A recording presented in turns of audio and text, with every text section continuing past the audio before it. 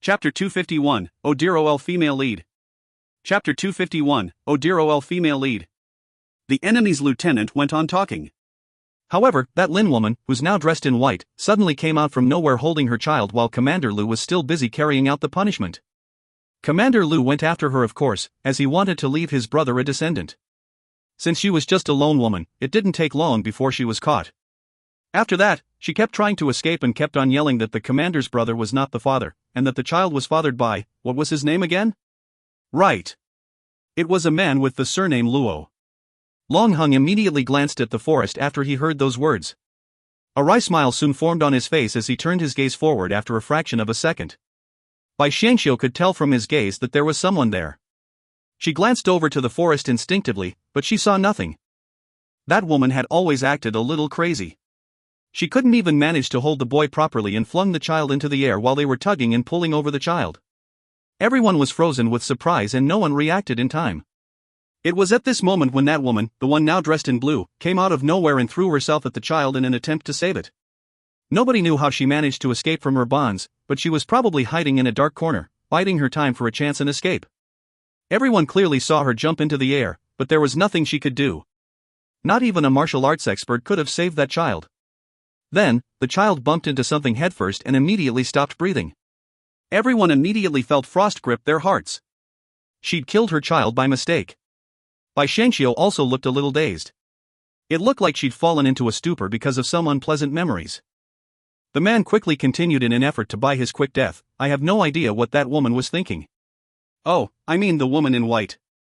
She suddenly blamed the woman in blue for killing her child, and the woman in blue quickly yelled back some very harsh words. I've never seen a woman scold someone with such gusto in my entire life. It was so pleasing to the ears. Ha ha, the lieutenant coughed a few times after laughing and continued.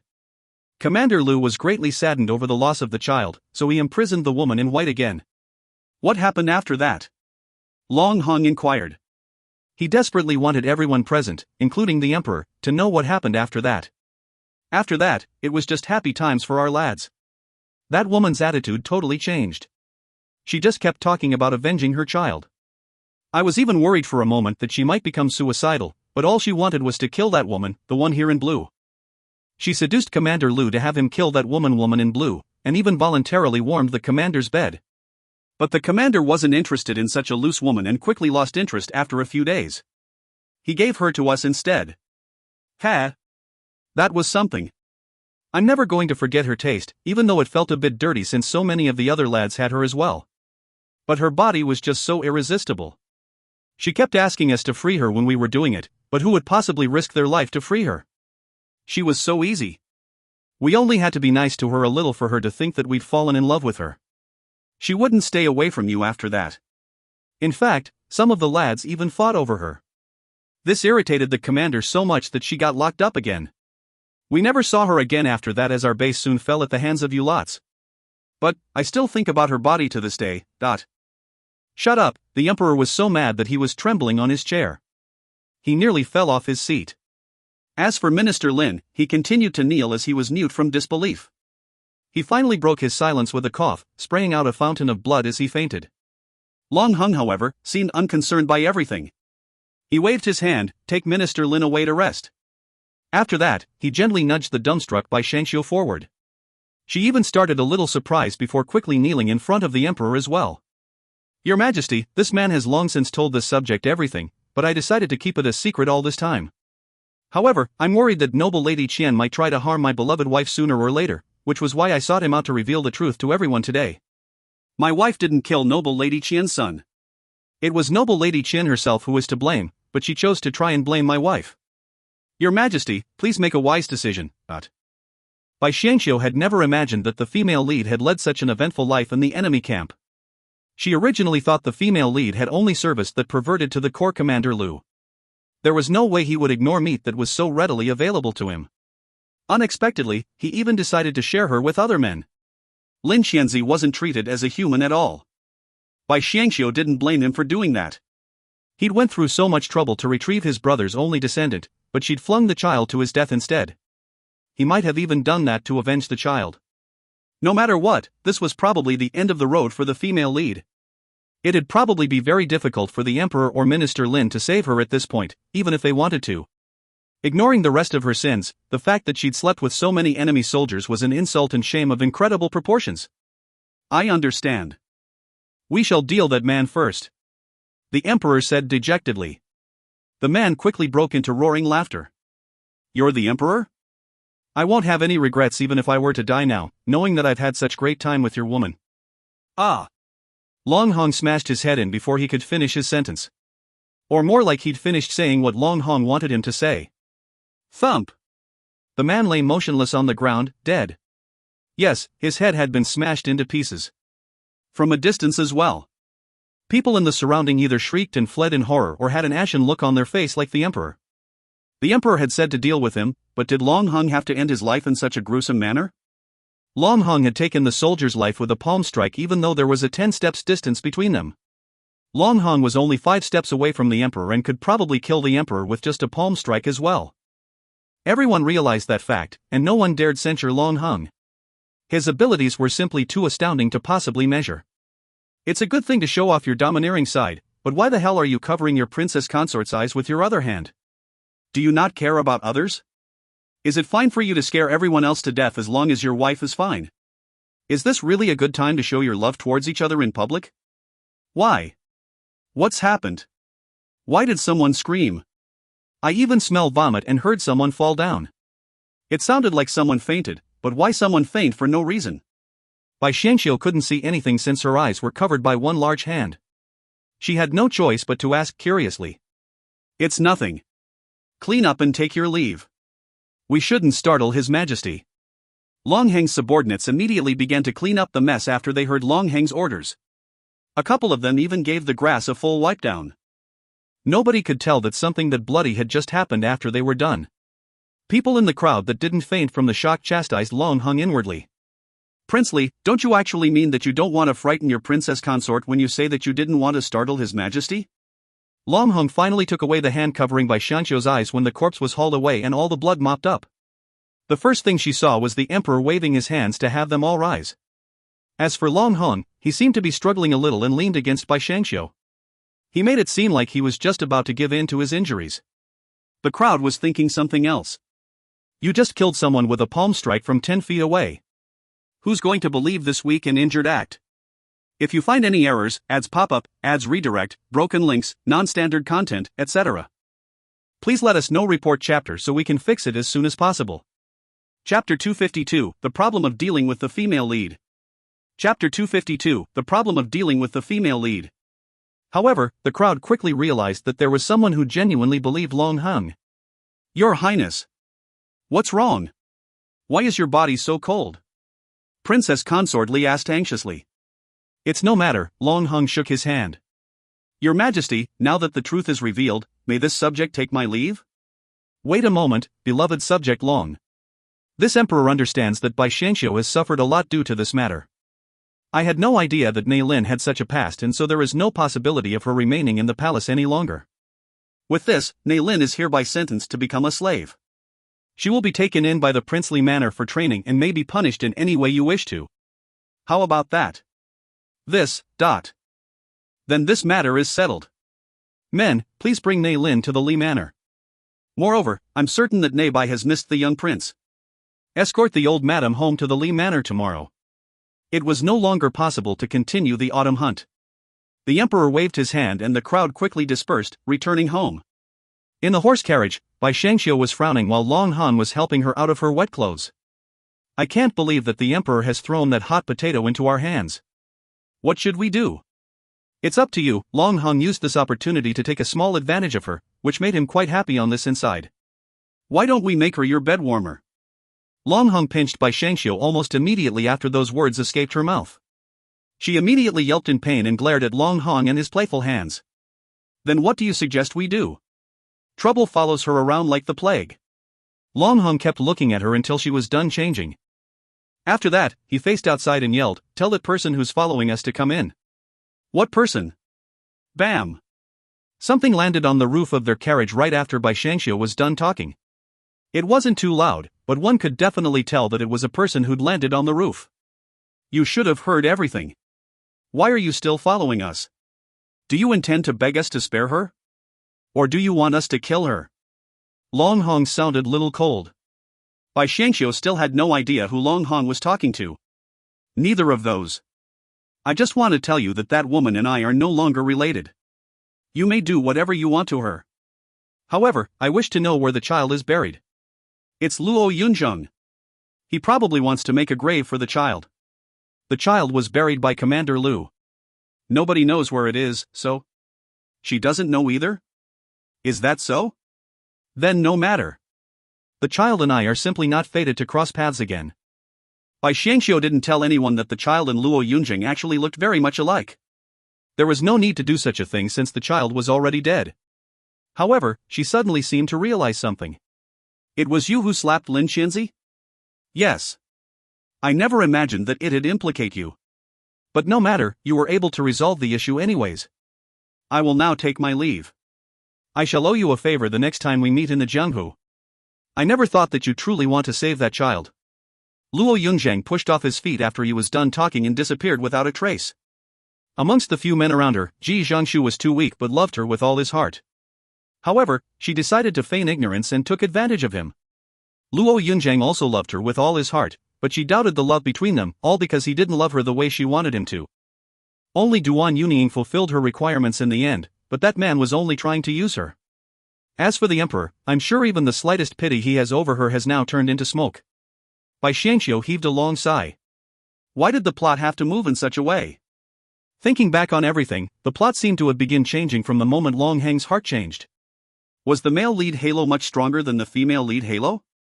Upon further thought, Bai Xiangxiu realized that there was always a main ship for every single female lead in novels. The male lead would always clean up the mess made by the female lead after she was done creating trouble. Thus, the reason why the female lead ended up this way was likely because she'd ended up with only the male supporting characters, and not the male lead. As for Bai Xiangxiu, she'd only wanted to charm the male supporting character, but somehow ended up getting together with the male lead. This was probably the smartest decision she'd made, but she still had no idea how she managed to charm Long Heng. They immediately threw Lin Xianzi into a cell upon their arrival at the princely manor. They had no choice but to do that, since they had no idea what to do with her for now. Were they really going to make her their servant? She'd probably turn the entire manor upside down. The old madam and the young prince arrived right before nightfall too. The old madam was elated when he heard that the emperor had decided to let her go. So, she tried using a failing health as an excuse to leave the palace a little earlier. The emperor was so furious at Lin Xianzi that he'd fallen ill, and was more than happy to let them leave so that they wouldn't pester him. So, the old madam decided to take her grandson along and travel overnight back to the princely manor. She originally thought that the manor would be in shambles when she returned, but surprisingly, nothing seemed to have changed, except there was now one more woman in of the household. She'd wanted Bai Xiangxiu to be the princess consort as well, but her mind seemed to have changed again when she was in the palace due to the whispers and sidelong glances she'd received. She couldn't help but think that elevating a concubine into the main wife was a little shameful. But that made her feel heartache for her grandson instead. He was cute and well-behaved, and slowly looking more and more like her son. It wouldn't be appropriate for such a child to bear the status of a concubine-born son either. Oh well, I'll just leave them be. Moreover, her son might still be trapped in Tranquil City if it wasn't for Bai Xiangxiu. She'd heard about the incident today. Bai Xiangxiu had suffered through quite an ordeal for the sake of Long Heng. She was definitely worthy of the position. When the old madam alighted from the horse carriage, the first thing she saw was Bai Xiangxiu, who was currently a sobbing mess. She must have missed Liner a lot. We will speak inside. The old madam felt that Bai Xiangxiu still required some training. A princess consort should be dignified and calm. The crowd followed the old madam into the manor. Bai Xiangxiu was finally able to hold her son. She clasped Liner tightly to her chest. The little fella seemed to have gained quite a bit of weight. His skin was so fair and tender that it almost seemed like water would seep out when squeezed. Liner was quite charming as he reached out a small hand towards Bai Xiangxiu, his little face scrunched up into a smile.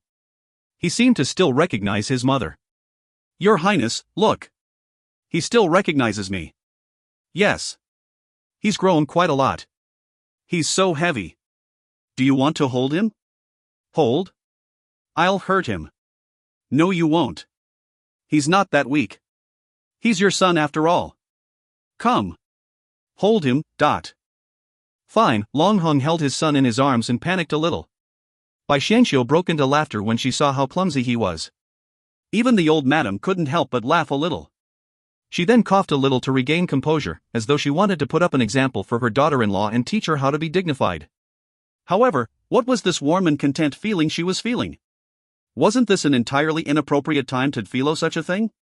However, she didn't want to destroy this moment for the family. So, she waited until they were inside before speaking her mind. After that, Long Hung brought Bai Xiangxiu with him to serve the old madam tea. The banquet still has to be held. One must not be stingy when it comes to matters like this. Your family is quite reputable even though they lack high status. You should attend more banquets with the noble ladies in the capital and mingle a little more with them, but... I understand, mother, Bai Xiangxiu replied in a reserved manner. She then asked, Mother, how was life in the palace? We were quite well taken care of there. You should rest now that you've returned. Long Hung was staring at his son, showing a glimmer of tenderness in his eyes. I will do that of course, but there is one thing I still need to do. What is it? If you find any errors, ads pop up, ads redirect, broken links, non-standard content, etc., please let us know. Report chapter so we can fix it as soon as possible. Chapter 253, Nobody is a better schemer than the old madam. Chapter 253, Nobody is a better schemer than the old madam. Bai Xiangxiu asked her question out of curiosity. She couldn't help but notice that the smile on the old madam's face was a little sinister. In fact, it bore a lot of resemblance to Long Heng's smile. The old madam asked, Have you finished preparing the enslavement paper for Miss Lin? Yes, I have. Bai Xiangxiu couldn't help but feel a little uneasy, knowing that a human being could be bought and sold in this world. The old madam reached her hand out. Give it to me. Oh. Understood. Bai Xiangxiu had Xiaoshi fetched the enslavement paper and handed it over to the old madam. This was a piece of paper that could decide a person's fate. Bai Xiangxiu couldn't help but wonder what the old madam would decide to do with it. Mother, are you planning to sell this agreement to Minister Lin? We could do this and make Minister Lin owe us a favor. We should set the price a bit high though. However, both Long Hung and the old madam both stared at her. Bai Xiangxiu could tell that mother and son were looking at her oddly. You want to return this to Minister Lin? He probably wouldn't dare to take it even if we hand it to him. Having a daughter like that is more like a curse. But it's his daughter after all. Moreover, Minister Lin really treats this particular daughter well. It would be better not to have a daughter like this. The old madam looked at the enslavement paper and said, Son mama, look for a brothel keeper that you are acquainted with and ask her which brothel in the capital needs a new worker. Of course, we're only talking about a second-class courtesan. Courtesans in brothels were segregated by class.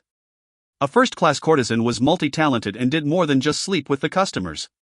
Even the men that wanted to spend time with these courtesans would have to be knowledgeable and have a high status.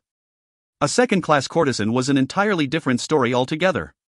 Their customers were there only for carnal pleasures. There would be all sorts of men visiting them, but men of high status would rarely visit.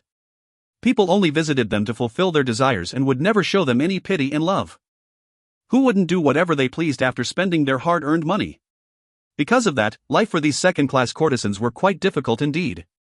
Bai Xiangxiu naturally knew about these things as she'd lived in this world for quite some time already. She couldn't help but tremble at how ruthless the old madam was. It'd be impossible for the female lead to escape from her fate after sending her to such a place.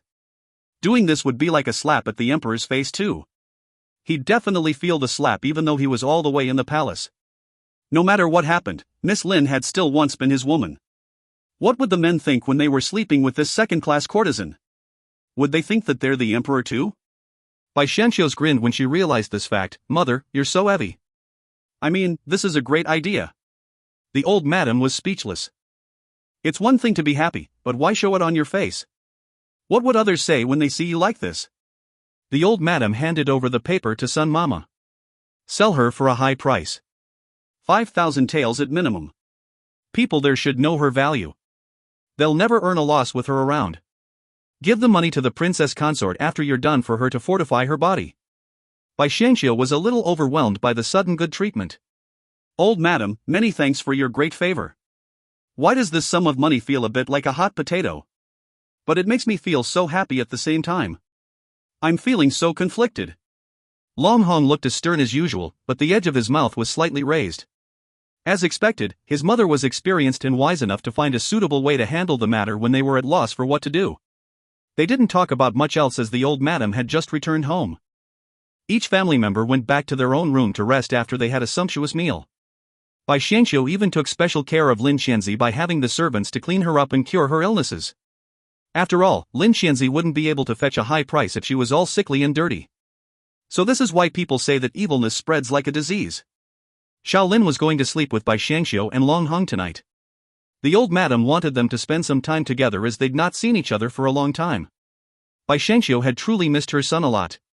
She sat in front of the cradle and kept staring at him while smiling gently. She didn't even make a single sound, seemingly extremely afraid of waking her son up. Long Hong took a bath and applied some medicine to his body. He didn't take his injuries too seriously as they were just flesh wounds with no injuries to his bone. Moreover, scabs had already formed. He'd originally planned to spend a warm evening with Bai Xiangxiu. Because of that, he couldn't help but frown a little when he saw Bai Xiangxiu cuddling their son's cradle. Xiaolin suddenly woke up, as if he'd sensed Long Heng's presence. He looked at Bai Xiangxiu and suddenly grinned. After that, he shifted his little head around as if looking for something. Bai Xiangxiu had no idea what he was searching for and thought that he wanted milk. Long Lin immediately broke into tears when he failed to find what he was looking for. He refused to drink any milk when the wet nurse came in to feed him. What's wrong? Why is he crying so much? This never happened before. Xiaolin didn't cry very often. The wet nurse laughed. The young prince probably misses his grandmother. He's actually very dependent on his grandmother and likely cried when he didn't see her after waking up. So it's because he misses his grandmother. I guess this is not unusual since the old madam has been the one taking care of his. Bai Xiangxiu was a little jealous, but didn't pay it too much heed since it wouldn't be a bad thing for them to be close to each other. So, she turned to Long Hong and asked, "What should we do?" "We should get someone to take Xiaolin to mother. It wouldn't be a good thing if he continues to cry like this. It'd be great to send him over. I can then continue hugging my little princess consort." Bai Xiangxiu never even once considered the motive behind Long Heng's words as her mind was filled with nothing but worry. And so, she carefully wrapped Xiaolin up snugly and handed him over to a servant who would bring Xiaolin to the old madam's quarters. The old madam probably misses her grandchild very much at this very moment too. Long Hong hugged Bai Xiangxiu when everyone else had left the room. "You've truly given birth to mother's precious grandson." However, Long Hong was thinking something else inside. Your son really knows how to pick his target. Mother will probably be much more lenient towards you since you're his mother. Yeah. But it disappoints me a little that he doesn't recognize me. Not a problem. We can just make one more child that will stick to you at all times. Long Hong picked Bai Xiangxiu up and headed for the bed. She immediately put up a struggle and yelled at Long Han while blushing furiously, "Stop fooling around. You're still injured. You asked for it. When did I ever? Little lass. You will not escape from me tonight." Right after that, the new princess consort let out a wail so loud that one could see silhouettes of startled birds in the night sky seek shelter in deeper darkness. Lin Xianzi was now in an extremely dark place as well. She was extremely frightened and couldn't even move, though her acupoints had been released. It was no longer possible for her to return to the palace now that the emperor had learned of everything. She began to think about Su Yun, who she'd not seen in a few days. Lin Xianzi couldn't help but wonder if Su Yun would come to save her. It was Su Yun who'd given her the idea of seducing the emperor to use him to achieve her revenge, after all. But she had now lost another child because of said revenge. She'd lost everything that she once had. She didn't want to serve Long Hong, nor did she want to serve Bai Xiangxiu. Even though she clearly knew that it was not Bai Xiangxiu's fault that her son died, she just couldn't help but be consumed by hatred. After putting in some thought, she realized that it was probably just jealousy. She was jealous that Bai Xiangxiu was so dearly loved by Long Hong. She'd been with countless men, yet how many truly loved her? If you find any errors, ads pop up, ads redirect, broken links, non-standard content, etc., please let us know. Report chapter so we can fix it as soon as possible. Chapter 254, You won't die if you don't go looking for it. Chapter 254, You won't die if you don't go looking for it. Su Yun was right, men are all wretched beings. Sex is all they ever think about. Naturally, a woman has no choice but to use her body as a weapon. They will do your every bid as long as you conquer them with your body. Am I so often hurt by men because I still cling to feelings and love? If only I was like Su Yun. She's always the one hurting others. After a night's rest, Lin Xianzi knew that she'd never be able to return to the luxurious life of an imperial noble lady. I wouldn't have listened to the palace maids and followed their instructions if I'd known that things would end in this way. I also never expected that Luo Yunzhang would show up like that. Come to think of it, why did he suddenly appear? Does he have some sort of relationship with that Bai Xiangxiu? Ha ha. I knew that wretched woman isn't as loyal as she seemed. Men surely flock around her, even if she wants to be loyal. There are clearly all kinds of men surrounding her at all times. I kind of pity Long Hong if that's the case. He must be wearing innumerable green hats on his head due to the countless times he was cucked. Lin Xianzi was now a little delirious and blabbed whatever she was thinking. She immediately slammed her hand on the locked door of her prison and yelled with a hoarse voice, "Bai Xiangxiu, you wretched woman! Luo Yunzheng only ignored me because you seduced him. And also Commander Lu. And that strategist. It was because of your beauty that one decided to throw his sister-in-law to the wolves, while the other willingly died for you. You're an evil jinx. Long Hong would have been mine if it weren't for you." Mine. Lin Xianzi screamed for the entire night and shrieked all sorts of obscenities at Bai Xiangxiu. The servants wanted to report this matter, but the old madam was now fast asleep, cuddling the young prince in her bosom. They couldn't wake the old madam up as they were not allowed to wake the young prince up under any circumstance. The situation at the apricot garden was even worse. It was said that action was still fast and furious there. They'd be diced into a million pieces if they were to interrupt the prince now. Having no other choice, they could only wait until the prince was satisfied before they went to knock on the door. However, they had to wait until after midnight before the occupants in the room asked for water to be sent into the room. The servants were feeling all sorts of jealousy. "Your Highness, why are you so energetic when you're injured? This is too much. Who was the person who'd been carried out this morning, eh? We're all so confused."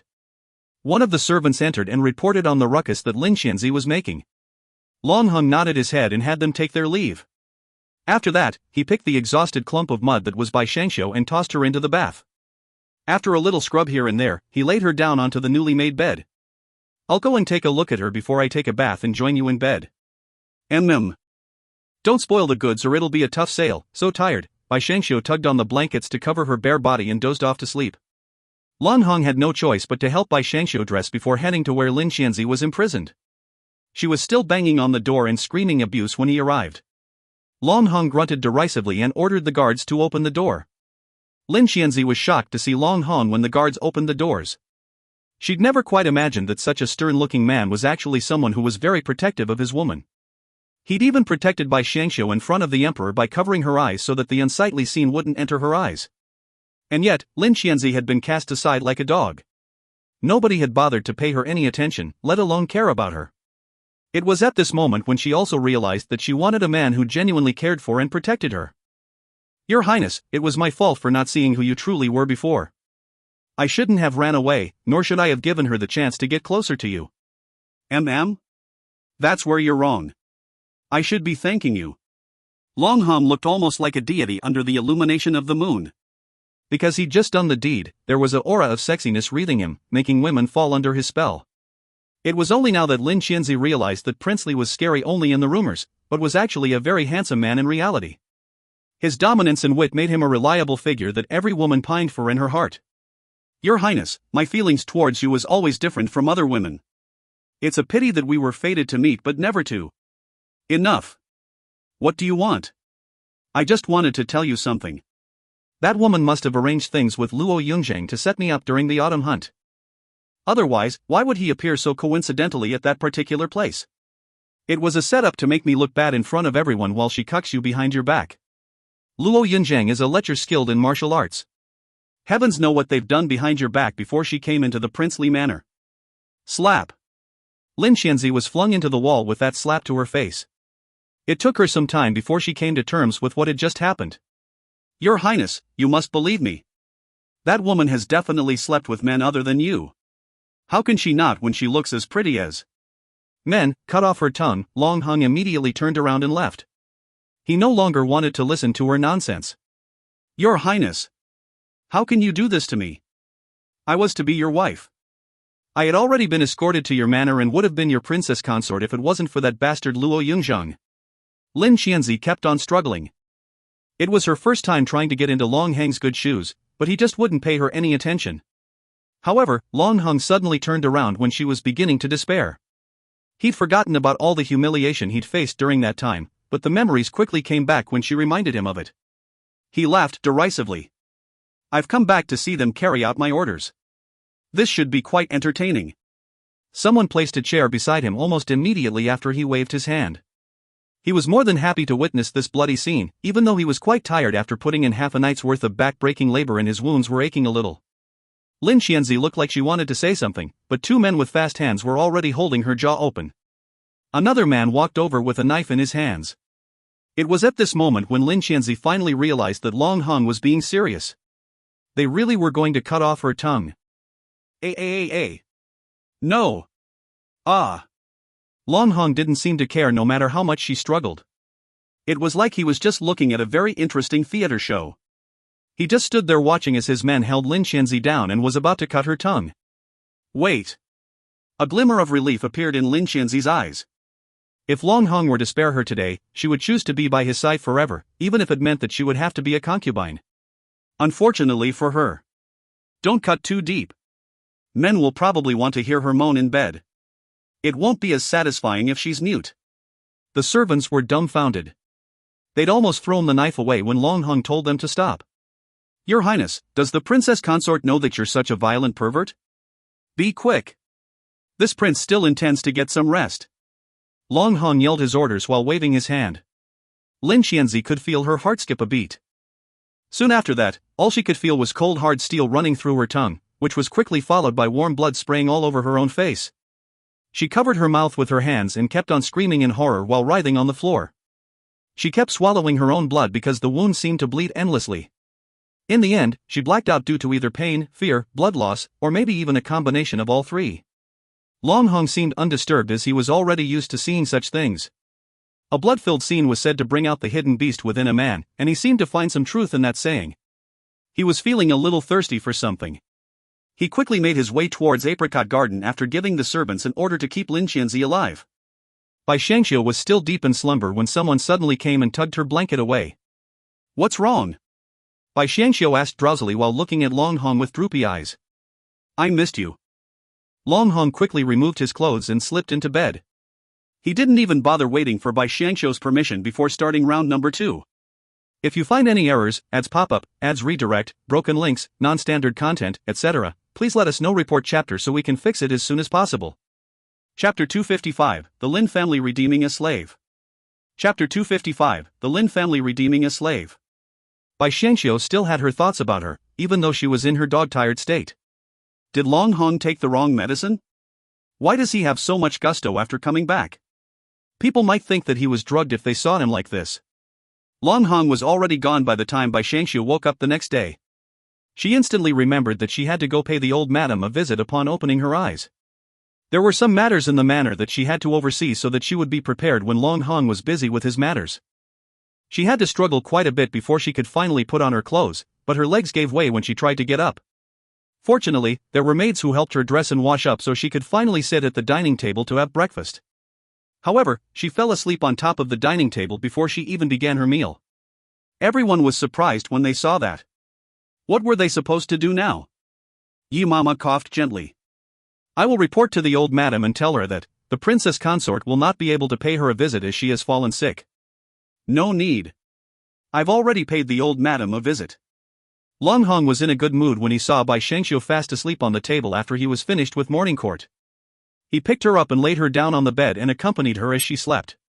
An hour later, Bai Shangxiu suddenly woke up with a scream. Oh no, this is bad. I've yet to pay the old madam a visit. Why didn't anybody wake me up? It's already noon. Ah. She'll hate me for this. Bai Shangxiu let out a long sigh. Mother-in-laws and daughter-in-laws don't normally get along ever since ancient times. Her situation was worse since the old madam was a very strict old lady. Long Hong smiled. Why would she hate you when you've done nothing wrong? I've already paid her a visit in your stead. You don't have to bother paying her a visit in the morning anymore as mother will be busy taking care of Liner. So, household matters will fall into your hands. Things will get a little hectic but it shouldn't be too exhausting as Long Shooting will be here to help you. Hurry up and have your lunch. There'll be a nice show to watch in a moment. What show could there possibly be so early in the morning? I mean at noon? After taking their lunch, Long Hung brought Bai Xiangxiu to the receiving hall at a pace that was more like taking a stroll. She saw a few people kneeling in when she arrived at the courtyard. Bai Xiangxiu had a good memory, so she instantly recognized that they weren't people from the manor. Who are these people? Bai Xiangxiu asked while furrowing her eyebrows. There were 3 people in total. An old lady and 2 page boys. Their faces were filled with sorrow. Men, bring a chair for the princess consort. The servants quickly went and brought 2 chairs. After all, it wouldn't look good if others were to see the prince standing while the princess consort sat on a chair beside him. Thus, both husband and wife decided to take a seat. They seemed like unscrupulous people by doing so. There was nothing Bai Xiangxiu could do about it. She hadn't a clue what was going on, so she could only mimic the attitude Long Hong was showing. This is probably why they say married couples look alike. Tears began to pour from the old lady's eyes as she kowtowed when she saw the 2 daunting figures. Your Highness, please be benevolent and forgive our mistress.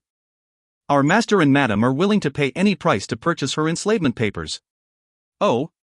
Princess consort, what do you think about this? I'm not, oh God.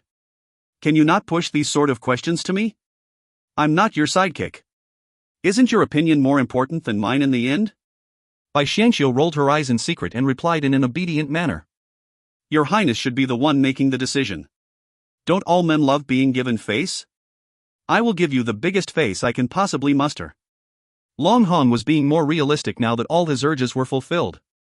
You'd best wait, little lass. Her reply made him feel abnormally good. Fine.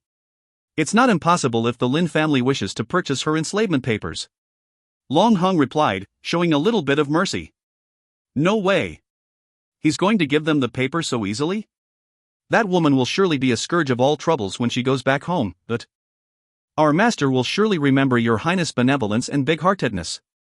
May I ask, what do you wish in return? My conditions are relatively simple as well. I want all of the Lin family's assets, including their property and their slaves. Also, I want Minister Lin to resign, return to his hometown and never step foot in the capital ever again.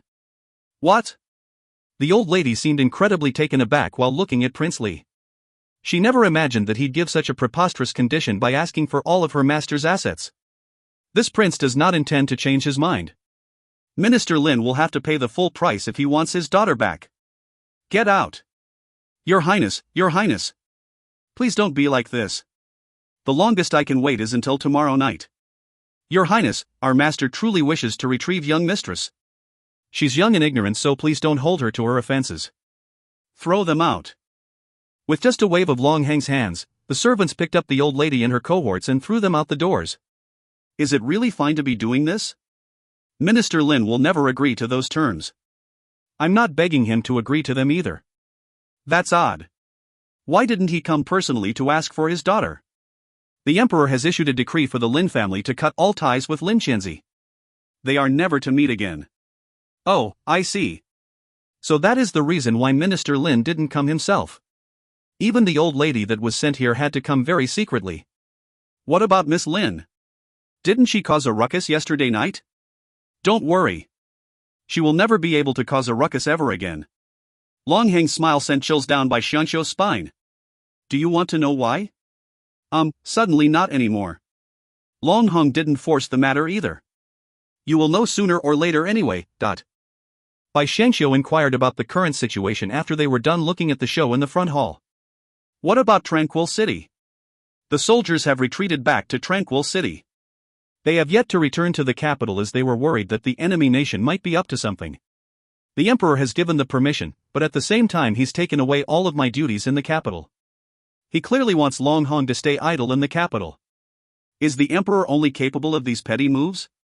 Well, isn't he going at it a bit easy, actually? Bai Xiangxiu looked at Long Hong in an inquisitive manner until he finally explained. The emperor has already sent 2 generals with military backgrounds to Tranquil City. However, I have a hunch that none would ever welcome them. Why is that? Because I've already given them an order to make the lives of any of my replacements hell. But Prince Rong is still there.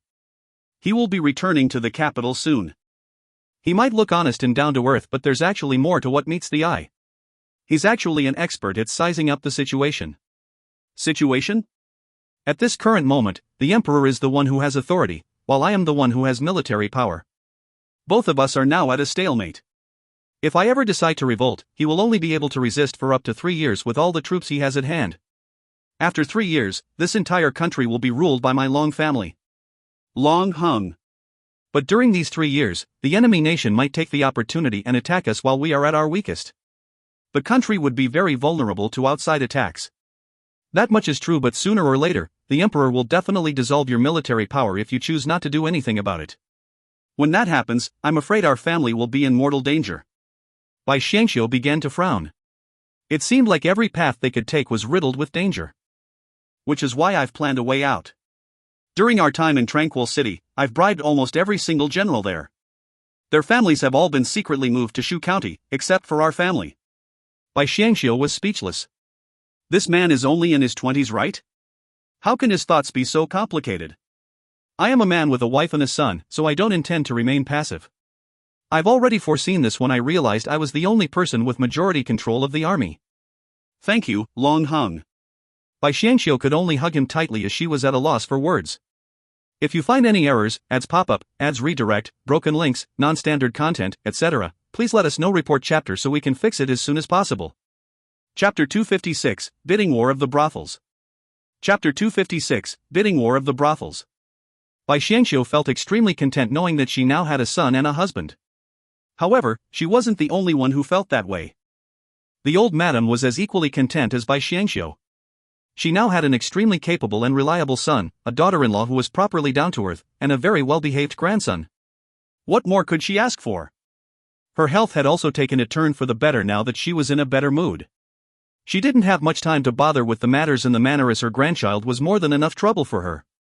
One was always busy when taking care of a child, even more so when the child was extremely pampered. The old madam was supposed to take care of Lin Xianzi's matters, but Long Lin just had to have an upset stomach at the same exact moment. So, she decided to pass this matter on to somebody else. The responsibility was passed from person to person until it finally landed in Bai Xiangxiu's lap, which made her a little depressed. While it may be true that her fear of the female lead had already dissipated quite a bit, but that didn't mean that she could simply decide the fate of others. However, it was quite obvious that her husband had every intention of watching her handle this matter. In fact, he was now sitting right beside her to watch the proceedings, with a constant smile on his face that might or might not mean anything. What should I do? Minister Lin isn't sending anyone here anymore. He actually had sent someone else to the princely manor yesterday afternoon, but they came with no intention of accepting Long Heng's offer. The Lin family was also unable to locate someone to speak on their behalf, so they gave up in the end. Indeed. Minister Lin had chosen his career, wealth, and power over his own daughter. This was actually the logical decision, as Minister Lin didn't just have one daughter. He had his son and his entire family to think of. He couldn't possibly sacrifice his family just for his daughter.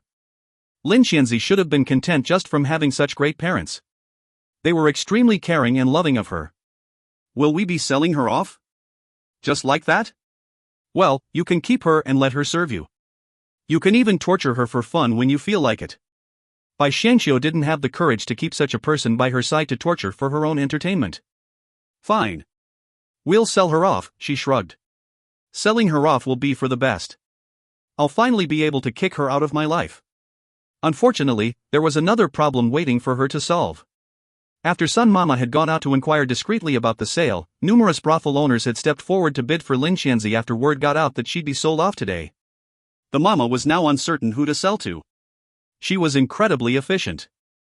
She apparently once been an old servant who did menial work, but rose through the ranks when they were in Tranquil City. The old madam was quite dependent on her. She should be quite capable or the old madam would have never promoted her. And judging from the way she currently looked, Lin Xianzi's matters were probably quite difficult to handle. Send them all in. Sun Mama glanced at Long Hung. He almost seemed like an outsider watching from the side. It was obvious that he simply wanted to watch how his princess consort was going to solve this matter. Thus, she really did summon the representatives from the brothels. 5 or 6 women with faces full of makeup entered the hall in a row. They didn't dare cause any drama and in fact immediately sank to their knees to greet the prince and the princess consort. You may all rise. Stand aside and wait a bit. Yi Mama knew that her mistress didn't know how to put on airs, so she decided to help her mistress with it. These women stood by the side as the smell of fragrance powder on their bodies was truly overpowering. Bai Xiangxiu's 5 senses were a little sensitive as she hadn't gotten much rest in the last 2 days. She creased her forehead a little and turned to the other side. Bring forth Miss Lin. What was to come, would come. Bai Xiangxiu straightened her back almost instinctively as she felt resolved to defeat the female lead no matter what she said. She was the one who won the battle between the female lead and the female supporting lead anyways. However, Bai Xiangxiu noticed that Lin Qianzi's face was a little swollen while she was being dragged out to the front. Other than that, she was dressed very well and there were no obvious anomaly other than her slightly swollen face. She was still the same style adored by all men. Bai Xiang finally realized why all the brothels were fighting to purchase her. She alone could be their breadwinner. As expected, everyone's eyes shone when they saw Miss Lin with their own eyes. None of them dared make a sound however, as the prince and the princess consort had yet to decide who to sell her to. Bai Xiangxiu was just about to speak but was promptly interrupted when Lin Qianzi tried to charge at her. Lin Qianzi's eyes were bloodshot and she seemed to be extremely furious. She probably wanted to charge at Bai Xiangxiu in a last attempt to kill her, but she was promptly held down by two old servants. She couldn't even move a muscle as she kneeled. However, she seemed a little odd today. There were no words of slander coming out of her mouth. It was at this moment when Long Hung decided that this was his turn to speak. She will no longer speak because her tongue has been cut off. She won't be able to cause any trouble for any of you. Even if she did cause trouble, just make a trip to the princely manor and all will be solved, Long Hung said lazily as though he couldn't even be bothered. Bai Xiangxiu immediately reacted with a face of horror. Male lead, is it really alright for you to torture the female lead to such an extent? Even if she did deserve torture, it should have been Bai Xiangxiu who chose the sentence. After all, nobody could ever like someone who was almost always actively trying to kill them. Listen up, Lin Qianzi's enslavement paper is in our hands. A beauty like her is rarely seen, so you of all people should know her true worth. Since so many have come, I cannot make up my mind on who to sell her to. To make things easier, I've decided to open it up to bidding, with 5,000 as the minimum. She will be sold to whoever offers the highest price. Bai Xiangxiu had decided to sell the female lead by auctioning her out. More money wouldn't hurt anyways. Lin Qianzi had never imagined that she'd be sold off to a brothel like some kind of item. This made her uncommonly angry, but there was nothing she could do about it. However, she could only form gibberish noises now. She was trying to beg Long Hong to save her for one last time, after all Long Hong had once saved her in the past. However, all she could see was the mockery and the ruthlessness in his eyes. Men had swarmed around her ever since young because of her gentleness and beauty. She then read a few books, written some poems to make them adore her wherever she went. This was why she'd formed the misconception that men would all save her as long as she sought their help. Unfortunately, none of that was going to happen today. Truly, all men are perverted bastards. Even though Bai Xiangxiu felt that this was a bit immoral, she couldn't help but feel uncomfortable when the female lead looked at Long Hong with such disappointment. Quickly name your prices or I'll just sell her to someone else. The representatives from the brothels instantly began offering their prices when they heard her words. The price slowly increased from 5,000 all the way to 7,000. Any higher and they'd be cutting it a little thin. In the end, a brothel called Gazing Upon Spring offered 8,000 taels in exchange for Lin Qianzi. This price was quite high, and they might not be able to make any money back if they offered 10,000. Bai Xiangxiu was quite eager to get that woman out from her house. We will hand her over to you immediately when we see the money. However, we do not wish to see her stir up any trouble in the future. I trust that you will be able to control her? Naturally. Which brothel wouldn't have a way to control their courtesans? How else could they remain in this trade if otherwise? Bai Xiangxiu decided to sell the enslavement paper to that particular brothel after she heard the swift and clear-cut reply. Lin Qianzi stared at Bai Xiangxiu with eyes that were filled with murdering intent. Miss Lin, I've always wanted to tell you that you are simply too wretched. You're base and low and way too full of yourself. You've forgotten that a lady should have some semblance of self-respect for her body and soul. One should only give undivided love to one person. Things will only end badly if your heart cannot make up its mind. However, this line of work likely suits you most. If you find any errors, ads pop up, ads redirect, broken links, non-standard content, etc., please let us know. Report chapter so we can fix it as soon as possible. Chapter 257, Compensated, Ji Zhangshu leaves the capital. Chapter 257, Compensated, Ji Zhangshu leaves the capital. She then ordered the old servants to take Lin Qianzi away after she was done speaking with a wave her hands. Bai Xiangxiu decided that she'd use the money gained from the sale to purchase some very high-quality makeup and fragrance powders. She also didn't forget about buying some of the newest and best quality cloth. Long Hung accompanied her to choose the goods. It couldn't be helped as he was likely bored out of his mind. The banquet was to take place in 10 days, so they needed to prepare for it as well. Naturally, one of the main reasons they went out today was to pick up some of the banquet-necessitated goods, as well as to relax. The female lead was apparently quite popular at the brothel she'd been sold to. Men that visited her were mostly well-respected and famous individuals, so the brothel kept their identities a secret. She wasn't as a source of loss for the brothel. After all, an emperor's woman wasn't something anyone could taste any time they wished. The emperor likely felt very insulted when he realized that this was going on.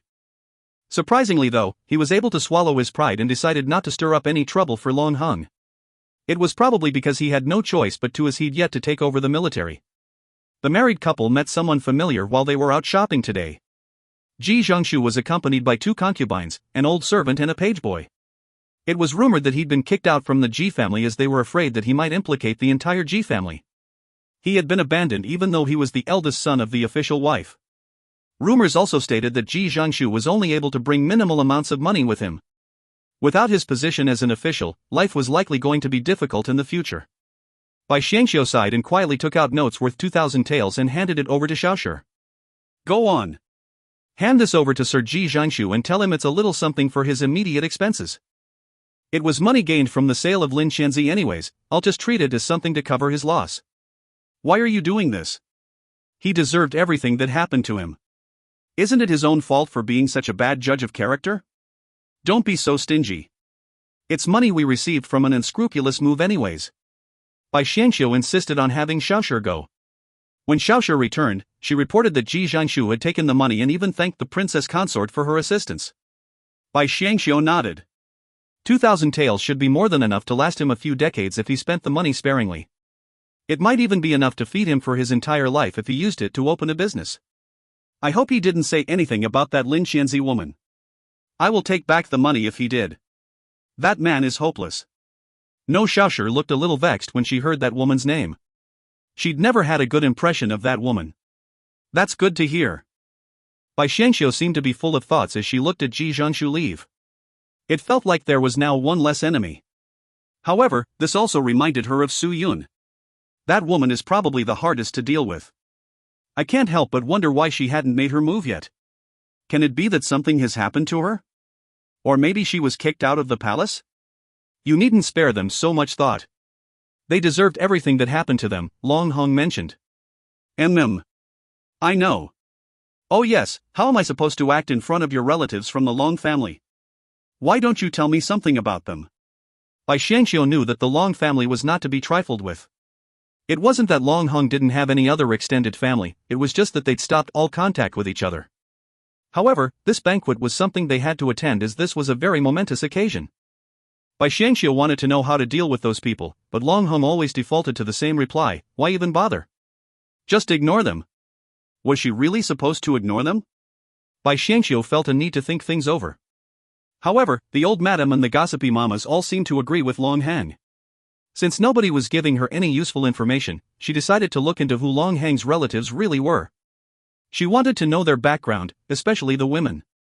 Yi Mama told her everything in a very detailed manner. It seemed that Long Hang actually had 2 uncles that were both military generals. However, they were both low-ranked generals as they were only 5th or 6th rank officials. Most importantly, they were both men who weren't capable of much. It was actually Long Hang's father who'd single-handedly supported the entire family in the previous generation. But after his death, all they could think of was how to split their older brother's fortune. The old madam had been the mistress of the household at that time and had fought hand and limb to protect the fortune from their hands. And because of that, Long Hong was forced to enter the military for training since a young age. When he began succeeding in his military career, the old madam immediately cut off all ties and split off into another family branch before Long Hong was even granted the position of prince. That burden of a family was all tossed aside. After that, the 2 uncles decided to branch off as well, but neither of them were doing too well. Bai Xiangxiu kept this story in mind. Even though there wasn't to be a wedding ceremony, things quickly became hectic for her as she still had to perform the bowing rites. It wouldn't be considered a real marriage in the ancient times without the bowing rites. The Bai family finally appeared on this day. Bai Xiangxiu's mother actually brought Bai Xiangxiu's sister along to pay her a visit. Now these were rare guests indeed. Bai Xiangxiu was quite curious about her maternal family. After all, she'd always wanted to learn about their attitude towards her. When they met, Bai Xiangxiu finally realized where she inherited her exquisite looks from. Her mother was already bordering on 40, but she was still as eye-catching as ever. Her sister was no slouch either. She was only 1 year younger than Bai Xiangxiu, but already an exquisite beauty. Her young beautiful sister was called Bai Rong'er. She had a personality that resembled the original Bai Xiangxiu in the novels.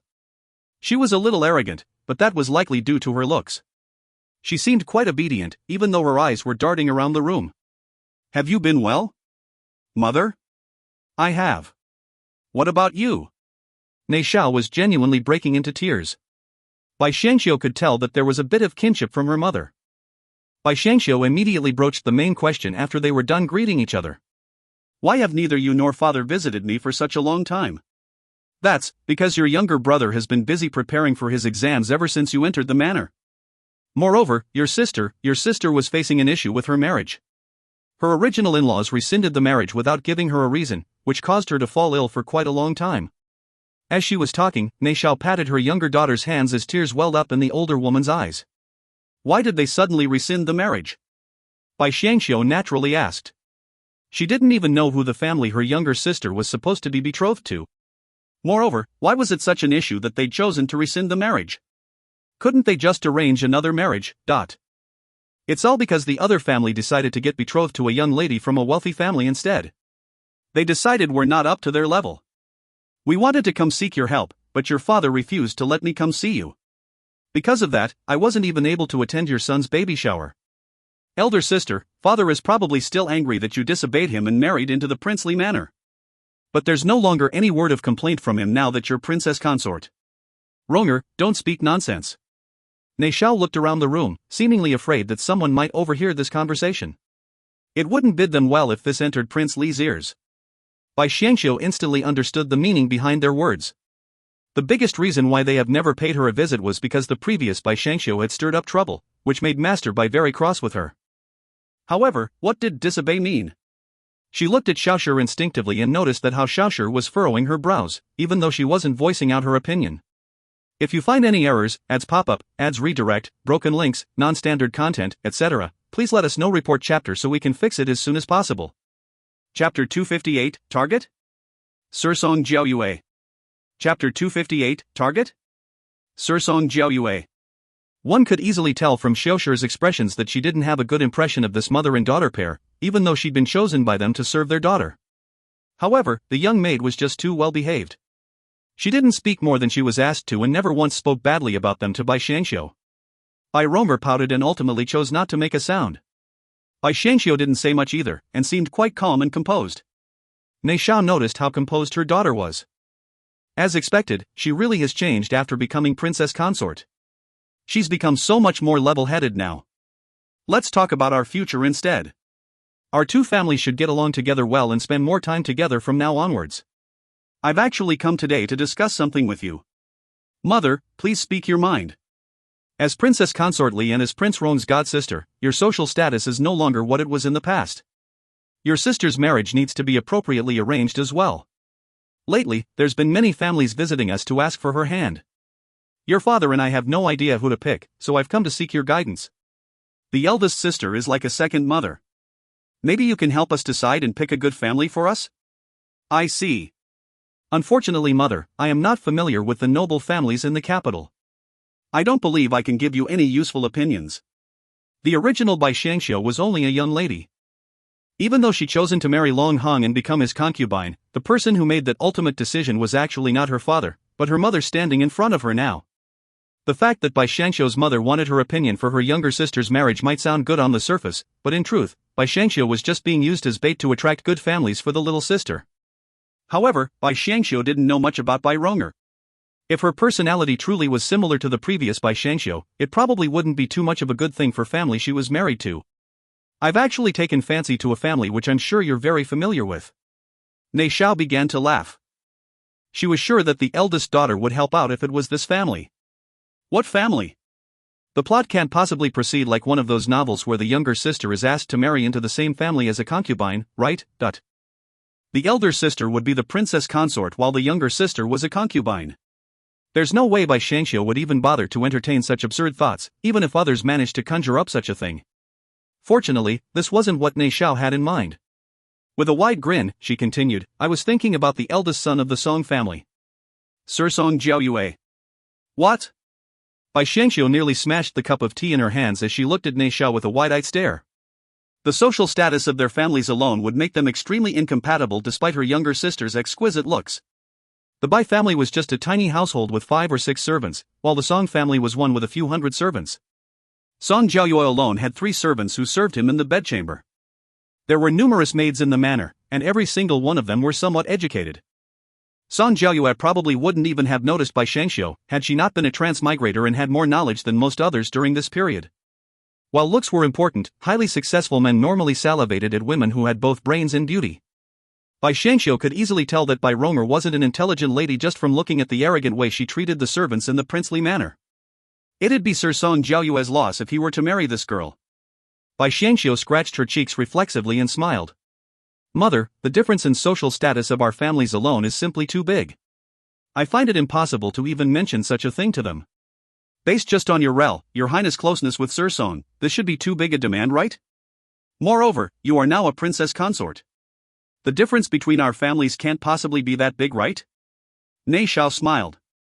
The social status gap between them was genuinely great, but her eldest daughter had a great reputation in the capital. Bai Xiangxiu's reputation was so good that Ne Xiao and her husband couldn't help but feel a sense of pride when people talked about her. If it hadn't been for her good reputation, that old stubborn man at home would never have let them out of the house. Receiving endless waves of people asking for her daughter's hands probably made Ne Xiao think that she could now aim for the stars. Prestigious families and 4th or 5th rank officials had been asking for Bai Rong'er's hands ever since news traveled that Bai Rong'er had rescinded the betrothal. There were quite a few men of the right age with very good looks.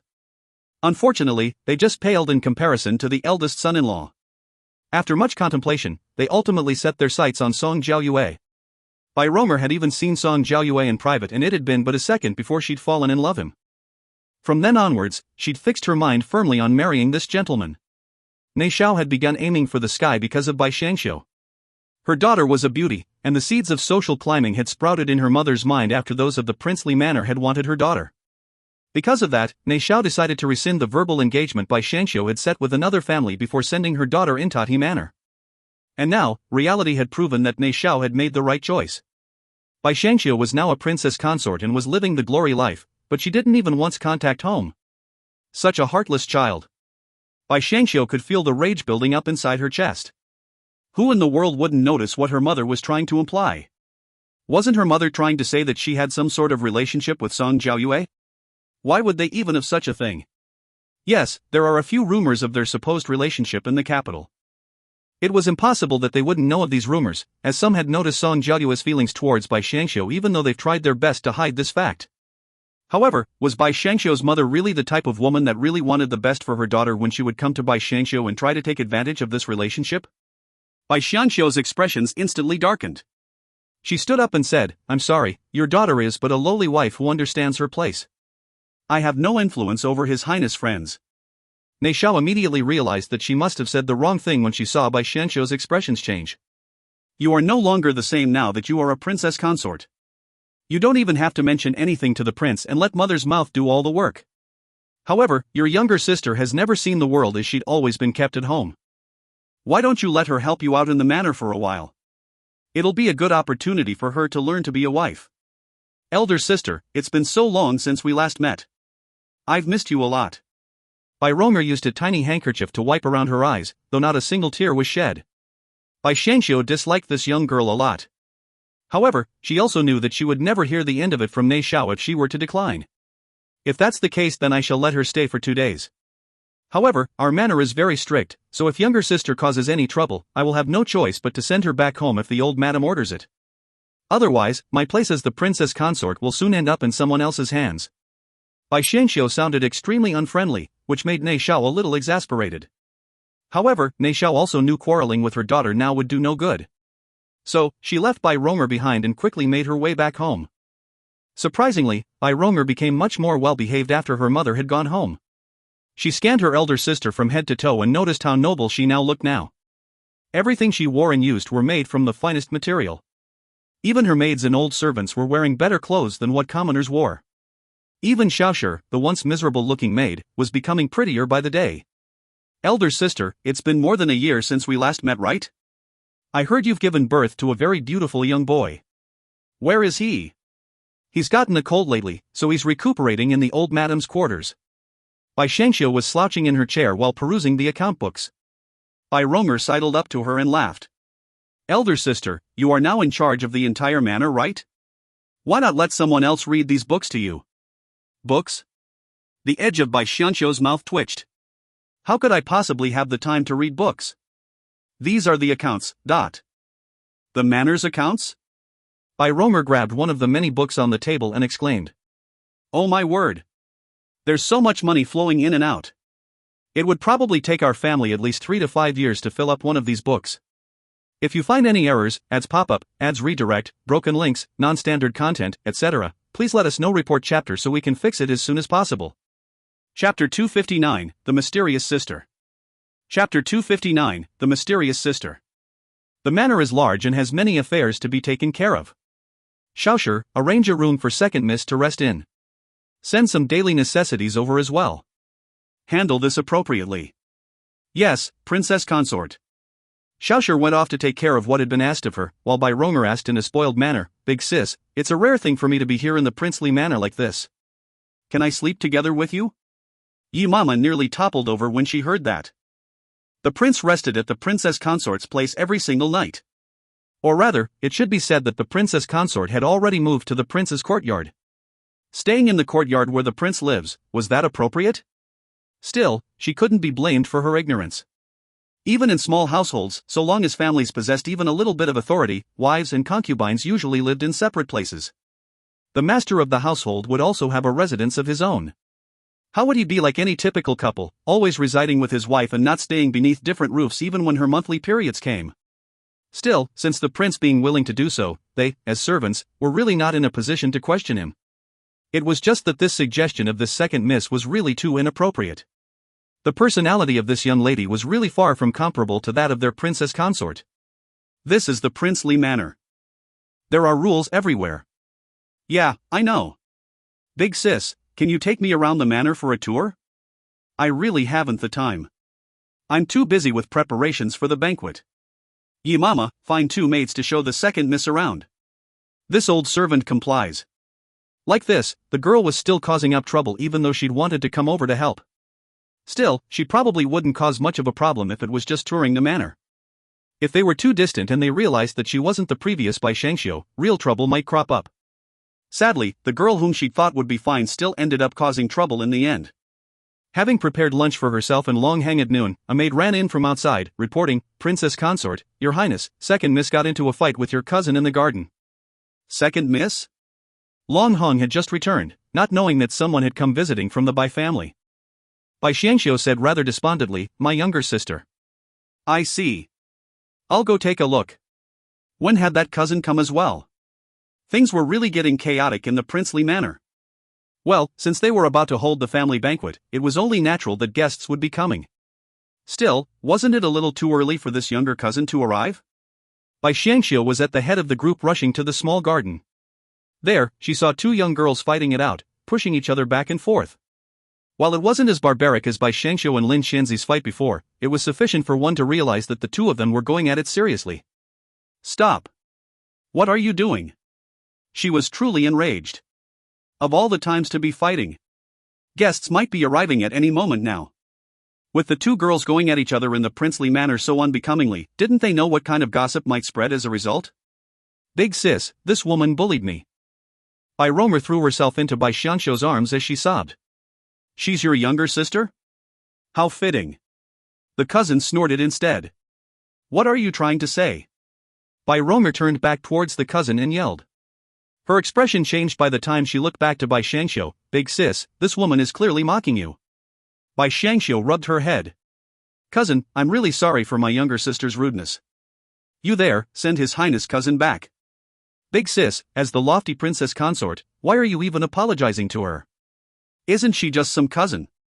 It's just based on her relationship with the old madam, but she's already off coaxing her grandson now. This princely manor is yours. Slap. Bai Xiangxiu reached out and slapped her. This younger sister of hers was really too arrogant. If her sister continued speaking like this, it would only cause more trouble for her. While this cousin held no actual authority in the princely manor, if she really offended the old madam due to this incident, Bai Xiangxiu would have a tough time in the princely manor even if she was the princess consort. You actually hit me. Bai Romer was stunned, never having thought that her sister would slap her even when she had clearly been speaking up for the latter. Send the lady cousin back. You, follow me, Bai Xiangxiu responded.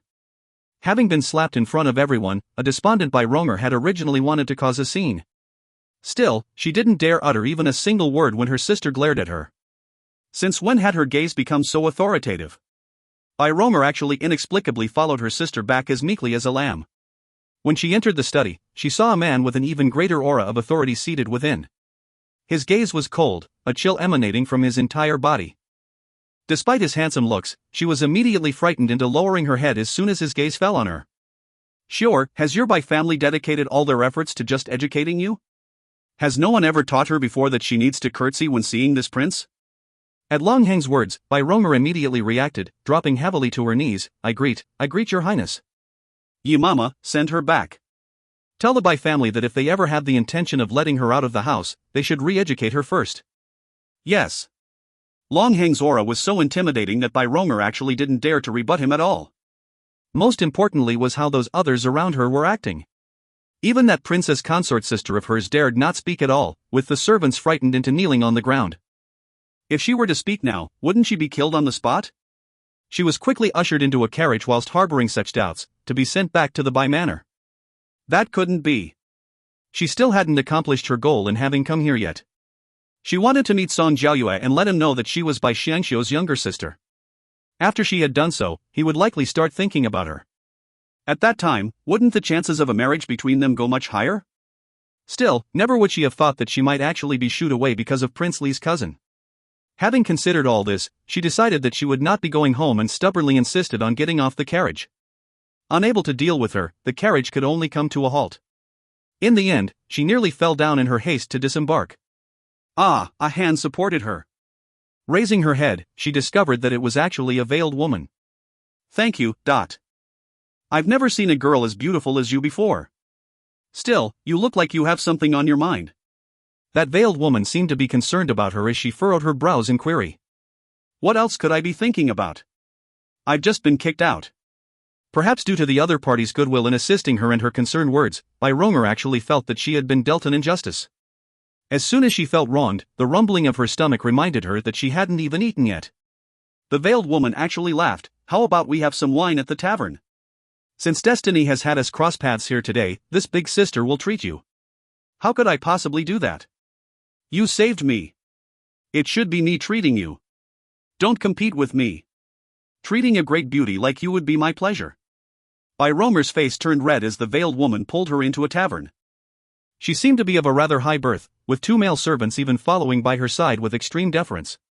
She was formidable in her extravagance as well, ordering dishes that Bai Romer had never tasted in her life before. Suddenly, she felt like this woman was actually even more noble than her elder sister. Thus, emboldened by the wine, she spilled out all the injustices that had been dealt to her, from the matter of the Bai family to that of the princely manor. It was already late when she finished, with that woman consoling her all the while, even giving Bai Romer many precious gifts during their talk. Then, they arranged to meet the next day. She would help Bai Romer brainstorm a plan to get Song Jiaoyue to see her in a different light. Long since having been overawed by the grand disposition of this big sister, Bai Romer deeply believed that she could be of help to her. If you find any errors, ads pop up, ads redirect, broken links, non-standard content, etc., please let us know. Report chapter so we can fix it as soon as possible. Chapter 260, Appointing Another Concubine. Chapter 260, Appointing Another Concubine. The married couple of the princely manor went to see the old madam and apologize. Long Hung even guaranteed that Bai Romer would never cause trouble for the old madam again. The old madam couldn't help but frown after she heard the story from the cousin Xiaoshu. Was Bai feigning obedience the entire time? Fortunately, her son and daughter-in-law arrived while she was in the middle of her thoughts and promptly relieved her of her worries. In the end, Bai had settled this matter quite appropriately by not letting things escalate. Moreover, this matter wasn't really her fault. How was she supposed to control a mouth that wasn't her own? The old madam waved her hands to signify that she no longer cared about that issue. Hanger has begun to settle down now and probably wouldn't be dispatched to the border in the near future. Your cousin's sister has also suffered through quite an ordeal as well. Nearby, tidy up one of the residences when the ceremony is over and escort your cousin into the manor. Bai Shangxiu had always tried to feign ignorance in the past, but the old madam's intention was now more obvious than ever before. She wanted to appoint a new concubine for Long Hung. How could I have forgotten? This is the olden times. Even if I've risen to the position of the main wife, the old madam will never allow his son to only keep one woman by his side. Bai Shangxiu was not a magnanimous person. She quietly lowered her head and bit her lower lip, looking like she was on the verge of breaking into tears. The old madam furrowed her brows, but Long Hung was very obviously empathizing with Bai Shangxiu. He decided that he would have to find time to talk to his mother in private. For now, he only darkened his expression and responded, "Mother, cousin has just arrived and has already bickered with someone." Wouldn't the entire manor be flipped upside down if she enters the household? The princely manor is now in a precarious spot. We cannot afford to face even the tiniest of issues. Moreover, when have I ever made her such a promise? Or rather, when have you? The old madam was at a loss for words. Why would they make a promise when this was something that everyone knew was going to happen? Even then, the cousin's temper was still acceptable for the position of a concubine. However, her son was never a man who was attracted to many women, particularly not the willful and troublesome ones. Wouldn't it be a bigger loss if that woman disrupted the harmony that had just gotten started? Thump! Bai Shangxiu suddenly collapsed onto the ground while the old madam was still pondering. WAAA. Even though Shaolin might not seem very close to his mother, he immediately broke into a thunderous wail when he saw his mother faint. He kept flailing his arms in her direction like he was very worried about her. His tears flowed like an endless river. The old madam had received quite a shock as well. What's wrong? Even though she knew that Bai Shangxiu was actually quite sturdy and bodacious, the first impression was always the deepest and the longest lasting. The old madam's first impression of Bai Shangxiu was that she was a delicate and fragile girl with a weak body, the type to faint at the drop of a hat. She must have fainted because of anger and anxiousness. She's being treated unjustly. And mother's even asking her to fetch another woman into her home. Long Hung quickly lifted her up and yelled, "What are you waiting for? Summon the doctor." Knowing that his mother was about to be carried away, Long Lin cried even harder. He even began to hiccup between his wails. While everyone was panicking, Yu Xiaoshu's keen eyes picked up the fact that Bai Shangxiu's hands were moving by themselves. She yelled out, "Why are all of you panicking? She's clearly faking it. Shut your mouth." Long Hung was so furious that his face was nearly crimson when he heard those words on his way out. The old madam was actually extremely concerned that her grandson might injure himself from all that weeping. However, she couldn't help but boil over in rage when she heard what Yu Xiaoshu had said during such a tense moment. The old madam went up to Yu Xiaoshu and gave her a tight slap. "Why can't you be a little more sensible? This girl is truly trouble, all right. So many issues have arisen before she's even joined the family." The old madam didn't blame Bai Shangxiu one bit. After all, she was the one who'd fainted. Also, Bai Shangxiu was her grandson's mother. It was obvious that there was an unbreakable bond between them just by looking at how fiercely Long Lin was crying. The old madam had to give her beloved grandson some face. Her heart had gone soft. After all, the older generation always pampered the young ones. Cousin Yu Xiaoshu had never once suffered a blow from the old madam. She quickly broke out in sobs as she bewailed that fact, causing even more chaos. All Long Hung cared about was taking Bai Shangxiu to the doctor. The doctor quickly rushed to her aid and noticed something when he was taking her pulse. Wait. She isn't sick. Fortunately, he was the doctor who had spent quite a lot of time acting with Bai Shangxiu. Because of this relationship between them, he decided to carry her charade along again despite not knowing why she was doing this. The princess consort is showing symptoms of extreme grief and anger. She should not suffer so much extreme emotion. It would be extremely harmful in the long term. Long Hong nodded. When will she wake up? She should be waking up soon. It would be best not to disturb the princess consort for now. She'll eventually wake up when her body has calmed itself. Make sure not to make her too angry or cause her too much emotional distress when she wakes up later. Princess consort, I've done my best to help you. The doctor had no clue just how touched Bai Shangxiu was feeling right now. There was so much appreciation in her that she almost wanted to make him a relative of hers. Moreover, this doctor was simply too good at reading a situation. He had truly missed his calling as a politician. Unfortunately, there was no escape from having to take medicine. I really hope he won't prescribe something that is too bitter. Long Hong was now clasping Bai Shangxiu's hands while speaking words of repentance and assurance.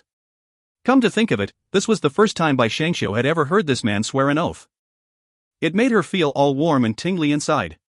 Sure, I know you're suffering. Don't worry, I will explain everything to Mother.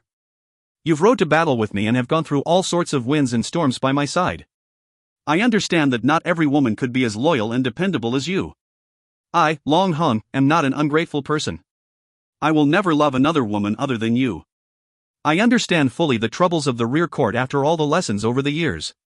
Forget your worries, I will never think about anything else other than to keep us and Lin safe, sheltered, and sound. Long Hong might not have used any elegant words, but these words were not ones that would easily fall from his mouth. If she hadn't fainted, he would probably just say leave it up to me and end it there. How could such simple words possibly ease her worries? At this point, Bai Shangxiu decided to speak. You must keep your promise. If you break your promise, I will go far away and never return. Long Hong would never find her once she pricked herself with Huayer's spines and returned to the modern world. Long Hong was dumbfounded. How long have you been awake? Ever since you started talking. I never actually fainted. All I did was pick the correct timing to fall onto the floor. Yeesh, the fall did actually hurt quite a bit. I guess there are some sacrifices that has to be made for a good and convincing act. But all was not for naught, at least now I know that my son is actually a good filial kid. He was so sad when he saw his mother take a fall like that. Because of this father and son pair, Bai Shangxiu had resolved to beat back any and all women who were planning to destroy her harmonious home. She became incredibly lively once her fighting spirit was ignited. Her eyes were sparkling like a fairy's. I will go talk to Mother. What's with the expression on your face? You look like you're about to eat someone. But in an incredibly cute way. Speechless, Long Hong pinched her cheeks. Alright then. Just tell her that I've told you nothing and that I seem extremely depressed. Long Heng's eyes twitched. This was just an ordinary conversation between husband and wife, but why did it seem like she was teaching him how to lie to the old madam? Cough. No matter, that was actually his original intention anyways. This was not the first lie that he's fed the old madam. He'd done it once before Long Lin was born as well, which had led to a rather fortuitous turnaround. If you find any errors, ads pop up, ads redirect, broken links, non-standard content, etc., please let us know. Report chapter so we can fix it as soon as possible. Chapter 261, The Cousin's Retaliation. Chapter 261, The Cousin's Retaliation. Don't think about too much and just get some rest. I will tell Mother. All you need to do now is focus on being a good princess consort. Long Hong left for the old madam's residence. Long Hong was rather straightforward with his mother. In short, he told her that he wanted to be loyal to Bai Shangxiu, and explained just how important she was to him. After that, he began talking about the evil he'd seen in women when he'd met them on the battlefield and how Bai Shangxiu was the only woman he'd ever trust with his own life. He even told her that he believed Bai Shangxiu was good at bearing children. There was no need to worry about a lack of children. The old madam was also quite surprised. This couple had always been different from others in the sense that they were always together. For all she knew, they might really give her a new grandchild soon. If she were to insist on a concubine now, wouldn't it be a pity if Bai Shangxiu miscarried due to sadness? Fine, I'll let them do as they please. I already have a grandson anyways. If Hanger doesn't want to have a concubine, insisting on getting him one will just cause him to neglect the woman. Eventually she'd be thrown out of the house. Come to think of it, he really didn't touch any of the other 3 concubines in the past either. The old madam waved her hand. You can go. I'll let you two make the final decision on these matters in the future. Bai Shangxiu might not have a good background, but I won't look down on her. She's helped you so much after all. However, you should really minimize contact with the Bai family. They do seem like troublemakers, even putting aside the fact that your cousin was also in the wrong today. I'll send her back after the ceremony and have her parents finalize her marriage to someone else. Thank you, Mother. Long Hong rose to his feet and was just about to leave when he was interrupted by the presence of his cousin, crying at the doorway. This girl had always been scared of Long Hong, but had also always liked him as well. She was fine with being his concubine, even though she'd always dreamt of being his main wife. Unfortunately, he'd rather allow a concubine to become his main wife than take her as one, and was now even refusing to marry her. Cousin, why have you never even looked at me once, even though I've waited so long for you? How can an unwed lady possibly know so little of shame? Long Hong didn't even hesitate a moment before leaving, thoroughly breaking the girl's heart. She reached out to try and grab onto his sleeves, But how could she possibly be quicker than a martial arts expert? Sadly, the old madam saw everything, and her brows drew together. She had known that this cousin was a little willful, but she'd never imagined that she'd be this shameless too. While it was true that the old madam was trying to add the cousin to the family, seeing her trying to seduce her son was a whole nother thing. By Xiangxiu seducing her son was fine, since it coincided with the old madam's wishes anyway. The old madam was more than happy to see their relationship develop to what it was now. However, things were different when other women were trying to seduce her son. The old madam decided to reprimand Yu Xiaoshu a little, to which Yu Xiaoshu responded by running out in tears. "Old madam, this old servant will have someone chase after her and drag her back. No need. Let her realize her misdeeds on her own. A lady such as her actually tried to grab a man by the sleeves? So disgraceful. It would be better if she forgets about all this after doing such a thing. Hunger hates women like that the most. Sigh, I only wanted to cement ties between our families. It seems like that is no longer possible." Unfortunately, the old madam never imagined the depths of Yu Xiaoshu's boldness and shamelessness. She immediately ran over to Bai Xiangxiu's residence to cause trouble after she left the old madam's residence, all because she thought Bai Xiangxiu was the reason why Long Hong no longer wanted to be with her. Long Hong was settling some matters in the study, giving Bai Xiangxiu the opportunity to get ample rest. Unfortunately, this left the door open for Yu Xiaoshu to barge into her room. As for Bai Xiangxiu, she actually wasn't resting. After all, she hadn't really fainted. She was watering Huayr and the Black Devil's Snare. These two plants were her babies, precious things that she would never throw away even at the cost of her life. Long Hong thought that one was too miraculous, while the other was far too dangerous. However, Bai Xiangxiu refused to place them anywhere else. They were placed in a specially prepared room that was very well ventilated. Theoretically, this would prevent others from getting poisoned or hallucinating. Because Huayr was getting bigger, Bai Xiangxiu was trying to convince it to agree to a pruning. There was now 3 branches on its stem and another starting to make an appearance on the side. After Huayr agreed, she began to assess which clipping to make, but was promptly disrupted by Yu Xiaoshu's appearance and the resulting slap to Bai Xiangxiu's face. Slap. Yu Xiaoshu hadn't gone easy at all, likely because she was much too enraged. Has this girl gone mental? Why is she so impulsive today when she could keep her cool in the past? Bai Xiangxiu held a hand to her face while looking very confused. You bitch. It's all your fault that cousin made up his mind not to marry me. I will never get to see him again in the future. It's all your fault. Yu Xiaoshu dropped to the floor in a heap and began bawling her eyes out, as though she was the one who'd just been slapped. The edge of Bai Xiangxiu's mouth began twitching. Thinking of the old madam and how she might dislike a strong backlash, Bai Xiangxiu decided not to confront her head-on. She decided to give the old madam some face and also make her feel like she owed Bai Xiangxiu one. And thus, Bai Xiangxiu put on her own show by acting all surprised. When Xiaoshu rushed over to inquire about her injuries, tears began to flow down her cheeks as well. Yi mama, go to the old madam's residence and inform her about what just happened here. Tell her to send someone to send the lady cousin home. If she likes to cry so much, then let us all cry together. Bai Xiangxiu dramatically collapsed into a chair and began to bawl her eyes out as well.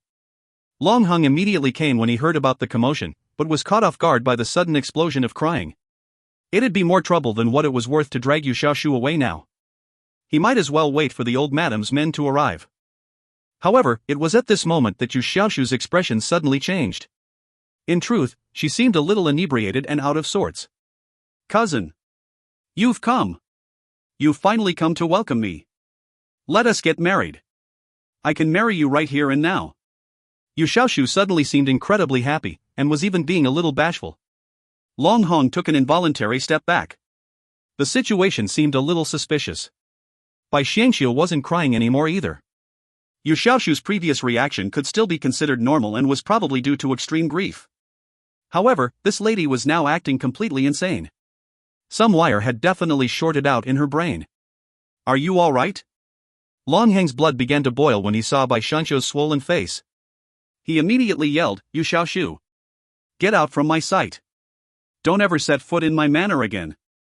However, Yu Xiaoshu only reacted with a playful laugh. She began to tug on her clothes as she giggled. Cousin. Let us head to the bridal chambers. I will give my body to you, and only to you. Pfff. Bai Xiangxiu nearly vomited blood. Face turning ashen, she immediately turned around and left. Yu Xiaoshu was being too strange. She couldn't stand looking at her anymore. Send the lady cousin out, Long Hung ordered Xiaoshi. Xiaoshi nodded. She was also drenched in cold sweat. Has Yu Xiaoshu gone crazy over men? Yu Xiaoshu began to wobble on her feet as they all started to leave the room. She massaged her temples as she asked, "What happened?" By Xiangxiu. I will never forgive you. See, cousin? What are you doing here? Long Hung now looked angrier than ever before and spoke to one of the old servants beside him. You've seen and heard everything Yu Xiaoshu did just now, right? You can describe everything to the old madam when she comes by. Don't miss a word. If you find any errors, ads pop up, ads redirect, broken links, non-standard content, etc., please let us know. Report chapter so we can fix it as soon as possible. Chapter 262, Black Devil's Snare Protecting Its Mistress.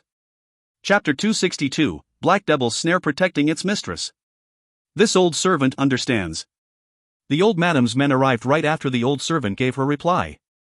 Yu Xiaoshu might have been a little brash earlier, but now she had calmed down a little. One large reason was likely the throbbing headache she was having right now, while the other was the realization that she couldn't make any more trouble. After all, Bai Xiangxiu was still the princess consort and her cousin's wife. She suddenly felt lethargic after the old servants escorted her out. Although, in all fairness, she was practically dragged away. Leave. All of you.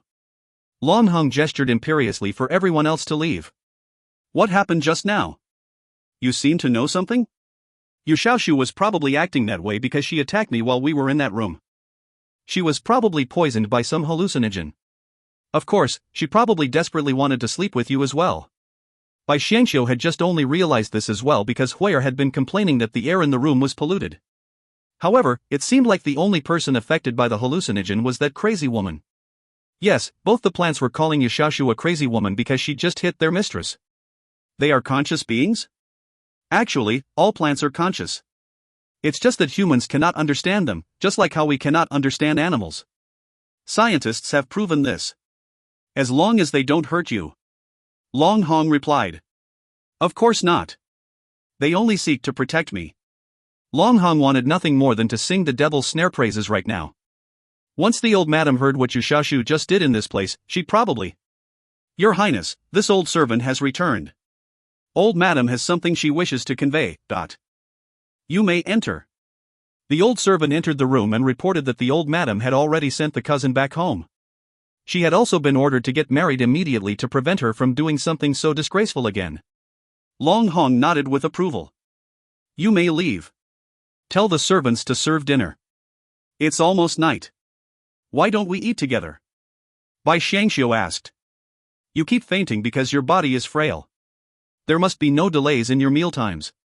Eat. What is this new tough love scenario? Is this some kind of domineering CEO play? Regardless, Bai Xiangxiu ate as ordered. She was feeling quite happy because she'd managed to chase the female supporting character away in just one day. Come to think of it, Long Hong was actually quite well behaved. He'd never once fooled around with any other woman in both the novel and reality. Because of that, there hadn't been too many female supporting characters. All the other women had suffered from unrequited love. However, she believed that a new female supporting character would likely appear sometime in the future, because that's just what authors did when they wrote long stories. She couldn't really know for sure as she hadn't finished the book yet. Well, at least I'm the only person in his heart right now. The house was much more serene after the departure of Yu Xiaoshu. Soon, the day of the banquet arrived. The Long family had already arrived in force 2 days ago. Bai Xiangxiu truly didn't have a favorable opinion of them. Even though they were both officials of the imperial court, they didn't share much in familial relations with each other anymore. Why are the female guests all looking at me like that? What's with the scorn on their faces? While it was true that Bai Xiangxiu hadn't had the best upbringing, she definitely had these women beat both in terms of looks and conduct. Since she had to make a point, she decided to dress up lavishly even though she was the type who would normally prefer to keep a low profile.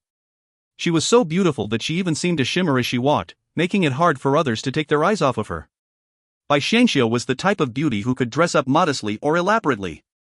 She could bring out her beauty by dressing up in almost any way she liked. Her figure hadn't changed much after giving birth to Lon Lin, but there was now a tinge of maturity to it which no young lass could ever hope to beat. After using some modern makeup techniques, Bai Xiangxiu was able to achieve a modest yet extremely delicate and exquisite look. Nobody there could point out a single flaw in her beauty. Add to that a general commanding aura she'd cultivated, and nobody dared to say no to her on the ceremony day. However, no one realized just how tired Bai Xiangxiu was. She immediately slumped into a chair to rest when she returned to her room.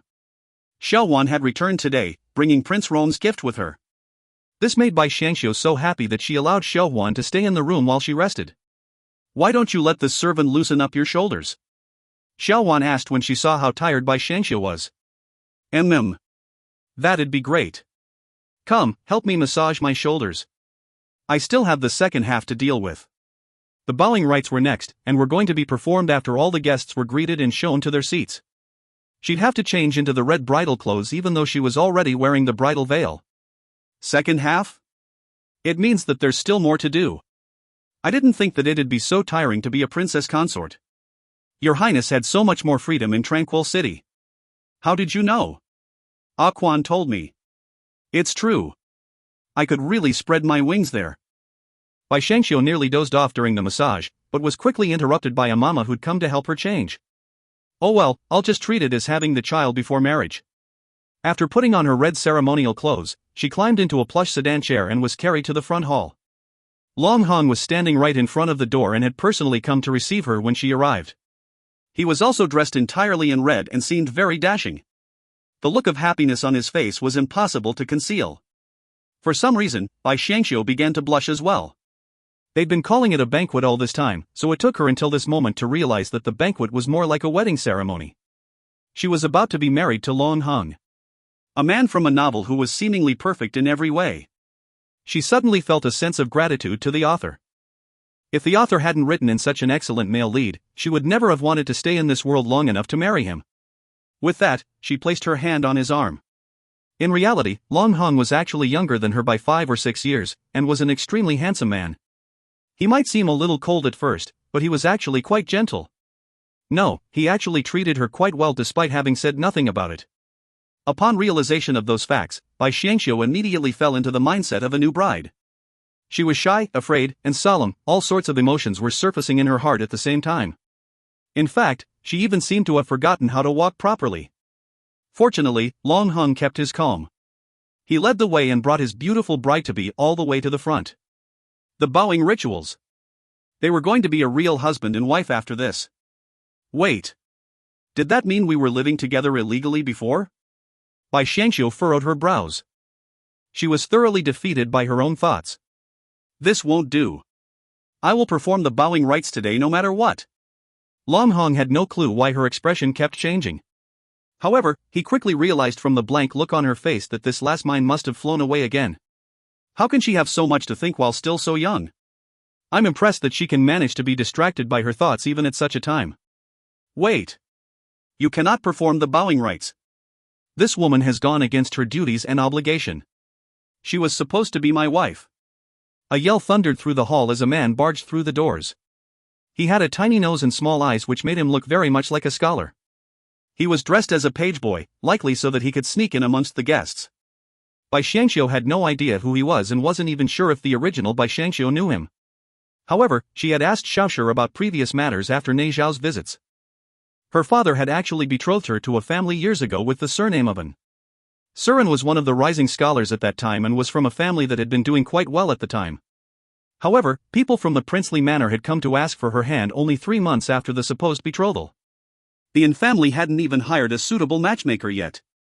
Nei Zhao and the original Bai Xiangxiu scorned the idea of marrying into that family, and thus came up with all sorts of plans to get her father to rescind the betrothal offer. If you find any errors, ads pop up, ads redirect, broken links, non-standard content, etc., please let us know. Report chapter so we can fix it as soon as possible. Chapter 263, Your Majesty, are you out of your mind? Chapter 263, Your Majesty, are you out of your mind? Bai Xianjiu's father had studied the classics, and had always been a bookworm. He never could understand this drive to climb the social ladder. But his wife and daughter threw such a tantrum that finally, Bai Xiangxiu was released to go to the princely manor. That's how it started. But no one foresaw the consequences. This gentleman must be Surin. Why is he dropping by so suddenly? She soon found out, as Bai Ronger charged in with 2 old biddies, harping at him, "Surin, you mustn't be so impetuous." As she went in, Bai Ronger took note of the face of everyone present. Although scared, she thought back to what that tavern elder sister had said. What good is it letting your elder sister play matchmaker? You might as well put on a good show in front of everyone. That way, Sir Son will know your elder sister's true character and will be moved by your justice above all behavior. You'll be accorded with utmost honor when he comes to ask for your hand in marriage. Bai Rong'er was naive and believed every word without reservation, and so had sacrificed ties of blood for self-assumed righteousness. Bai Xiangxiu delicately pressed down on her temple with her finger. Carry on with the ceremony, she commanded the matchmaker. Her voice wasn't all that loud, but it fell on everyone's ears like velvet over steel. One had to take a moment to remind that Bai Xiangxiu had actually commanded troops on the battlefield. So when she spoke with a certain tone of voice, the matchmaker unconsciously leaped to obey, of course. The first bow is to the heavens and earth. The corner of Long Heng's mouth jerked up, as if he hadn't seen the new arrivals, and he pulled Bai Xiangxiu down and knelt in obeisance. Bai Rong'er and Surin were shocked. This wasn't how they'd previously imagined the situation would develop. Wasn't it said that if a man hears this kind of talk, he'd seek more information and prolong the wedding? What were they doing, going through with the ceremony? They were showing complete disregard for the newcomers. These two conspirators were both young and inexperienced, and so were completely nonplussed at being treated like air. Soon enough, Bai Rong'er was distraught. While everyone's attention was elsewhere, she kicked Surin to make him seek help from the seated old madam. Unfortunately, a hand descended on Surin's shoulder right at that moment.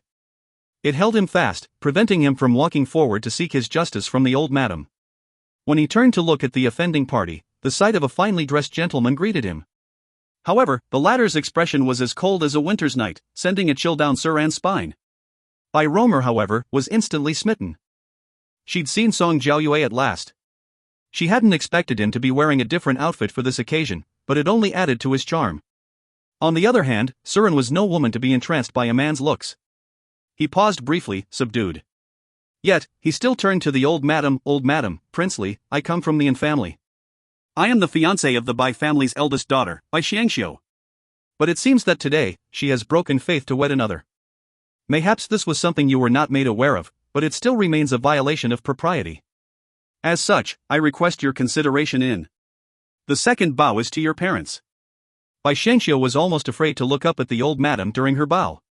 Would the old madam suddenly take charge of the situation and announce that there was no need to continue with the ceremony? But the old madam didn't move at Surin's supplication. Not one blink. Bai Xiangxiu felt her entire body relax. Unhindered by the charade, the ceremony continued in solemn silence. The third bow to each other as husband and wife. This was the last bow. Let's see who can stop us now. An imperial edict has arrived. A shrill voice shattered the silence, startling everyone present. Bai Xiangxiu nearly burst into tears. Wasn't she just getting married again in another location? Was it that hard to just leave her alone, just for today? She sighed, already beginning to turn to receive the imperial edict. Right then, Long Hong reached for her hand, stopping her. She met his eyes, and he bowed to her. Bai Xiangxiu's eyes went wide. Without a second's hesitation, she too bowed to him. Deep in her bow, her heart was surging. It was only a simple bow, but in that moment, she found meaning in those words she had always heard but never truly understood. A husband and wife pair truly stood apart from others. Perhaps their resolve was infectious, or the matchmaker knew her duty well, but as the new husband and wife bowed, she exclaimed, "The ceremony has concluded." Just those 4 words. At those 4 words, Long Hong rose from his bow, speaking to his aide, "Reward her for her service." He held his hand out to his brand new wife, walking forward together to receive the imperial edict. It really had been a topsy-turvy wedding, but for some reason, the display of grace and resolve from the bride and groom had been profoundly moving. This was particularly the case for Song Jiaoyue. The force of his hand squeezing Surin's shoulder made the latter cry out in pain. Now that those two were husband and wife, it was time to give up on his intentions. Sir Song, I'm Bai Xiangxiu's little sister. Are you all right? Bai Rong'er wanted to emphasize her presence, but the other didn't even glance in her direction. He too went straight up to receive the imperial edict. Everyone knelt on the floor as a eunuch loudly read the proclamation. Flowery words aside, the gist of it was that there were other complications with Bai Xiangxiu's marriage. Therefore they should halt proceedings for the time being until everything was cleared up. Long Heng's lip curved up in a sneer as he received the edict. "Eunuch, let me trouble you to go back and report to His Majesty not to worry about this matter. The ceremony has already concluded. Since His Majesty has already decreed Miss Bai to be Princess Consortly, the matter cannot be changed no matter what.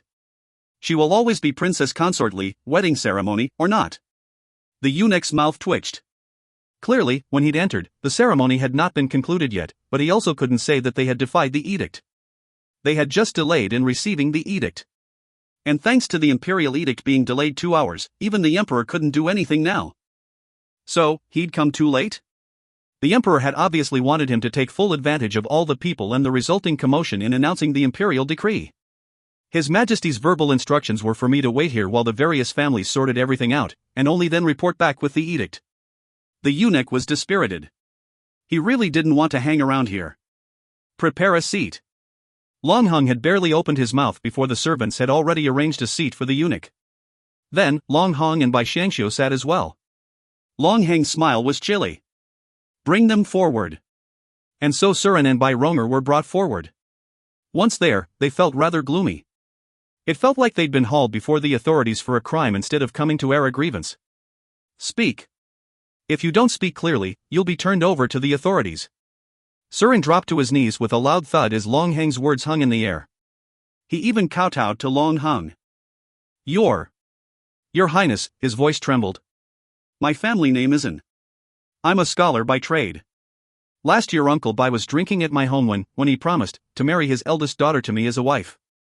Oh? Long Hung didn't comment, indicating he should continue. Surin had no choice but to go on.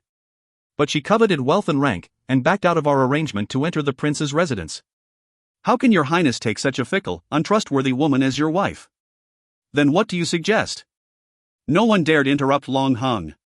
For some reason, Bai Ronger, also kneeling on the ground, felt that this brother-in-law of hers was really quite alluring. Such aloof behavior with power and influence really seemed to make a man stately and charming. Song Jiaoyue was quite handsome himself, but he lacked that domineering edge.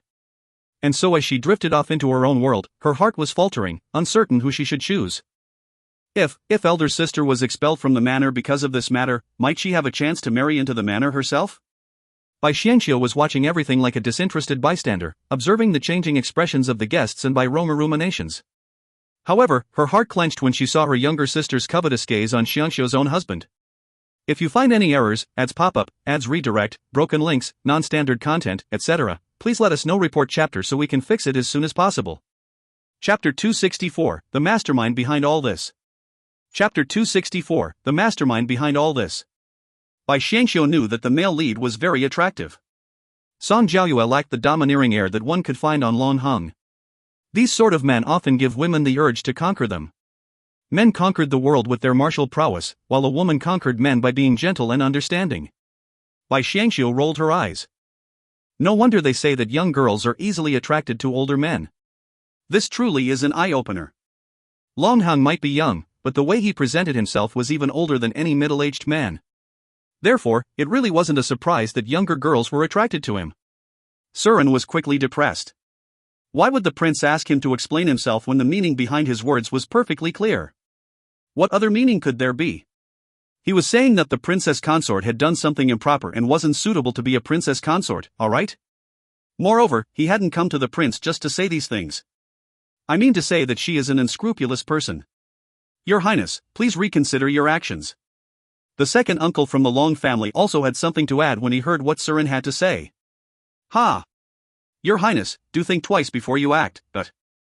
So what if they were both famous and successful? Wouldn't they still be a laughingstock if something happened during their wedding? Bai Xiangxiu clenched her fists secretly. With her fighting spirit ignited, she solidified her resolve to chase these shameless vermin away from her home. When it came to protecting her home, she would not hesitate. She suddenly stood up and no longer seemed as weak and delicate as before. She threw a sharp glare at Surin, making him tremble and lower his head. You are Surin, yes? I wish to ask, have we ever even met before? And no, the princess consort's beauty was out of this world. It was unfortunate that they were not fated to be. Then do you bear me any grudge? Oh, of course, not. Surin's palms were slick with sweat. He was even more nervous answering her than when he was looking at the prince just now. Then why is Surin fabricating a lie to slander me so? And no. None of what I said is a lie. Is that so? Then let me ask you. Why do you speak of love, betrayal, and abandonment of morals when we have never even met? But, we have a marriage arrangement. And do you have proof? A scholar never goes back on his promises. That was a promise between you and my father, not you and me. Besides, my father made that promise when he was drinking at your residence. Can it be that you were the fool who actually took a drunk man's joke as a promise? It definitely wasn't a joke. Then have we exchanged age cards and placed them before our ancestors' altars? Did a matchmaker even come to your home? Are there even any witnesses? Witnesses? My entire family can act as witnesses. Ha! Bai Xiangxiu laughed in an unreserved manner without even covering her mouth. However, this only served to enhance her beauty and made everyone gasp in amazement at how beautiful she seemed today. Listen, everyone, his family is going to act as his witness. Well, who's going to prove my innocence if his entire family decides to ruin my reputation? There's no evidence of this arrangement, and we've never even met.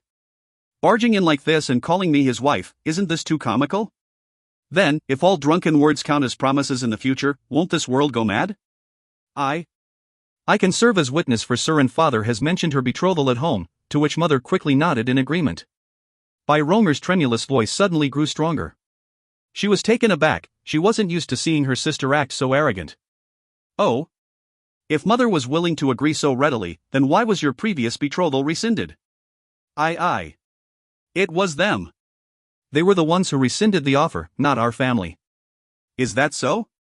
And was it their idea as well for the Bai family to voluntarily gift them 300 taels of silver in order to rescind the betrothal? Bai Ronger hadn't expected her sister to know about that. She bit her lip in frustration and looked down. He's just a scholar. Who knows how long it might take him to finally pass the bar to become an official? It was only right for us to rescind the marriage. How despicable of you. Bai Xiangxiu continued, who would believe the words of such a despicable person? Bai Ronger was so angry that her cheeks had flushed red. However, she couldn't say anything else due to the intense pressure from the crowd's gaze. What went wrong? Didn't that veiled sister assure me that this would never happen? This is just proof that the Bai family is full of liars. The Long family's second aunt quickly interjected. That's enough. Long Heng's voice cut through the air like a knife. The manor was already well aware of all this when we accepted the princess consort into the manor. We even made sure that the Yin family was a willing party before we did such a thing. Both parties had talked, and not a single copper was offered to settle this matter. Aren't all of you just trying to make a fuss by bringing up this matter during this joyous occasion? But since you've already brought up the matter, our manor does indeed feel that we should provide you some compensation. Otherwise, this matter might never be put to rest. Why compensate them when we've done nothing wrong? It's obvious that there's a mastermind behind the scenes here. Bai Xiangxiu furrowed her brows while looking at Long Heng. She didn't know why he was doing this. Long Heng was looking at Song Jiaoyue. If Bai Xiangxiu's sister hadn't been so rotten, he might have actually pushed the sister to Song Jiaoyue. That would have stopped Song Jiaoyue from looking at his princess consort so much. Your Highness, how do you think this should be settled? Asked the eunuch. It's simple. There's no doubt that the Bai family is in the wrong. However, my wife didn't know of such matters as she'd been living a sheltered life in my manor. Since the Bai family has another daughter, why don't we betroth her to the Yin family so that the Bai family can correct their previous misdoings? Long Heng's smile was completely guileless and without hesitation. What? Never. Surin and Bai Ronger yelled their objections at the same time, but the old madam had had enough. The man that I've sent to the Bai family has returned with news that Sir Bai has agreed to this arrangement. Eunuch, this should be enough for you to report that your work is done. Things are exactly just as you said, old madam, the eunuch replied. Hold. Tell me, who reported this to the emperor? Long Heng felt that if it had been anyone else, they would have called off the wedding by now. Nobody would ever marry a woman who was accused of being an unscrupulous and power-hungry liar with no morals. He never would have believed that Bai Xiangxiu was that kind of woman when she'd been through the thick and thin with him. Therefore, he concluded that Bai Xiangxiu's mother might be the one behind this. The old madam was even more composed. She already knew of this entire charade before she even took Bai Xiangxiu into the manor. She'd given her consent to continue the bowing rites only because she was sure that someone was actively trying to sabotage their wedding ceremony. Her sons simply had too many enemies. Therefore, she must clearly delineate between friend and foe. The enemy's plans had been almost foolproof this time.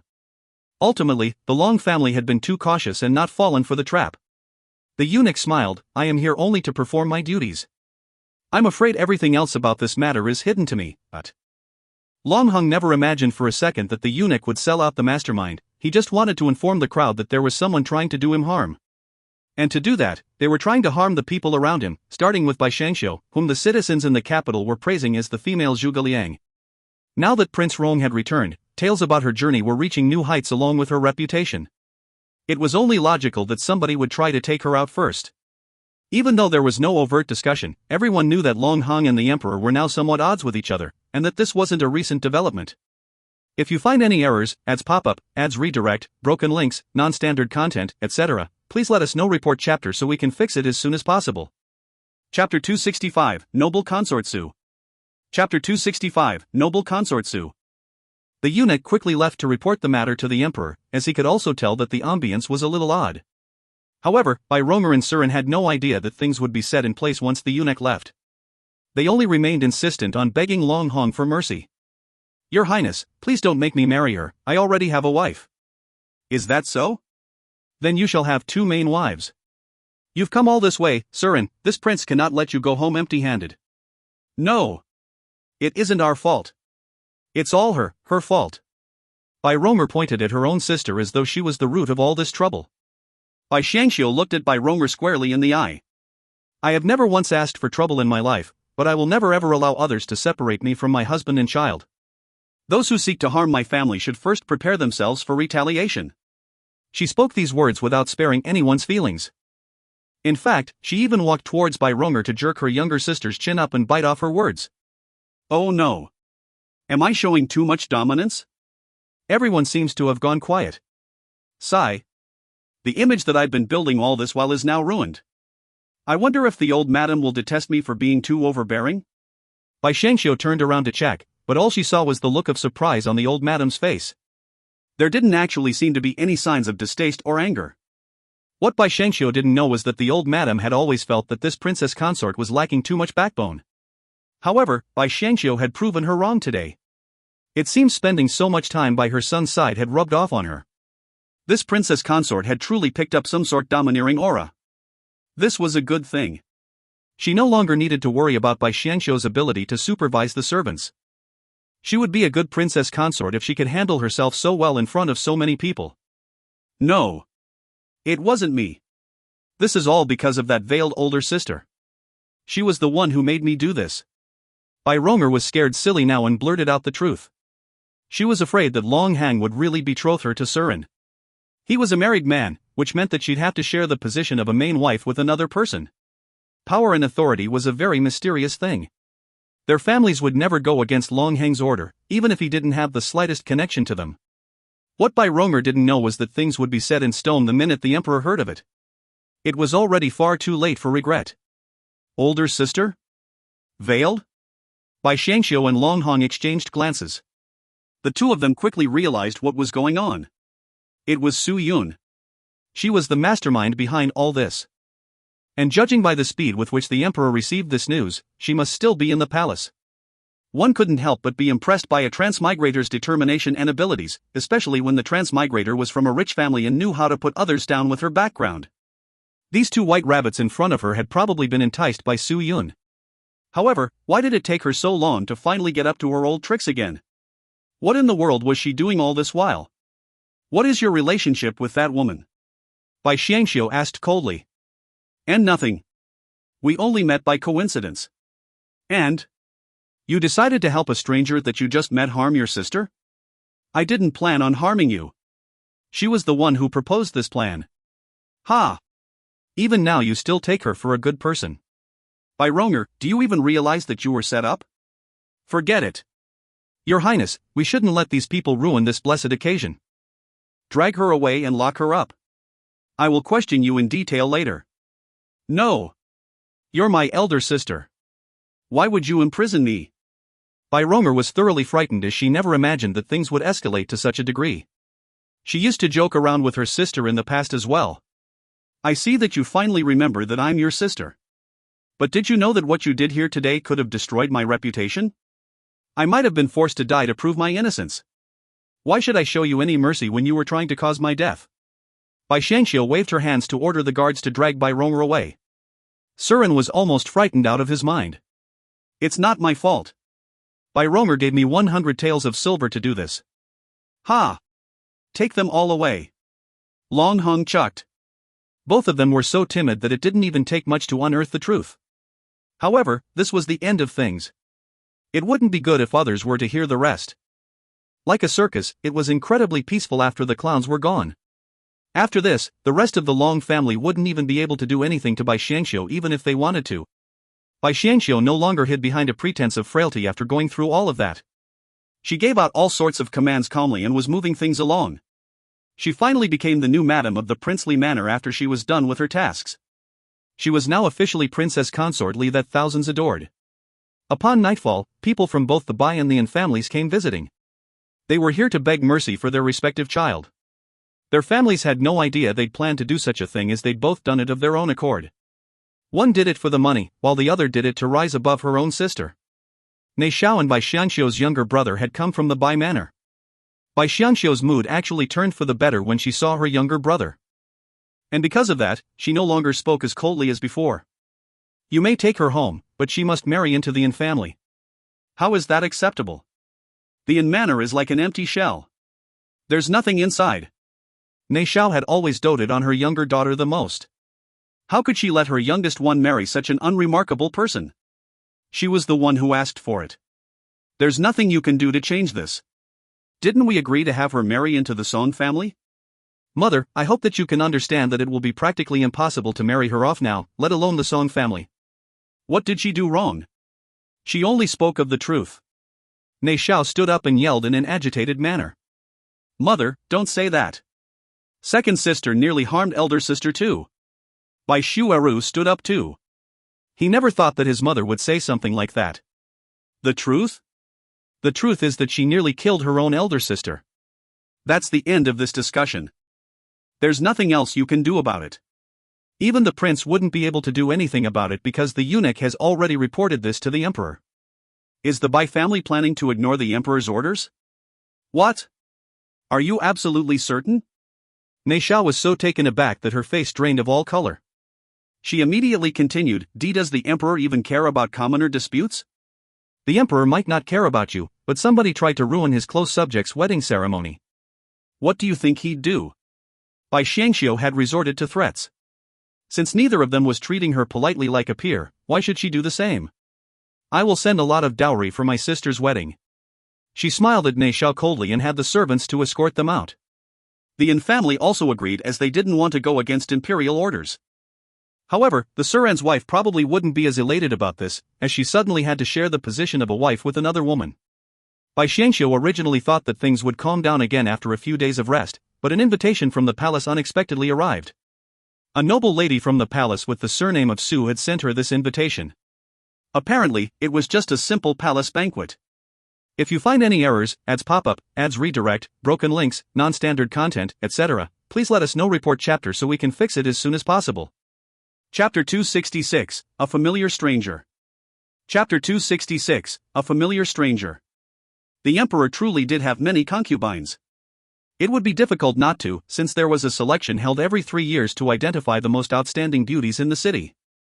But how could there suddenly be a new noble consort Su when there hadn't been any selections held recently? Can this person actually be Su Yun?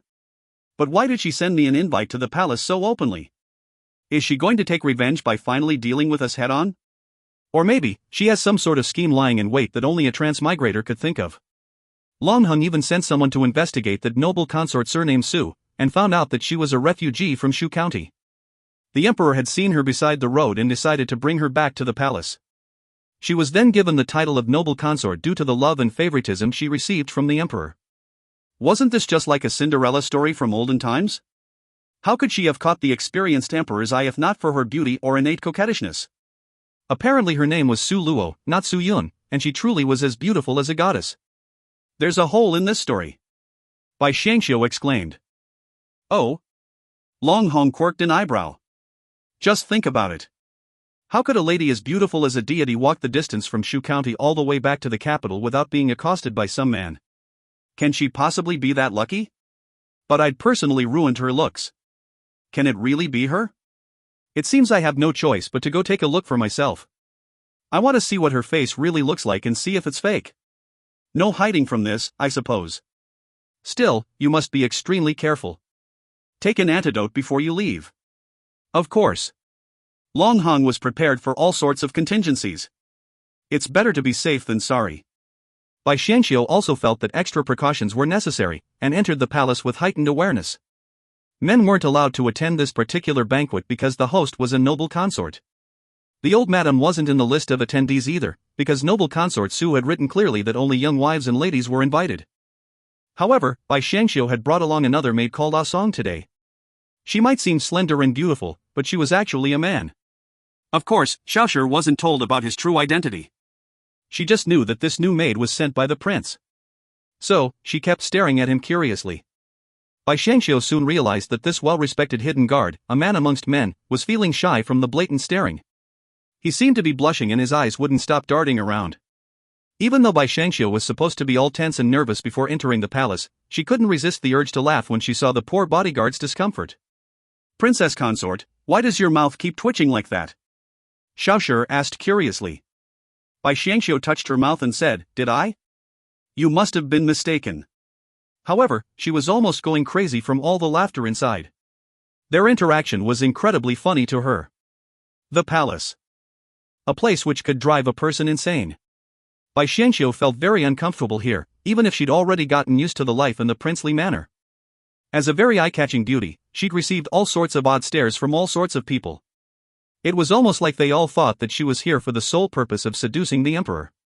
Truth be told, even if one ignored the fact that her own man was 10 years younger than the emperor and much more capable than him, she would rather marry a scholar than go for a man like the emperor. He had too many concubines. Way too many to even begin counting. Which woman wasn't his in the palace? He probably couldn't keep count of how many or whom he'd slept with.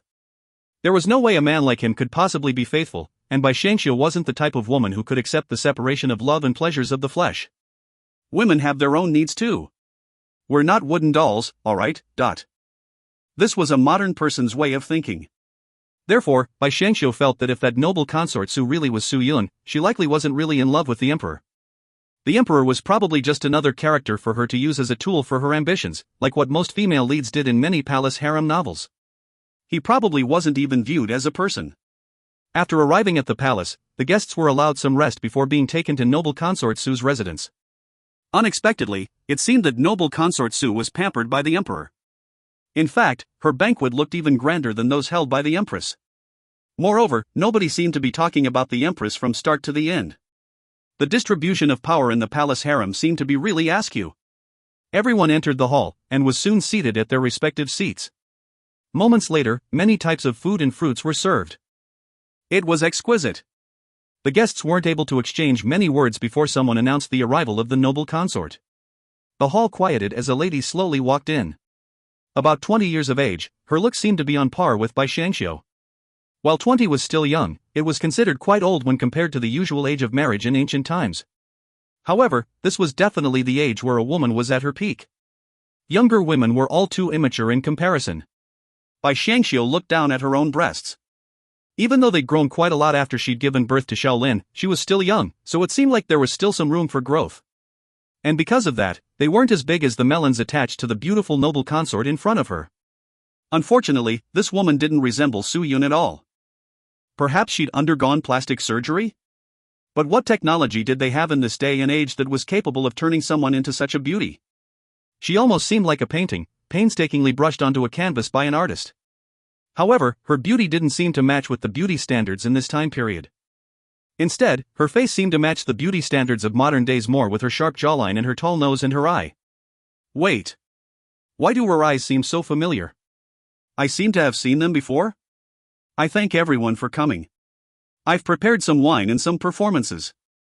Her voice seems a little familiar too, but I just can't seem to remember who. Thank you, noble consort Su. The dance performance began immediately after everyone thanked her. Her silhouette seemed a little familiar, but things seemed a little strange too. Princess consort Li. Noble consort Su suddenly spoke up. Bai Xiangxiu lifted her head and smiled, yes. Noble consort Su laughed. Rumors say that Princess consort Li is a beauty loved by everyone. Now that I've seen you with my own eyes, I can honestly say that you are so beautiful that it's heartbreaking. Surely you jest, noble consort Su. What the hell is so beautiful? Not one word is spoken as a jest. I felt like we were old friends the moment I laid my eyes on you. You genuinely seem so likable, just as you are so approachable. Why don't we become sisters? I am afraid that I'm unqualified to be a sister for a person of your stature. Honestly, why does she keep on using so? Nonsense. The only person that's unqualified in our relationship is me. Doesn't everybody think so as well? With everyone else as witness, I hereby announce that this female Zhuge Liang will be my younger sister from henceforth. After that, she stood up in an excited manner. Serve the wine. I wish to give my younger sister a toast. After being served wine, noble consort Su then personally approached Bai Xiangxiu. Bai Xiangxiu had no choice but to stand up. She so wanted to reject this noble consort Su, but she didn't have much of a choice anymore. Especially now that noble consort Su had already arrived in front of her. Bai Xiangxiu could only accept a cup of wine from her and say, "The noble consort is being too courteous." After the two finished their wine, noble consort Su grabbed her hand and they began to talk intimately about some unimportant things. Bai Xiangxiu was even beginning to think that this woman had no association with Su Yun. However, Bai Xiangxiu still wanted to make sure. So, she began to knead her forehead like she'd drunk a little too much. Noble consort, I'm terribly sorry. I'm afraid that I'm not too good at holding my liquor. If you find any errors, ads pop up, ads redirect, broken links, non-standard content, etc., please let us know. Report chapter so we can fix it as soon as possible. Chapter 267, Confirmation, Noble Consort Su. Chapter 267, Confirmation, Noble Consort Su. You flatter me. Come, let's sit over there. Noble consort Su sat with her, but Bai Xiangxiu was so drunk she was swaying left and right. She even reached out and touched noble consort Su's face, giggling as she spoke. Noble consort, your face is so smooth. What skincare do you usually use? Bai Xiangxiu frowned. This face feels real and is nothing like a mask at all. So, does that mean she's really not Su Yun? Elder sister will send a portion over to you tomorrow. How about that? Said noble consort Su. Many thanks, elder sister. My family has become strangers ever since I entered the capital. It's naturally so nice to have a sister I can walk around with. Dang. What am I going to do? She's using familiar terms around me again. Which sister in the capital won't like a beauty like the noble consort? She clearly isn't Su Yun, but what's this indescribably sense of familiarity I'm getting from her? Just as she was musing over her suspicions, someone outside announced, "The emperor has arrived." The imperial wives panicked. They were here to attend the noble consort's banquet. They never thought the emperor would come. Bai Xiangxiu also stood up. Thankfully, she didn't forget that she was pretending to be drunk, so she swayed a little as she got up. Noble consort Su quickly helped her up. It really was the full bosom of a beauty. Wait, something was off. Her chest wasn't as large as Bai Xiangxiu had imagined, rather it seemed like padded. The feeling from the bottom was different. Women from ancient times were normally very reserved. Those who had large chests didn't stick them out. They would even bind their chest up as much as possible when they left the house to make walking more convenient. This was also the origin of loose clothing paired with long sleeves. Women felt walking with their chests sticking out was inconvenient because bras didn't exist at that time. Since she could correct it herself, her undergarments were a little better than the ones used in ancient times. Even so, it only served to hold her breasts in place. She hadn't yet had the time to research ways on how to perk them up. It looks like I need to go back and do my research. Although it's not directed towards seducing men, I still need to think of ways to maintain the freshness of my marriage. But that was a matter for a different period in time. Long Hung hadn't lost interest in her at the moment. Any move she made would just made this man burn with desire. There's no need to try out unnecessary things. I'll patiently wait things out and think about these things when the time comes. Younger sister, since you're drunk, why don't you stay in the palace today and keep me company? She'd actually sat down whilst absent-mindedly, but this seat was a little strange. The emperor was seated at the rightmost position to where she was, followed by noble consort Su, then her. The look in the emperor's eyes was very strange, and it kept flitting over in her direction. That look in his eyes took Bai Xiangxiu aback. Being the experienced person that she was, Bai Xiangxiu understood the intentions a man had towards a woman when he looked at her with those kind of eyes. I'll have to pass. Shaolin is extremely attached to me. If I don't return, I'm afraid there'll be trouble. If only that were true. Long Lin didn't even take notice of her. He already showed her quite a lot of face by smiling at her every time he saw her. Using children as an excuse was very good because noble consort Su didn't insist on making her stay. The only thing she did was stop Bai Xiangxiu from returning to her original seat when she stood up. Since you're dizzy, you should just sit here and don't move so as to not fall. Bai Xiangxiu felt as though she was sitting on pins and needles. The emperor was actually talking to her in front of his own woman. It's a pity that Princess Consort Li can't hold her liquor. I wanted to drink with you since it's normally very difficult to invite Long Hung out for a drink. Bai Xiangxiu gave him a small smile and responded, I wouldn't dare. What a joke. The emperor and the minister's wife were sitting here, chatting about as they drank. If word of this traveled out, it wouldn't be pleasant. She silently bowed her head and tried to minimize her presence as much as possible. Maybe she was too quiet and hadn't touched more wine again. In any case, noble consort Su actually prepared her homemade grape wine and even personally poured her a cup to taste. Bai Xiangxiu knew that there was no such thing as wine from in this world. It was a pity she was scrambling to survive since coming to this world, which then progressed to ways of how she was going to live her life. After which, she was busy saving Long Hung. With all these things preoccupying her, she didn't have time to do research on these things. She mimicked everyone's shocked expressions as she looked at the grape wine. What is this? Even if this woman wasn't Su Yun, she must definitely be related to her one way or the other. If not, where did this grape wine come from? This is the wine I made during my spare time. Grape? That's right. You must give it a taste. Understood. Bai Xiangxiu took a sip from the cup and thought that it really was rather tasty. She felt that noble consort Su definitely couldn't poison her in front of everyone. Moreover, she'd also taken a few antidotes just in case. However, she felt abnormally dizzy just from this one sip. Even her body felt hot. She found it difficult to sit upright and was about to fall down with her swaying. It looks like you really are feeling dizzy. You should head round the back and take a rest before heading back, noble consort Su spoke with concern. Bai Xiangxiu really couldn't move. She stretched her hand out and gave it to Xiaoshi, the person she trusted the most. After that, 2 palace maids escorted her to a bedroom. Xiaoshi, soak a towel in cold water and bring it over here. Ah Song, remember if someone wants you guys to leave later, you must immediately think of a way to enter again. Something was definitely fishy. She even felt a little feverish now. This heat wasn't normal. If her hunch was right, this was aphrodisiac. She'd ingested some before, so she was very familiar with this feeling. Xiaoshi returned with the cold towel in hand, but a palace maid took it from her hands before she could give it to Bai Xiangxiu.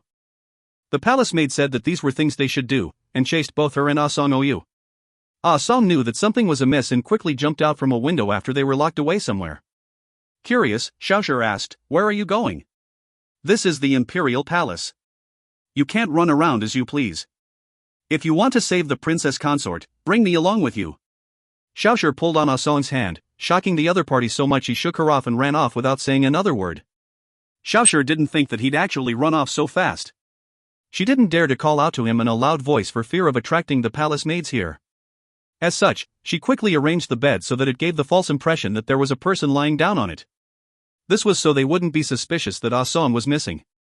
Ah Song remembered Bai Xiangxiu's order and threw himself back into where the princess consort was resting, entering through the back window. He reached out and knocked out the eunuch who was originally standing there. He peered in and almost fainted at the sight.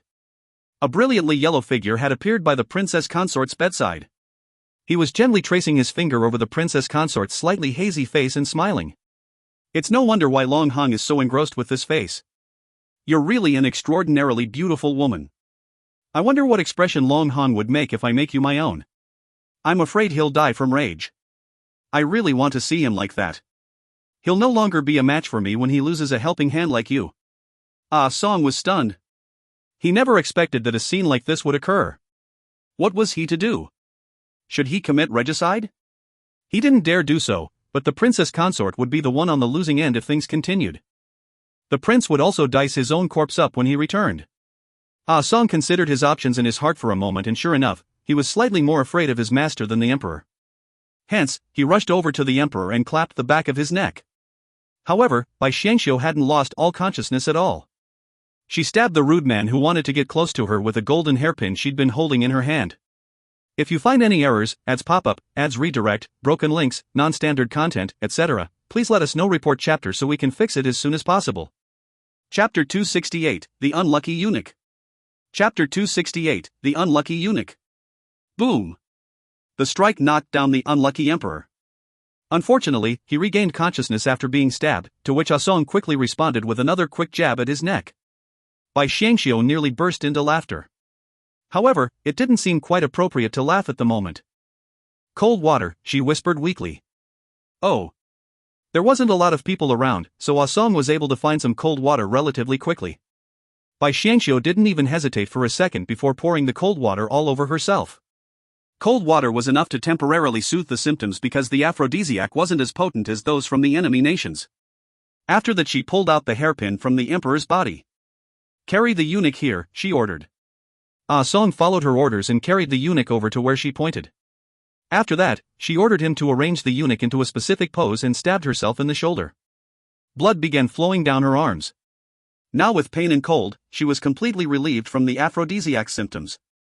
It wasn't very potent, so it was quite an easy temporary solution. She then placed the hairpin in the eunuch's hands and sat on the bed with a cold look on her face. You may go, Princess consort, what the hell are you up to? Ah Song had no choice but to leap out of the room. He'd just done so when he heard the princess consort scream for help. Guards! Protect the emperor! Assassin! Ah Song nearly stumbled mid-leap. Did she have to yell so intensely? However, after thinking about the situation just now, he quickly came to the conclusion that this was the best way to solve this problem. It was a pity about the eunuch though. A bunch of people came rushing in after they heard Bai Xiangxiu yell. Amongst the crowd was noble consort Su, who was likely waiting nearby to watch a good show unfold. What's going on? Nevertheless, she was a little befuddled. Were things supposed to develop this way? It was at this moment that Princess Consort Li, previously curled up in a ball, suddenly ran towards the noble consort and jumped piteously into her arms. The force of the jump nearly knocked the wind out of noble consort Su. She was even more shocked by the sound of Bai Xiangxiu's crying. Elder sister, help me! This eunuch has gone insane and tried to kill me. Fortunately, the emperor suddenly appeared and came to my rescue. The emperor came to her rescue? Well, it wasn't impossible simply based on the scene in front of her. Noble consort Su then furrowed her brows. What are all of you waiting for? Lift the emperor onto the bed and summon the imperial doctor. Sister, I was so afraid. Bai Xiangxiu's white lotus charms immediately unfurled and made noble consort Su stiffen. Goosebumps had broken out all over her skin, but she couldn't push Bai Xiangxiu away. How did things end up this way? Isn't she supposed to be sleeping with the emperor? I was supposed to catch them in bed and punish her for seducing the emperor. After that, the emperor would pity her and take her into the harem, and then we would slowly torture the gunpowder formula out of her. She's just a woman from the olden times. She's nothing without her man. Bai Xiangxiu could consider herself a corpse after giving out the formula, since noble consort Su despised white lotus flowers with a fiery passion. Unfortunately, the target of her scheme was currently sobbing into her bosom and rumpling her clothes hard with her fingers. Noble consort Su was growing incredibly irritated. The eunuch awoke soon after the doctor was finished bandaging the emperor up. The first thing he noticed was the hairpin in his hands. He immediately threw it away after jumping up in horror. There was still blood on the hairpin dripping onto the floor. Xiaoshi and Ah Song were now allowed to enter the room. Xiaoshi nearly fainted when she saw the bandaged wound on Bai Xiangxiu. Fortunately, Ah Song was there to support her. Clearly shaken, Xiaoshi immediately rushed to her side. Princess consort. What happened? Wu. His Highness may have offended someone in the palace. Somebody actually tried to assassinate me. Fortunately, His Majesty risked his own life to save me, so I was able to escape from death's door. Bai Xiangxiu finally let go of noble consort Su and collapsed into Xiaoshi's arms. I can't believe something like this would happen. You must have suffered through so much, princess consort. Xiaoshi completely empathized with her mistress as she began crying as well. What's wrong with these women from ancient times? Their tears keep flowing like it's complimentary. It doesn't even take much to cause them to cry. Their weeping sounds are so damn annoying. That's enough. This seat will make sure that justice is served. Noble consort Su raised her voice a little in a vain attempt to stop her the crying. It was at this moment that the emperor awoke. He seemed a little dazed and confused. He was just about to speak before he noticed the figure kneeling in front of him. Wait. Isn't she the Nabai who I was just about to sleep with? Why is she crying up a storm right now? And why does my abdomen hurt so much?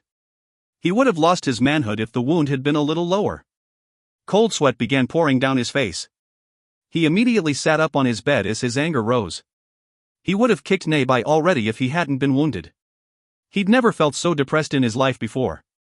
No woman had ever tried to hurt him, but she had. He'd never received such a serious injury before in his life. He was genuinely angry yet anxious at the same time. And yet, he couldn't openly reprimand her because there was simply too many people in the room.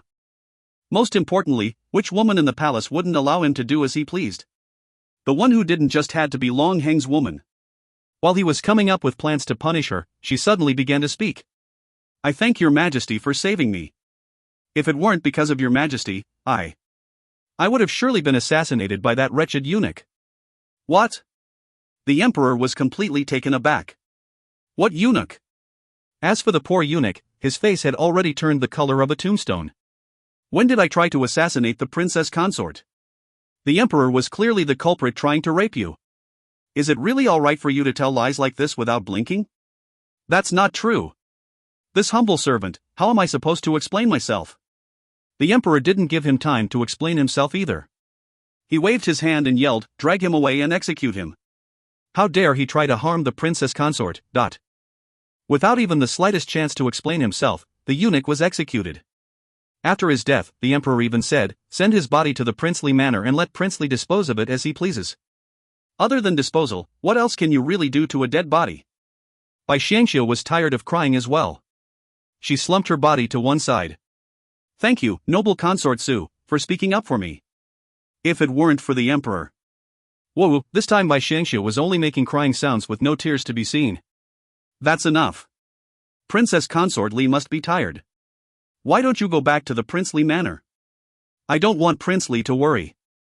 Understood. Thank you, your majesty. Bai Xiangxiu had been waiting for him to say this.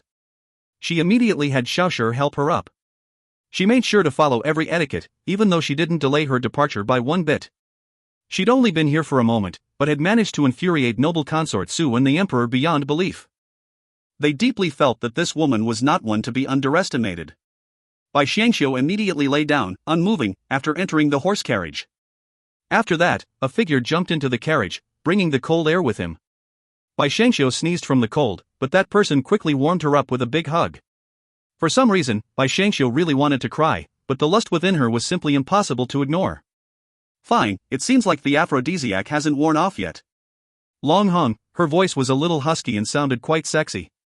Long Hong could feel his body tense up. What on earth happened in there? He quickly asked.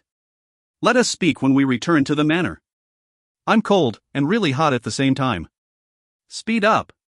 Long Hong shifted the carriage curtains aside and gave the driver an order.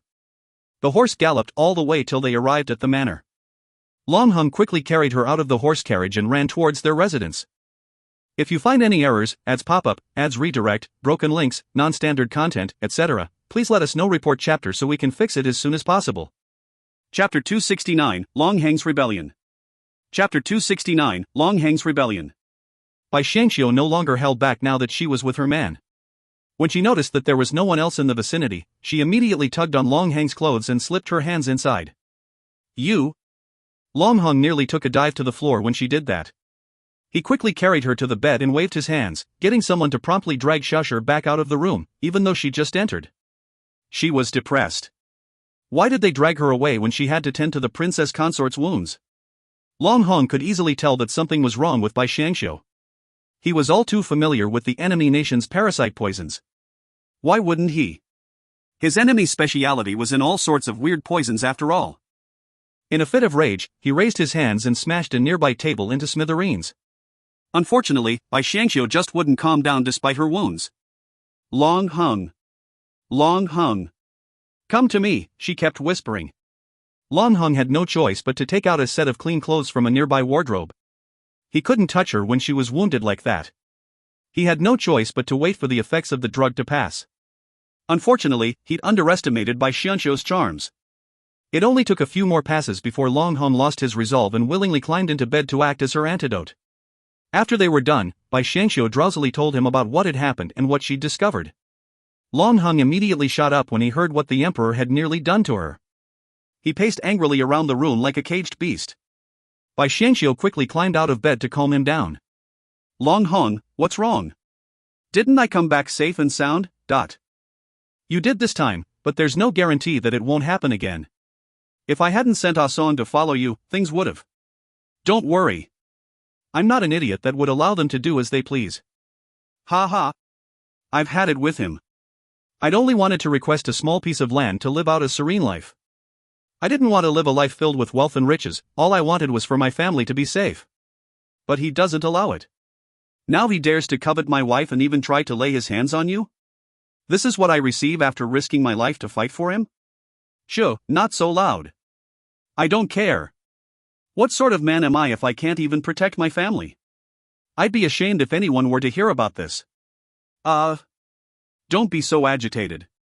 No matter what he was trying to do, I will definitely make him regret this. Sure. Let's make him regret it. Bai Xiangxiu was worried that he would pick up his sword and charge into the palace in a fit of wrath.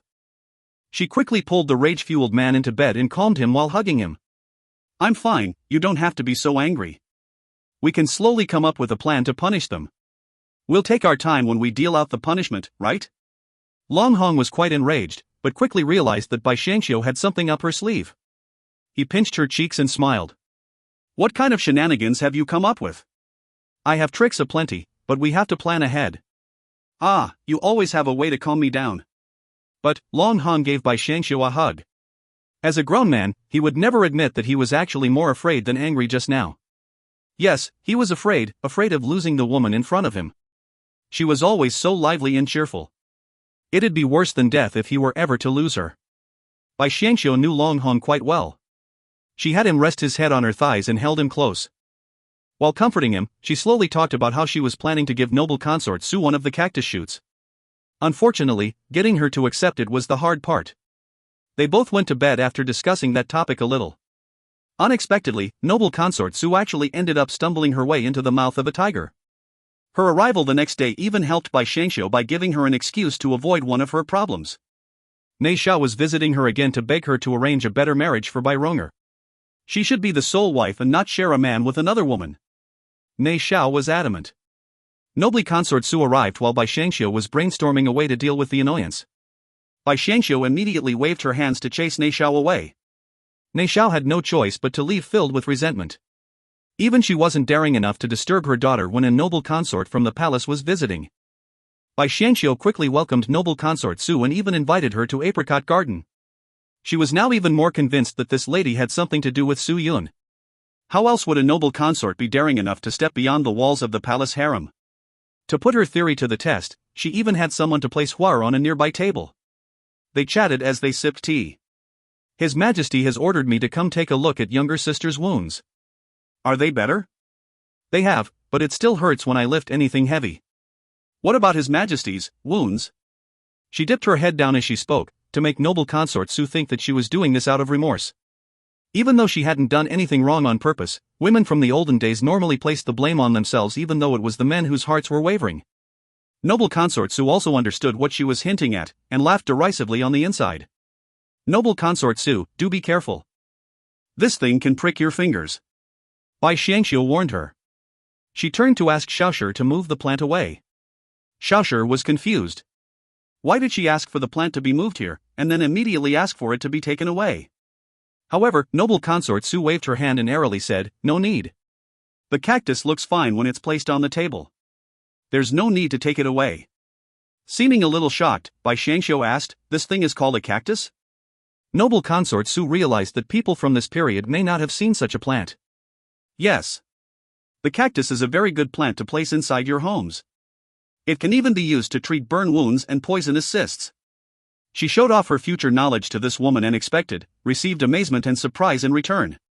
I can't believe an ugly plant like this would have so many uses. I only planted this because it looks really unique, and it somehow managed to survive. Cactus, what a unique name too. Mistress, Huar is not ugly. Huar felt wronged, which was why it suddenly interjected in her head. Bai Xiangxiu glared at Huar to make it shut up.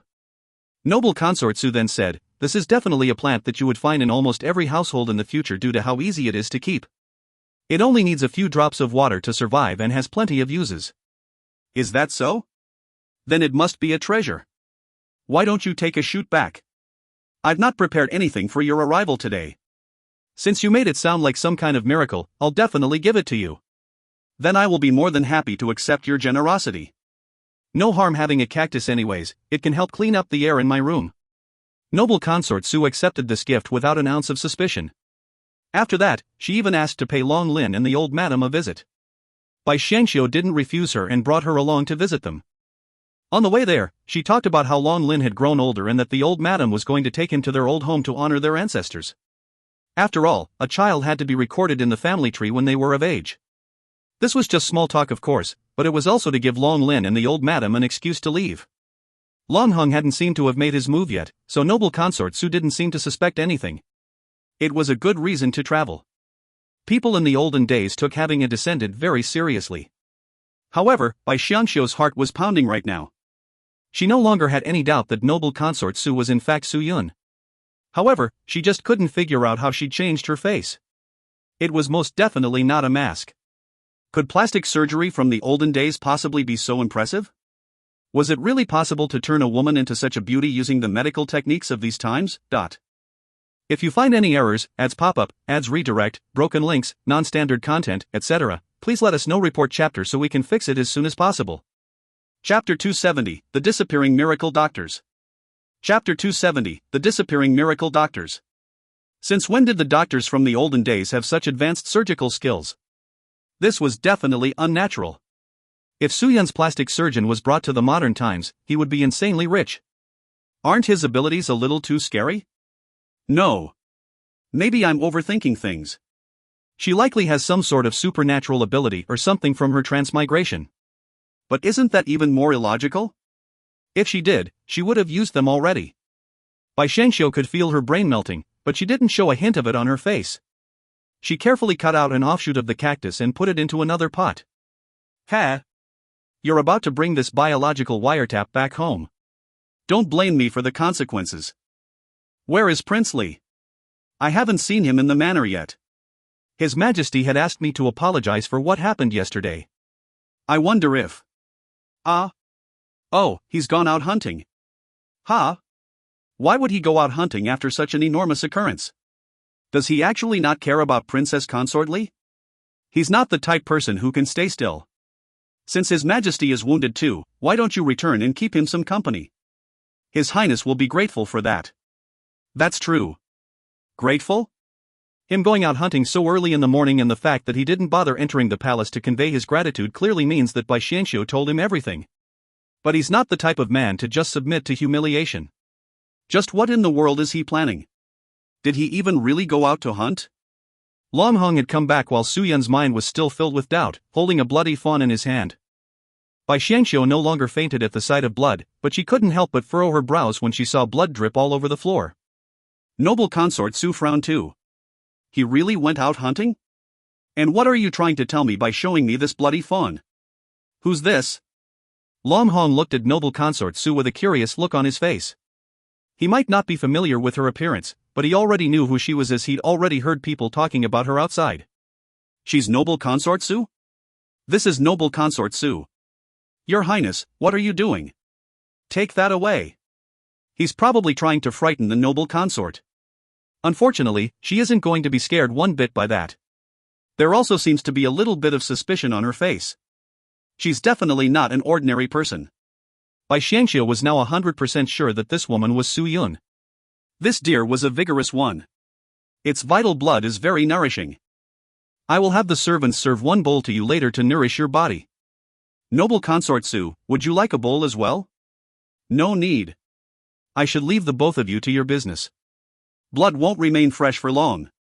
Due to Long Heng's baleful aura, Su Yan couldn't help but fear and hate him for disfiguring her. She stood as she made to leave. Bai Xiangxiu handed over the cactus to the palace maid beside her. This plant is best kept indoors. I know.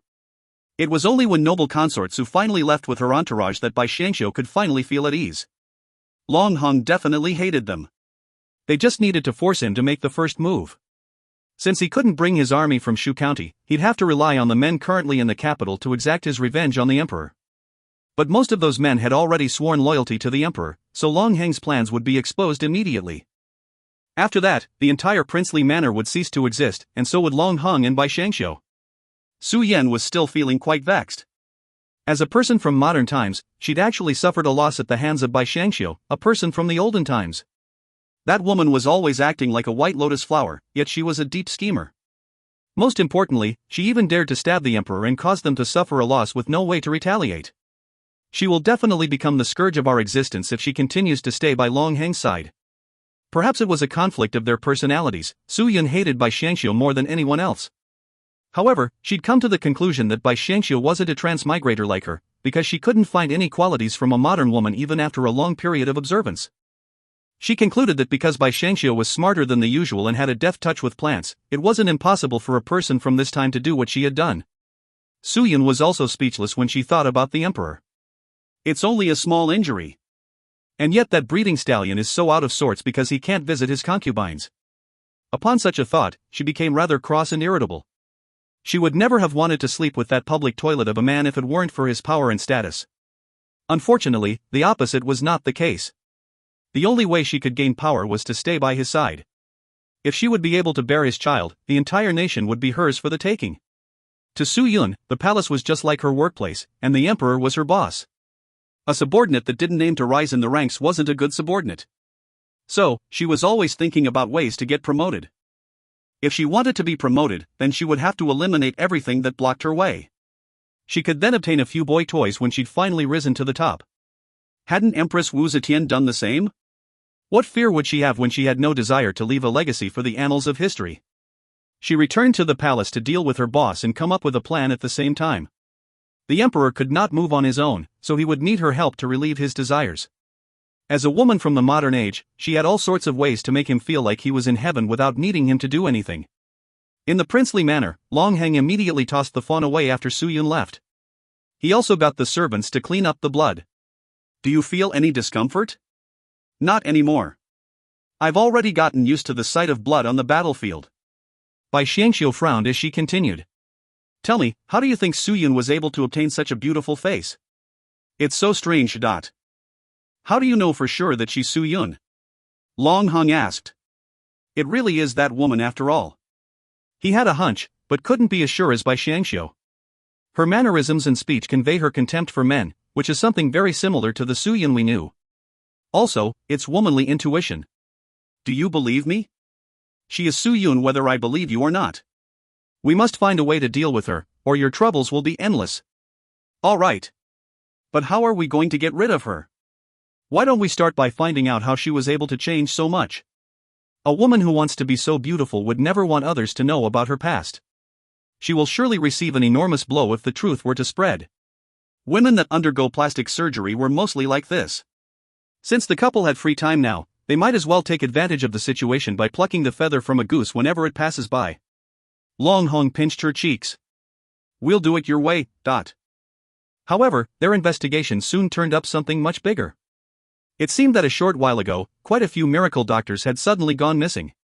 All of them had very different reasons for their disappearance, but the fact was that they had all disappeared. Moreover, those that disappeared all specialized in treating external wounds. Some of them had entered the palace, disappearing after they left the palace. Others didn't enter the palace, but they were all very famous.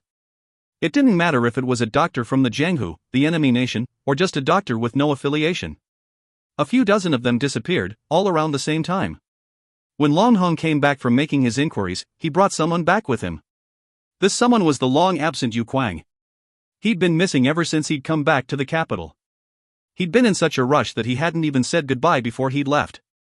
Bai Xiangxiu didn't try to be a busybody because she thought it had something to do with the Jianghu. She never imagined that they'd meet again today.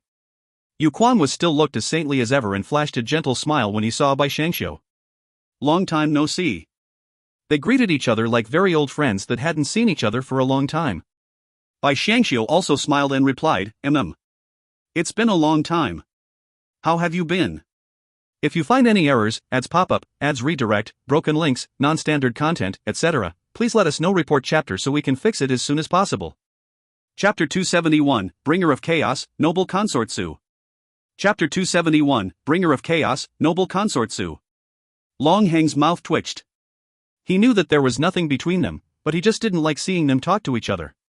He genuinely hated what they spoke to each other, even though it was just a simple greeting. Say what you need to say. Piss off when you're done. Cough. Long hung. No matter what, he's still our savior. How can you be so cold to him? Long Hong was depressed. Bai Xiangxiu had gotten used to calling him by name. Truth be told, this was his fault, as he was the one who'd insisted that she address him by name in private. And because of that, Bai Xiangxiu was calling him by his name even when others were around. She only acted respectful when there were outsiders present. Everything seemed to have changed, yet it seemed like nothing had changed after they'd officially became husband and wife. Long Hong liked this feeling and had slowly come to accept this change. He didn't hate it, he just couldn't come to terms with the fact that the little lass that used to faint at the drop of a blood was slowly growing out of his grasp. Or possibly, it was he who had helped her grow stronger. After all, she was indeed different after a trip to the front lines. Even his mother had said that she'd used to feel that Bai Xiangxiu was unsuitable for the position of the matriarch of the household because of her background from a small family. Bai Xiangxiu was simply too cowardly and low profile back then, but she seemed to have changed, and his mother could now let go of household affairs with peace of mind. Yu Kuang didn't mind in the slightest, only Song Jiaoyue soon left with a wry laugh, his mind and heart almost breaking. Yu Kuang, however, was quite thick-faced and sat down without a fuss, accepting the tea that servants offered. 2 notable doctors have gone missing in the Jianghu. I followed their trails to the capital and ran into him. He nodded at Long Hong and looked outside. Him? Bai Xiangxiu followed his gaze outside but didn't see anyone. That person is too shamefaced to see anyone, particularly you. Long Heng's viper tongue was at work as soon as he spoke, and Bai Xiangxiu wondered just who it was that he disliked so much. A figure vaulted in from outside just as she was confused.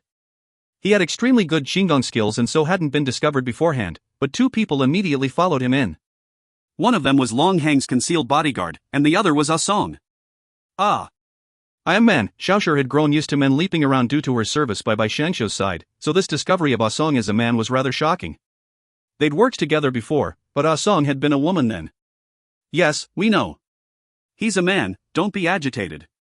It looked like Xiaoshi had received quite a shock as she was staring right at Ah Song, open-mouthed. Long Hung ignored her and waved his hand. You may go. The guards left, but Bai Xiangxiu definitely saw Ah Song walk out with a red face. What's going on? Does he like Xiaoshi? The more she thought back to that day, the more she thought it possible given how the two interacted with each other. Ah Song's age wasn't old either, and he was easily embarrassed. He should be a good man, but it was a pity that he was a concealed guard with an irregular work schedule. His job was also rather high risk as he had to put himself forward whenever his master was in danger, sometimes even blocking the threat with his body. It was a good thing that his master was strong and thus decreased much of the pressure of his job. Hey, you should at least pay attention to me even if you don't welcome me, no? Luo Yunzhang was beyond depressed. This woman had cleanly ignored him ever since he'd jumped into the room. He discovered that this lass was rather different from when he kidnapped her before, and it seemed that his impression had been confirmed. Oh, hello. Bai Xiangxiu's gaze flitted back to him, still oblivious to the pressing situation in front of her. Luo Yunzheng rubbed his nose and laughed. Your Highness, you're the only one who can handle her. She was a bit similar to Lin Xianzi in that they didn't strictly adhere to propriety, but also different as she would never be shy or act like a little woman in front of another man. She was open and forthright, as if the two were siblings. She's very good. If it had been Prince Li saying this, Bai Xiangxiu would have definitely looked at him with a reddened face and thought, what's with this self-glorifying proclamation? You're showing off our love in public. But it was a pity that it was Yu Kuang who'd spoken those words, and he'd used a tone of I'm so very familiar with you, we're not outsiders with each other. Long Heng's face instantly darkened a few shades further. Bai Xiangxiu covered her face with one hand. The hell, this kid hasn't changed his overly direct habits at all. Good thing he's part of the Jianghu, he'd probably have offended all sorts of people in court already. At least that miserly emperor would have chopped off his head 10 times over already. Oh, there's something going on between you two. Damn it, I forgot there's also a jokester hanging around. He won't say anything nice. Long Hung finally couldn't hold it in anymore and he roared, if you don't want to be here, then all of you should scram. And what are you doing here? Bai Xiangxiu flinched at the sudden shout and hastily changed the topic. A friend of mine's gone missing, that miracle doctor who brought you out of Red Maple Mountain Villa before. His wife and kids asked me for help, so I have to help them. Oh? So you were cooperating with them back then too, she just responded when the man beside her flashed into action. I say, he seems rather dependable and mature normally, why is he so impulsive when he sees Luo Yunzheng? But Bai Xiangxiu quickly understood after some thought. She had been discovered to be pregnant when Long Heng and Miss Lin were supposed to marry, and Luo Yunzheng had almost caused her to lose the child. She also felt a pang hit her heart now when she thought about the possibility of losing the cute Shaolin, so instead of stopping her husband as she'd originally planned, she added, "Your Highness, why don't you beat him up outside? Don't break our furniture." Luo Yunzheng almost fell over. "Your woman is so miserly. This prince will throw you out if you don't start speaking of serious matters." "I haven't had the chance to, alright? Stop for now, we can fight afterwards." Bai Xiangxiu didn't know that her words had actually diffused the situation. She'd be sad if things were broken, but how could it be called a fight if things weren't broken? Therefore, both men calmed down and sat across from each other, as if they hadn't just been spoiling for a fight just then. Inwardly, she was rather amazing, especially since Luo Yunzheng truly did get down to business and start speaking of the missing doctor. The doctor had been hired by a family with a high price, but Luo Yunzheng couldn't even locate the family when he came looking. The family had only stayed there a few days, and neighbors said that they seemed to have come from the capital. That was why he'd traveled to the capital until he met Yu Kuang. There had been a wondrous doctor near White Cloud Mountain who'd gone missing, and he'd also vanished in a manner quite similar to Luo Yunzheng's description. Yu Kuang had followed the trail to an inn, and apparently quite a few outsiders had come a few days ago. However, the inn had burned down, and that was when he'd bumped into Luo Yunzheng. The inn's secret backer is someone from the palace. This prince was going to investigate who exactly they were, but it had been burned to the ground today. But I did find out some details about the person. Who is it? She came to the princely manor today and stayed at that inn for a while before coming. I didn't know who she was, but learned of noble consort Su's arrival after I returned home today. This chapter translated by moi, Atvo. Please check out my new novel, Phoenix Ascending. Love. If you find any errors, ads pop-up, ads redirect, broken links, non-standard content, etc., please let us know. Report chapter so we can fix it as soon as possible. Chapter 272, You all don't understand the poison that women can be. Chapter 272, You all don't understand the poison that women can be. Noble consort Su was a very suspicious person, and Bai Xiangxiu didn't even think a moment further before saying, this matter definitely has something to do with her. To be able to turn her face into that. I'm fairly certain those doctors are all dead. Face? Yu Kuang asked out of curiosity. Bai Xiangxiu went over the particulars of noble consort Su being Su Yun and how her appearance had completely changed. So you mean to say that she killed all the doctors after becoming beautiful in order to cover up the truth? Luo Yunzheng could barely believe his ears. It just seemed too ludicrous. Bai Xiangxiu, however, knew that Su Yun was absolutely capable of something like this. So you mean that we don't need to look for the doctors because they're most likely all dead? This was Long Heng. Yes, Bai Xiangxiu responded. If they're dead, I want to see their corpses. If they're alive somewhere, I need to find them. Yu Kuang rebutted. Ha! I may not know much else, but you'd never be able to imagine the various methods that the imperial court has for disposing of bodies, Luo Yunzheng snorted. Those of the Jianghu also had various grudges with the imperial court, so Yu Kuang nodded in agreement as well. It's impossible for them to do so without leaving some kind of trace behind, but there's no need for us to look into it. Since she did it, then we'll have her slip up herself, Long Heng mused. What do you mean? Bai Xiangxiu seemed to understand what her husband was getting at and looked at the two from the Wulin. If you want justice for the doctors, then I'll leave this in your hands. Aren't you afraid of trouble in the imperial court? Luo Yunjing smirked. Come what may, they've already gone to this length, what else would I be afraid of them for? Good, I've been quiet for too long. I've been longing for some exercise. Then just leave this matter to me and Luo Yunzheng, Yu Kuang declared. The group brainstormed some more and realized exactly how ruthless a character this noble consort Su seemed to be. She was as careful as she was ruthless, so they couldn't uncover any evidence that night. However, they also weren't building a case for prosecution. It was enough to know that she'd done it. When the men left, Long Heng remained sitting at the table, his fingers tapping on it with a cold smile. What are you thinking about?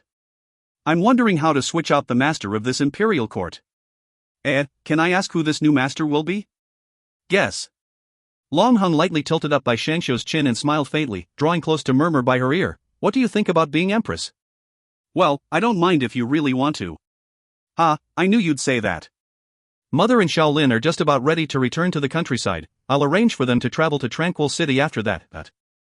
You want to go back? But the Emperor will never allow you to return to your stronghold. What if I become more of a threat in the capital? That will only force the tiger up the wall. What if they don't even have the chance to go up the wall? What do you have in mind? Bai Xiangxiu asked, perplexed.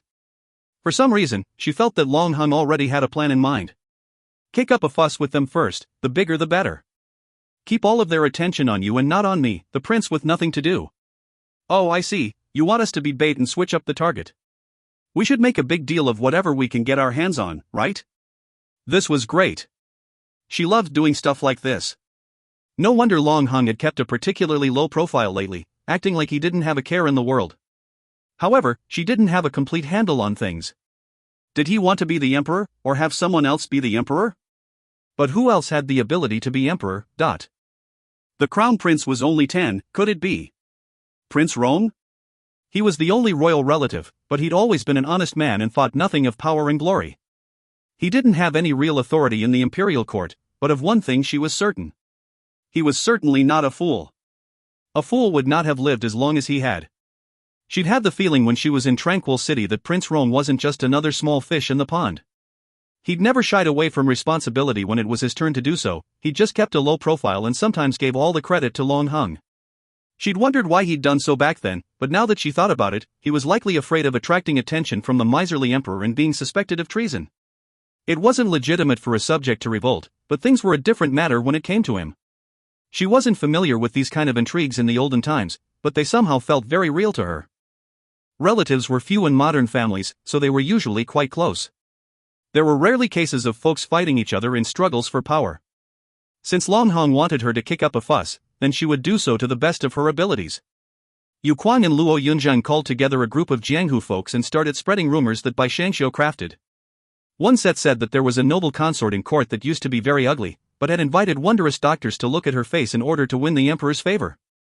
When she grew beautiful, her life grew brighter as well, and so she became the noble consort. The second set told of the emperor carrying off a concubine from one of the enemy princes, but her face had been disfigured. The emperor had invited many doctors to fix her face, but alas, her heart wasn't as beautiful as her face. She killed all the doctors to prevent her previous ugly face from being talked about. More than one doctor had gone missing, so there was already some attention being paid to it. More attention was drawn to it once the rumors spread.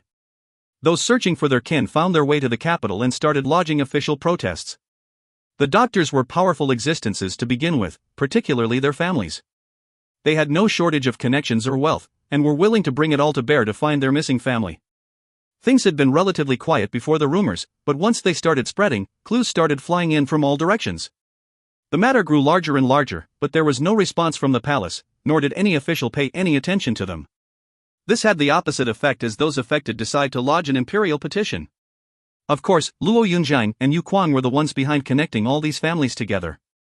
They usually wouldn't oppose the imperial court so blatantly, but the two doctors who'd vanished from the Jianghu were all well respected and beloved. Many of them had been helped by the two doctors, so there were plenty willing to raise a racket on their behalf. Luo Yunzhang was here precisely because of those circumstances, and the Wulin Alliance head was naturally here to uphold the peace of the Wulin. Bai Xiangxiu had learned of all this when she thanked them with some embarrassment. She'd originally felt quite ashamed, as if she was using them. That was when she found out that they had their own responsibilities, and she was just a catalyst. It was through them that she learned roughly 12 doctors had disappeared from various places, not including the ones covertly captured from enemy nations. How could 12 people just disappear like this? Bai Xiangxiu really couldn't wrap her mind around it. Su Yun has gone absolutely crazy. Or has she lost her sense of reality after reading so many novels? Bai Xiangxiu's not the only one with supernatural powers. They're featured in Supernatural Girlfriend as well. Please check it out if you're bored this weekend. This is translated by Grace, one of the DCF translators. If you find any errors, ads pop up, ads redirect, broken links, non-standard content, etc., please let us know. Report chapter so we can fix it as soon as possible. Chapter 273, A Secret Gleaned Through Eavesdropping.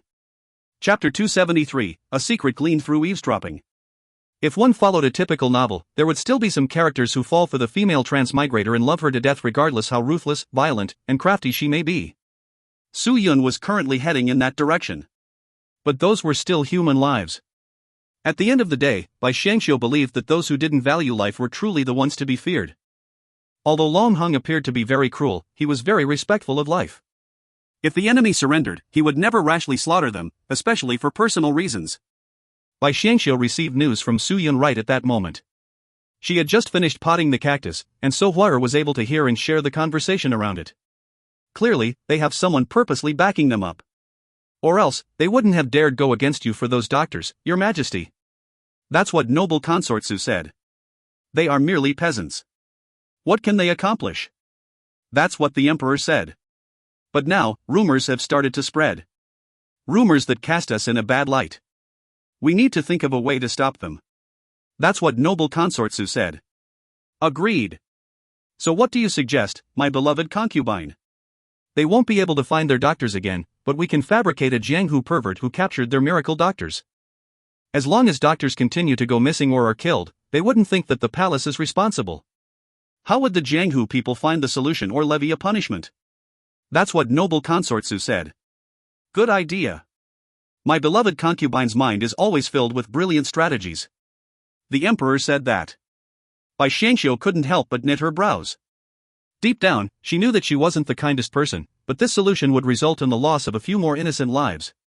She decided to discuss this development with Yu Kuang and the others. Nonetheless, she needed to find an excuse as to how she obtained this information. So, Long Hung played along and said one of his subordinates had overheard this tidbit. They had to use this as an excuse to cover the fact that the cactus had eavesdropped on the conversation. To be honest, her husband was probably the only one who would believe her if she said she could communicate with plants. Anyone else would likely treat it as a joke. When Yu Kuang and Luo Yunjing found out that Su Yun wanted to kill more people, they were stupefied. This was when Bai Xiangxiu received confirmation that her morality meter was still rather normal. This is the first time that I've realized women can be so cruel. Even though Luo Yunjing had been burned by a woman before, his woman had been foolish and liked to put on the airs of the Holy Mother, she wasn't malicious. Sometimes, he wished she would have treated him more cruelly. Take Bai Xiangxiu for instance. Since she was aware that Yu Kuang fancied her, she always kept her distance from him. Even if they were to meet, it wouldn't be one-on-one. Perhaps Bai Xiangxiu was afraid that Long Hung would grow jealous. On the other hand, she probably didn't want to give Yu Kuang any hope. It may seem cruel, but it wasn't necessarily a bad way to handle it. As a result, although Yu Kuang was interested, they got along as friends and he never reacted overly emotionally or forced her to do anything because he was aware from the start that getting together was not an option. But Yu Kuang couldn't bear parting with the woman he liked, or perhaps matters kept cropping up that brought the two together again. And what of that? Nothing would happen as long as the two of them towed the line. In the past, Luo Yunjing had never thought that being affectionate towards someone else was wrong. But now, he didn't hold emotional ties with anyone. Emotions were exceedingly painful. Whereas, when he was heartless, he knew exactly what he was doing. Of course, being heartless didn't mean that he was ruthless towards life. There was a bottom line when it came to killing in the Jianghu. Or else, the world would be a mess. Bai Xiangxiu was troubled. She didn't know how to prevent Su Yun from killing others. Right now, all we can do is spread the word and warn the doctors to take precautions. In addition, we'll notify them that this is merely a plan to cover up their act. If we reveal the truth early, the enemy will have no other ways to stop us. Long Hung spoke as he came in. What a joke. His little wife was in the same room as two adult males. One of them longed for her, and the other was a playboy. It would be absurd of him to leave them alone with her. So, he spoke up and made his suggestion when he overheard their troubled conversation. Bai Xiangxiu knew that this was their only option. She frowned. We must spread the news in the shortest time possible, or else many innocent lives will be lost. Yu Kuang stood up, ready to go. He was a man of action to the core. Luo Yunjing stated, at least have a meal here before you go. But Yu Kuang refused since there was already a time crunch. He had his faction to look after.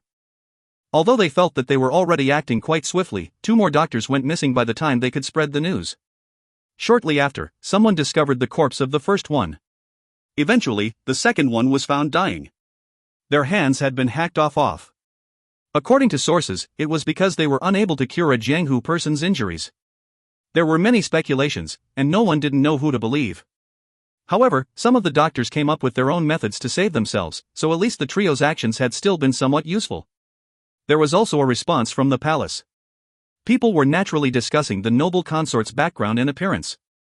So the palace decided to hold a carnival to allow everyone to see how virtuous the noble consort was. Su Yun was also quite bold. During the event, she actually came to the rescue of a child who had been shoved. Indeed, once this news spread throughout the city, everyone started praising the noble consort for her magnanimous and gentle nature. Bai Xiangxiu sat in the tea house as she watched all of this unravel before her eyes. It had obviously been staged. In novels, every female lead had to save someone from a lower status class once or twice to demonstrate their kindness. Su Yun had likely planned it all from the start. It was obvious that the child had been shoved beneath a horse carriage by a soldier. But if the horse carriage had lost control, the child would have died for sure. Bai Xiangxiu squeezed the cup in her hand. Now that the old madam and Shaolin had left the city, she wasn't afraid to go against Su Yun anymore. If Su Yun wanted to act, then Bai Xiangxiu would play along to the bitter end. Bai Xiangxiu whispered into Xiushir's ear, sending the maid downstairs to find the person who was already waiting for her. They were ready. Out of nowhere, a girl cried out loudly, "Noble consort, please help me gain justice." Su Yun was caught off guard. This wasn't part of her plan. However, since she had just demonstrated her magnanimousness, she naturally couldn't react negatively. She gestured to the soldiers to let the girl in. The girl dropped to her knees after seeing the noble consort and begged revenge for her husband. Her husband was a famous doctor and had sent her a letter via carrier pigeon before his death. He had proof that it wasn't some Jianghu pervert who'd killed him, but a woman with an injured face. Su Yun's expression immediately turned nasty. "What proof do you have?" "I do have proof." He gave me a picture of the woman and left a mark on her. "As long as that woman uses the special medicine that has been passed down in our family for generations to wash her face, a word will show up." "What word?" "Murderer." "Is that so? Then it will be quite easy to locate the person. Noble consort, since there are rumors out there saying that you're the woman with the injured face, could you brush your face with the special medicine in front of everyone to prove your innocence? If you find any errors, ads pop up, ads redirect, broken links, non-standard content, etc., please let us know. Report chapter so we can fix it as soon as possible. Chapter 274, Havoc in the Streets of the Capital. Chapter 274, Havoc in the Streets of the Capital. At the other end of the tea house, Luo Yunzhan was very depressed as he watched the show whilst fulfilling his bodyguard duties. He knew how vicious women could be. How would that woman, who was currently pretending to be a holy mother, respond to a question like this? It was very clear that her expression had changed. I almost believed what the doctor's wife said. Your woman really has so many tricks up her sleeve.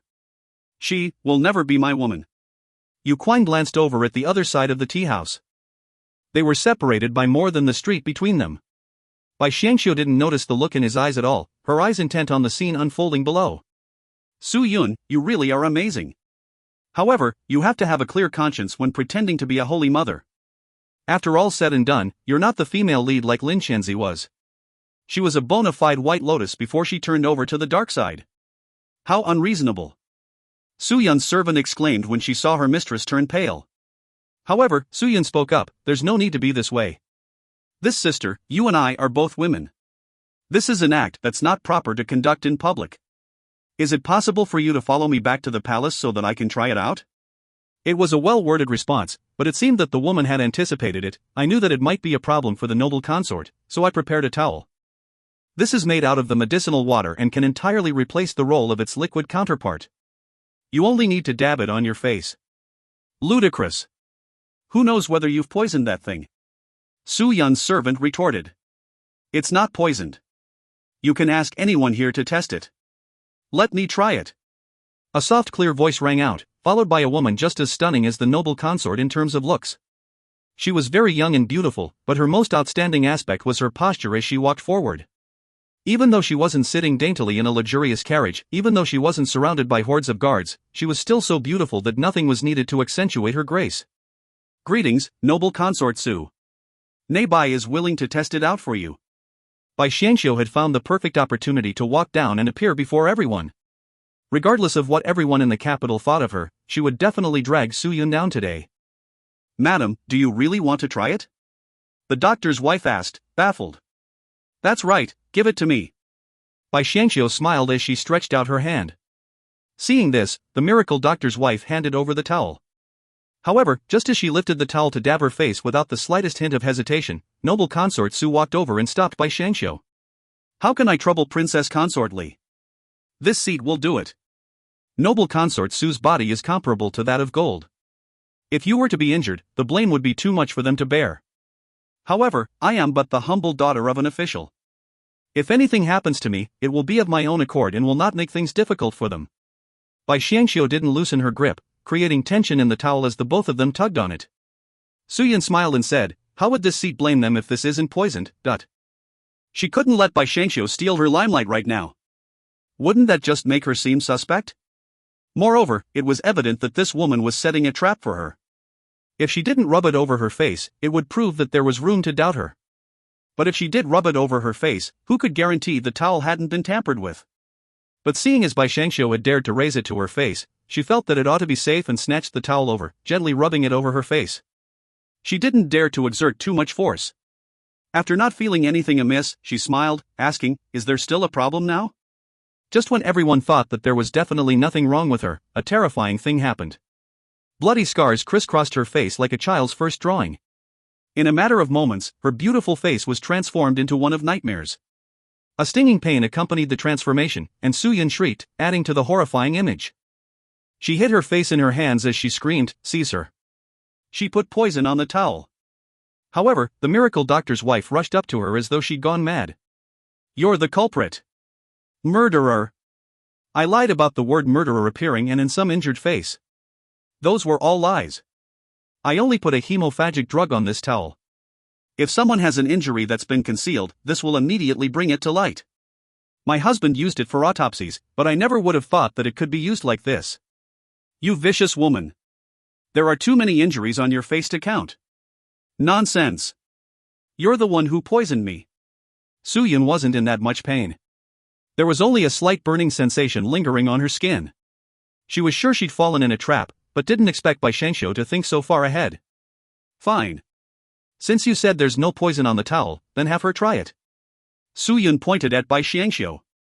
Bai Shangxiu wasn't panicked at all. She didn't really know whether the thing on this towel would harm her or not, but even so, it didn't matter. Why should she be afraid of being put to the test if she hadn't done anything bad?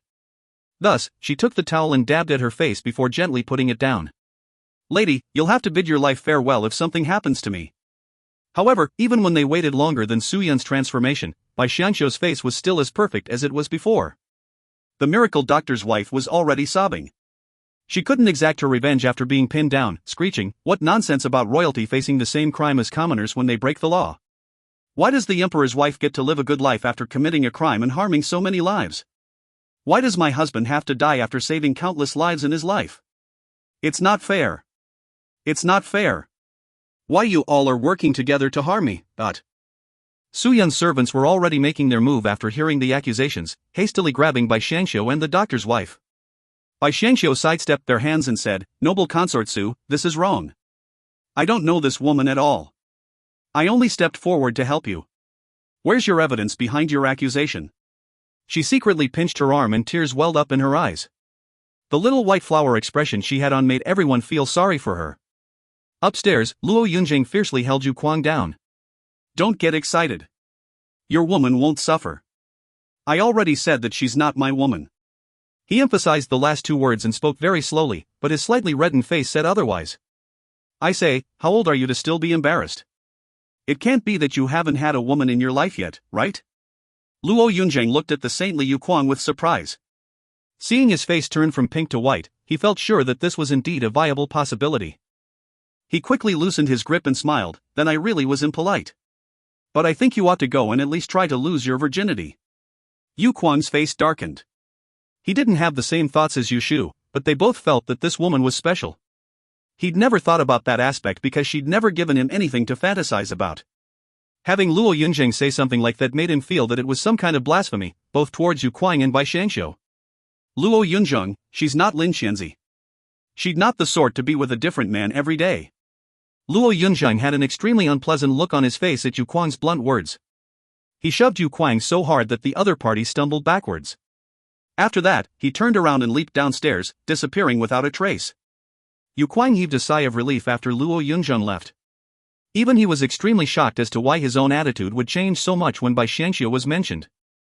If you find any errors, ads pop-up, ads redirect, broken links, non-standard content, etc., please let us know. Report chapter so we can fix it as soon as possible. Chapter 275, Noble Consort Su falls out of favor. Chapter 275, Noble Consort Su falls out of favor. Bai Shangxiu was soon held down by Noble Consort Su's men. She wasn't actually feeling much pain, but her weak and sickly act made her seem extremely pitiful. Saying that she was innocent really helped her case as well. Xiaoshi had already been coached to act in this situation. She immediately jumped to her mistress' aid while crying, "Don't injure our madam. Her old wounds from the enemy soldiers have yet to fully heal." Old wounds? Her wounds hadn't been all that serious and had fully healed a long time ago. However, Bai Xiangxia was making it seem like she'd once received mortal injuries and they were causing her so much pain that she couldn't get her breath back. Why keep on acting? Everything today has been meticulously planned by you. It hurts. Please stop. My arm is about to break. Bai Xiangxia was a very talented actor. She'd managed to trick countless people throughout her life so far. And because of that, a lot of people could no longer stand by and watch when they saw how much pain Bai Xiangxia seemed to be in. Hey! What are you castrated men trying to do? Who in the world would treat two helpless ladies this way? Moreover, she's Princess Consort Li, the female Zhuge Liang who helped Prince Li defeat the enemy troops. That one sentence was like a single stone that birthed a tsunami. No one dared be the first to speak out, even though they were angry. However, their mouths could no longer stay shut once somebody got them started. Some people began to riot as their resentment grew. There was even some friction between the palace soldiers and the citizens that wanted to protect Bai Xiangxia and the doctor's wife. The scene became quite chaotic once the people were riled up. Su Yun had always been the type to stop violence with more violence. Without much thought, she quickly yelled, "Subdue these misbehaving citizens. They are all intending to revolt. Spare no one." Yu Kuang sucked in a quick breath of air. This was finally his time to shine. He leaned forward, diving from atop a nearby tavern, but Luo Yunjing's men had beaten him to the punch. They mixed into the rioting crowd, acting as poor folks from the Wulin as they joined the fight. It didn't take them long to subdue all of the palace soldiers with careful blows. They even scurried left, right and center to keep the citizens safe. Noticing the situation quickly turning sour, Su Yun immediately ordered the servants to lift her away. She headed for the magistrate instead of the palace to order the palace officials to capture the rebels. The officials didn't dare tarry when they realized that this was the emperor's most favored concubine. They quickly dispatched more palace soldiers to the scene.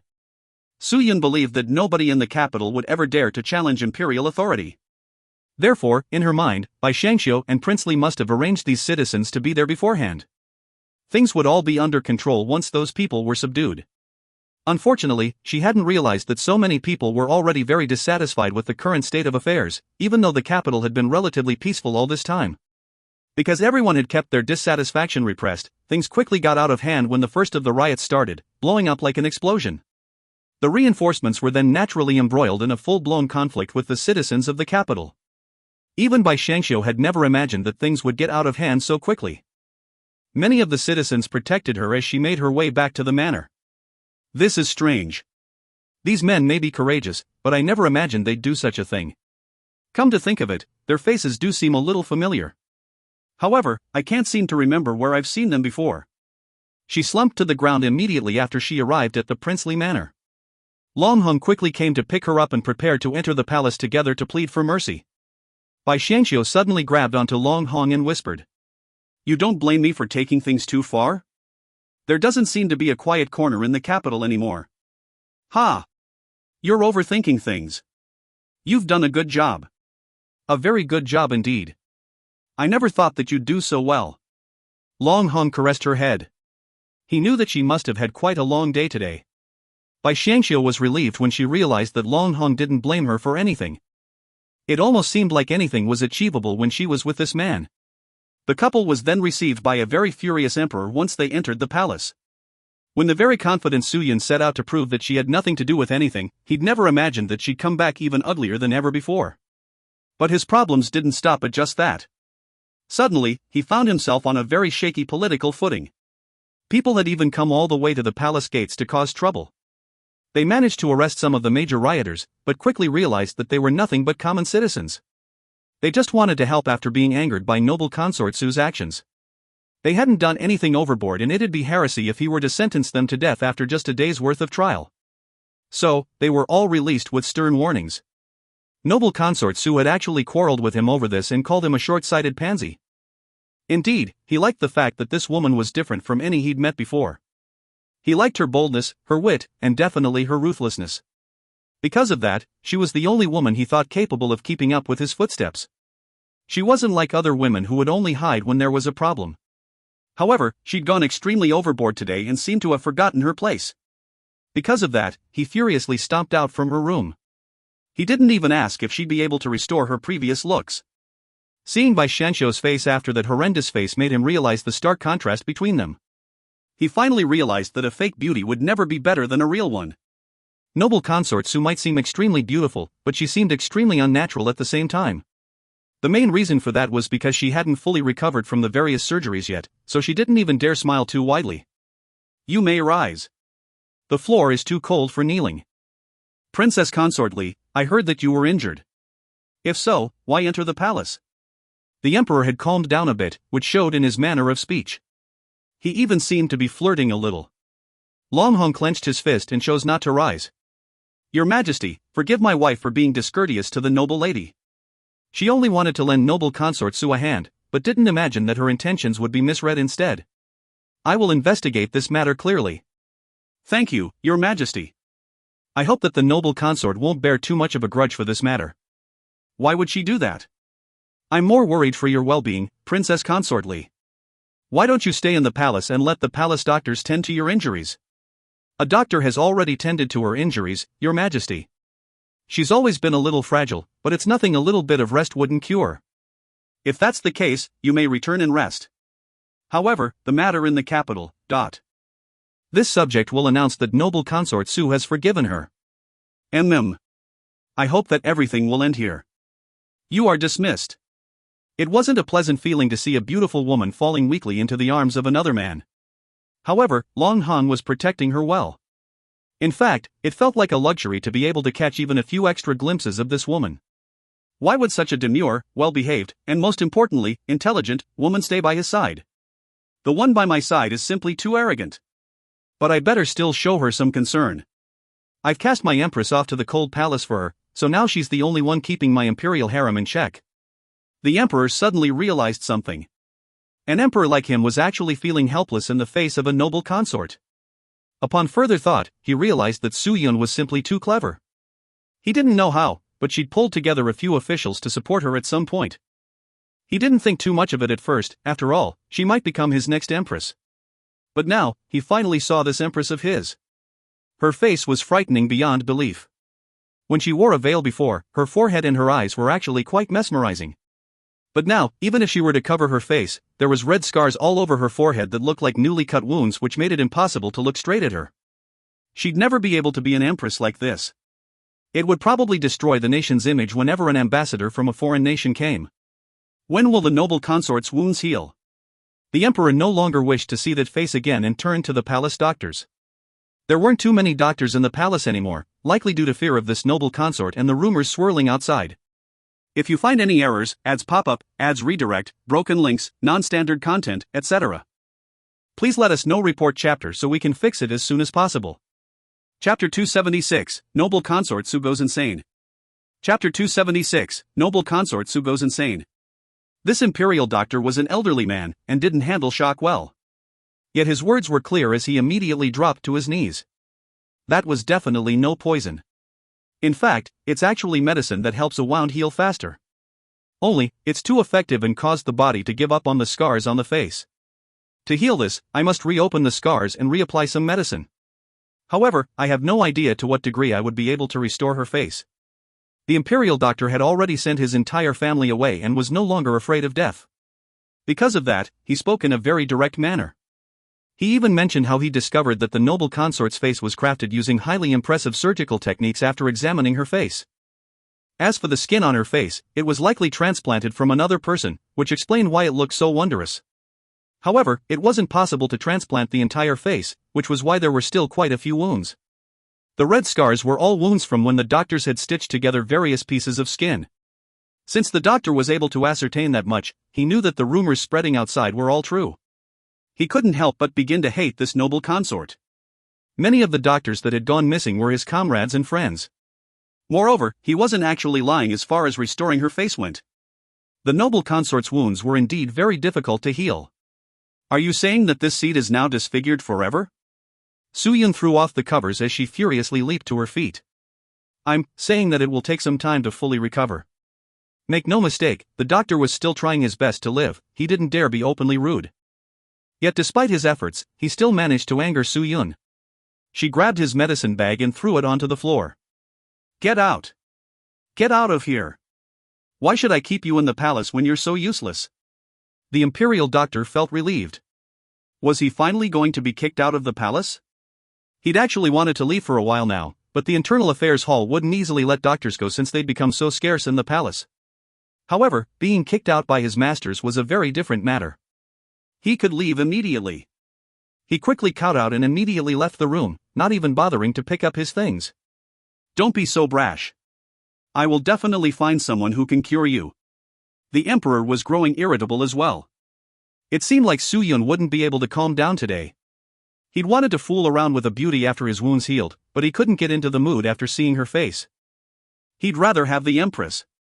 However, Princess Consort Li would probably feel amazing. He was an emperor, a man amongst men, yet why didn't he have such an intelligent woman by his side?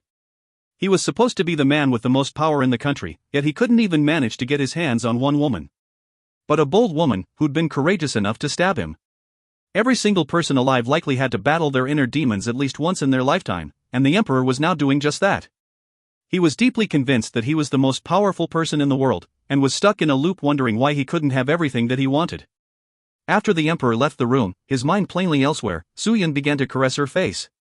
Getting doctors to cure her face was now a lost hope. The old and weak doctors that remained in the palace probably wouldn't do her any good either. She would probably have a better chance if she started searching amongst the citizens.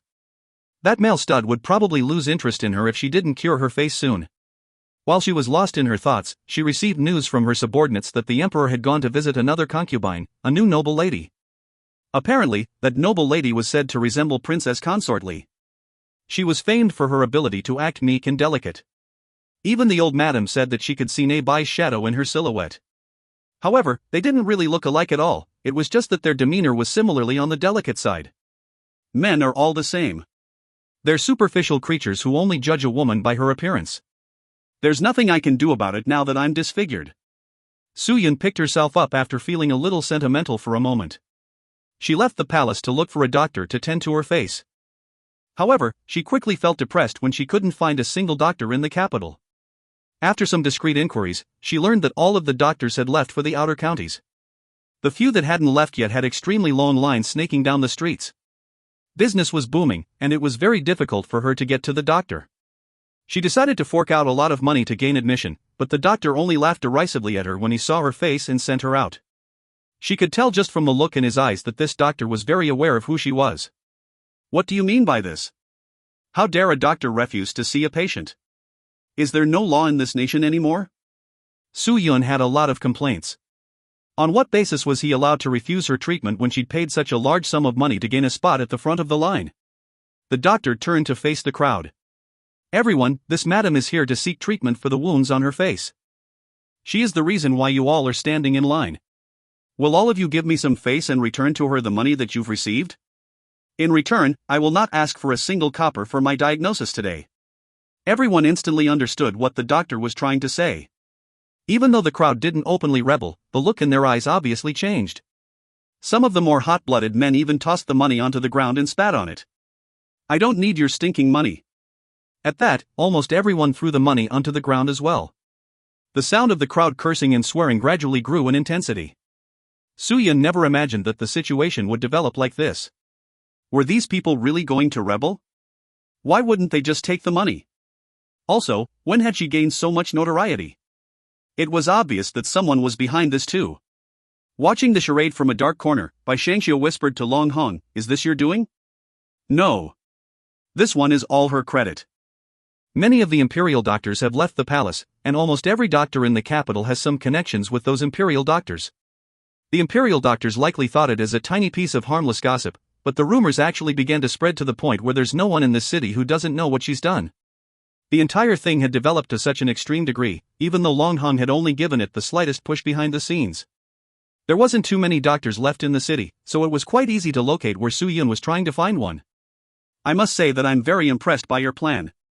She will probably never be able to restore her looks ever again. Long Hong gently pinched Bai Shangxiu. What she did might have been a little ruthless, but it had a great effect. Bai Shangxiu raised her head to look at Long Hong with a speechless look on her face. Since when was this my idea? Long Hong caressed her head. That's true, how could his cute little wife possibly be so ruthless? I'd actually planned to poison her. Long Hong kneaded his forehead. He'd forgotten that his little wife was becoming more and more unbridled. This was probably because he'd been pampering her too much, which had made her become a lot more open than before, and caused her to gain quite a temper. However, this was likely her true personality. Long Hong felt quite content when he came to that conclusion. What these couple didn't know was that what happened today only made Su Yun's hate for Long Hong grow several times over. After returning to the palace, she immediately requested that the emperor come see her. Then, beside a budding little cactus plant, the two began to hatch a plan to kill Long Hong. Bai Shangxiu was just about to climb into bed to rest but was promptly interrupted by Huayer's summons right. Noticing that she'd stopped moving, Long Hong reached out for her slender waist and said, "Didn't you say that you'd be the one doing everything today? Why have you gotten lazy?" His voice was so sexy that it made Bai Shangxiu tremble all over. She slapped him twice in the hand and scolded him gently. "Stop fooling around. Huaer is talking to me." Even though Long Hong knew that his wife had some supernatural abilities, he couldn't help but find it strange whenever she started talking to a plant. If you find any errors, ads pop up, ads redirect, broken links, non-standard content, etc., please let us know. Report chapter so we can fix it as soon as possible. Chapter 277, Hiring a Murderer. Chapter 277, Hiring a Murderer. It would appear today that Long Hong would have the opportunity to observe how Bai Shangxiu communicated with her cactus. But after watching for a while, he only saw the scene of someone speaking to themselves. The plants seemed to be entirely silent. In addition, he thought the black devil's snare looked very strange. It was as if he could see blood vessels within its inky depths. Its flowers also bloomed only for a short period of time, then withered very quickly.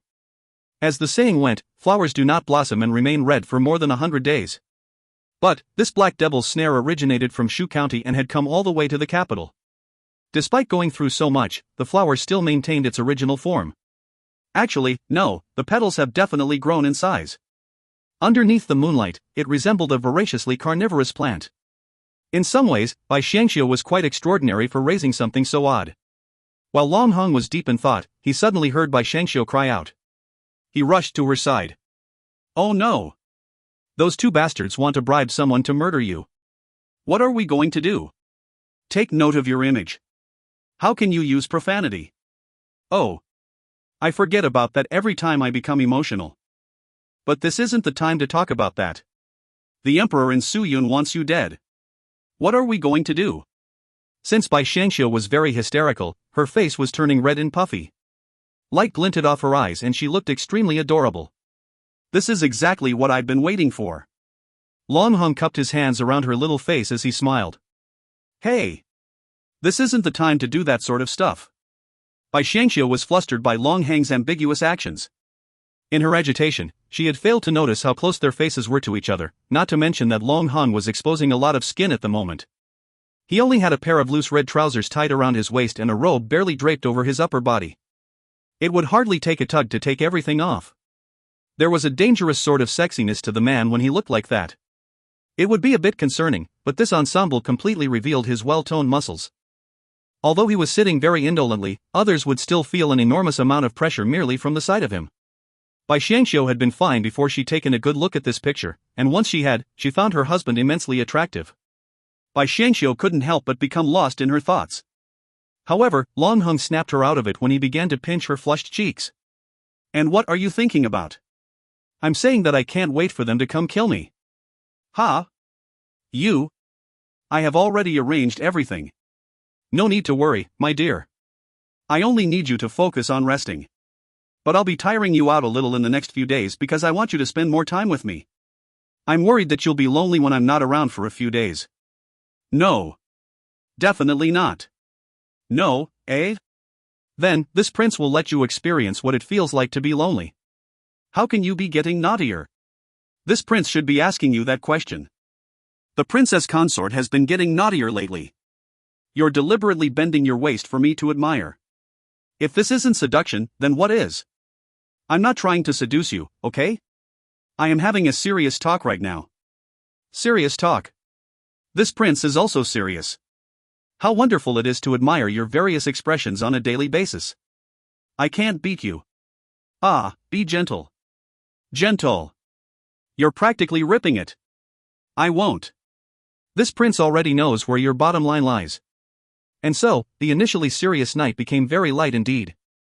The inappropriateness lasted through most of the night. Long Heng's stamina and skills had steadily improved since that first night.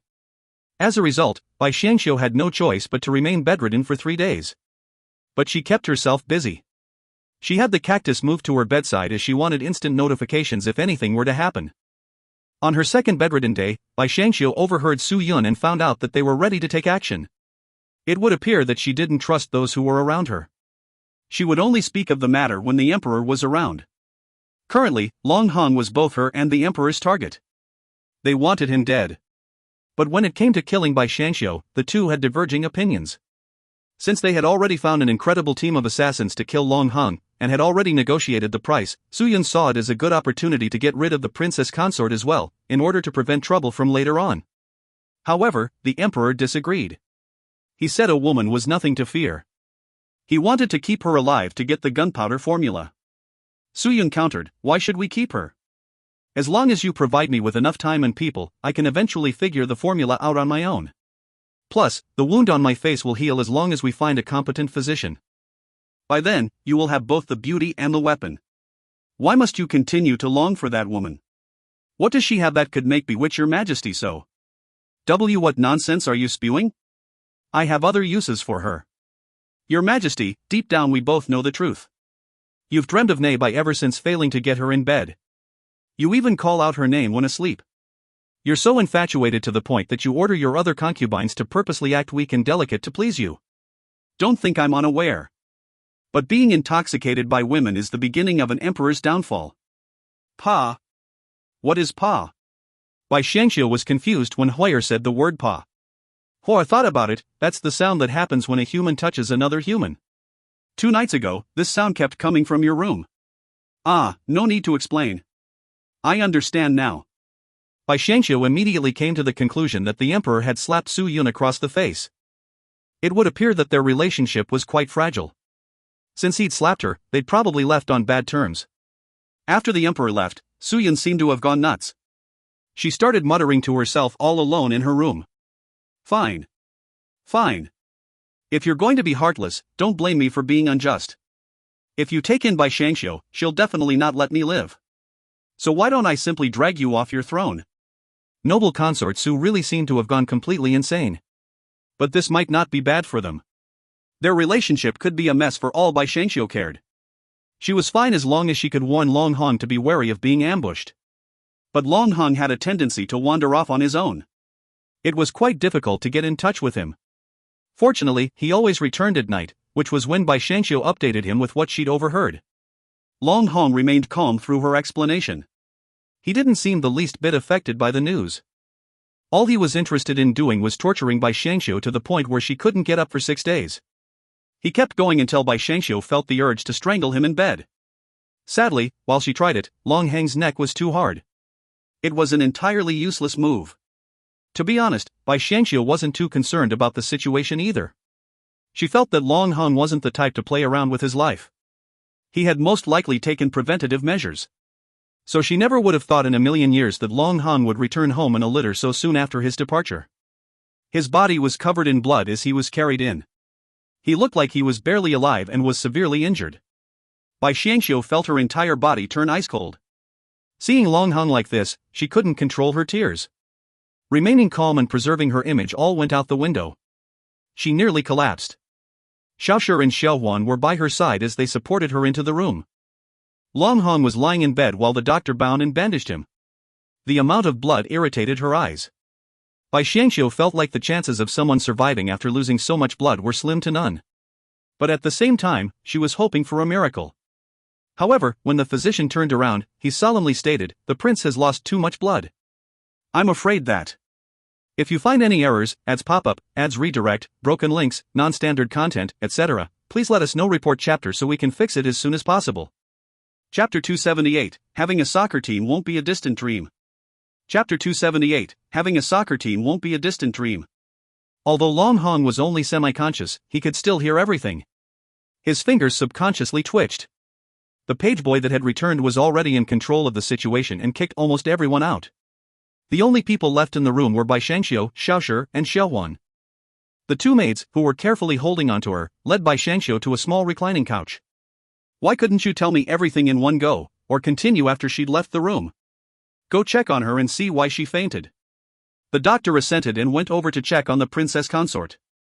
Originally, he'd wanted to say that excessive blood loss had caused the prince to temporarily lose consciousness, but Bai Shangxiu had fainted before he could finish. It wasn't as if he could do anything about that, right? Hadn't the prince ordered him to make his condition sound a little more critical? It wasn't like he was really in a bad condition. The doctor silently walked over to Bai Shangxiu and took her pulse. Shu'er helped Long Hong bind his wounds with extreme proficiency. He had had a great deal of practice from his time on the battlefield, so that he was now very adept at this task. Even Long Hong nodded his head satisfactorily. This rascal has matured quite a bit, at long last. He worriedly looked over at where Bai Shangxiu was, but only saw that the doctor's originally furrowed brows had practically become the deep creases of a bun. This made Long Hong feel like there was an enormous problem with the situation. He wanted to get off the bed and even began to struggle to his feet, but Shu'er immediately said, "Your Highness, your wound will split open. Please do not move anymore." "How is she?"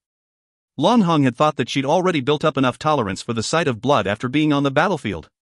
But who would have thought she would still faint at the drop of a hat? It didn't really make sense. After a detailed examination, the doctor lifted his hand and sighed, "Congratulations, Your Highness, congratulations. The princess consort's pulse indicates that she is pregnant." "What?" Long Hong was completely struck dumb. The doctor doggedly continued on, "It seems she's been pregnant for about 2 months or so. Her pulse is very stable, but due to a little shock just now, she is a bit weak. As long as she takes some medicine that calms the fetus, she will be alright." "Oh, then go prescribe some medicine quickly." 2 months. So she'd gotten pregnant in Tranquil City, then made the arduous journey back and undergone so many things. This child must be as strong as iron. A smile tugged at Long Heng's lips. Unexpectedly, he felt this unborn child already had some assets that made him proud. The doctor still had to dress his wounds for him. Long Heng said, "Just go out soon and say I can't hold on for much longer. Have them prepare funeral arrangements, but I have something to make clear. No servants may enter, and no one may notify the old madam. Anyone who disregards my orders will be severely punished." "Yes." Long Hong looked at Bai Shangxiu's pale face. If it wasn't for him scaring her, she wouldn't have fainted. He hoped that she wouldn't be frightened again when she woke up. "When the princess consort wakes up in a while, just say that this prince is completely fine." His heart was slightly warmed. It seemed he really did have a place in this girl's heart. He really liked this feeling. Long Hong slowly drifted off to sleep. The unexpected happiness and the blood loss had tired him out. As for Bai Shangxiu, she woke up with a start because she had seen Long Hong covered with blood from head to toe in her dream. Long Hong, she fiercely sat up, her entire body in a cold sweat. "Princess consort, the prince is alright, he's alright. Don't get riled up." Xiaoshi hurriedly explained as Xiaohuan supported her to a sitting position, pointing to the bed as she did so. "The prince has just fallen asleep."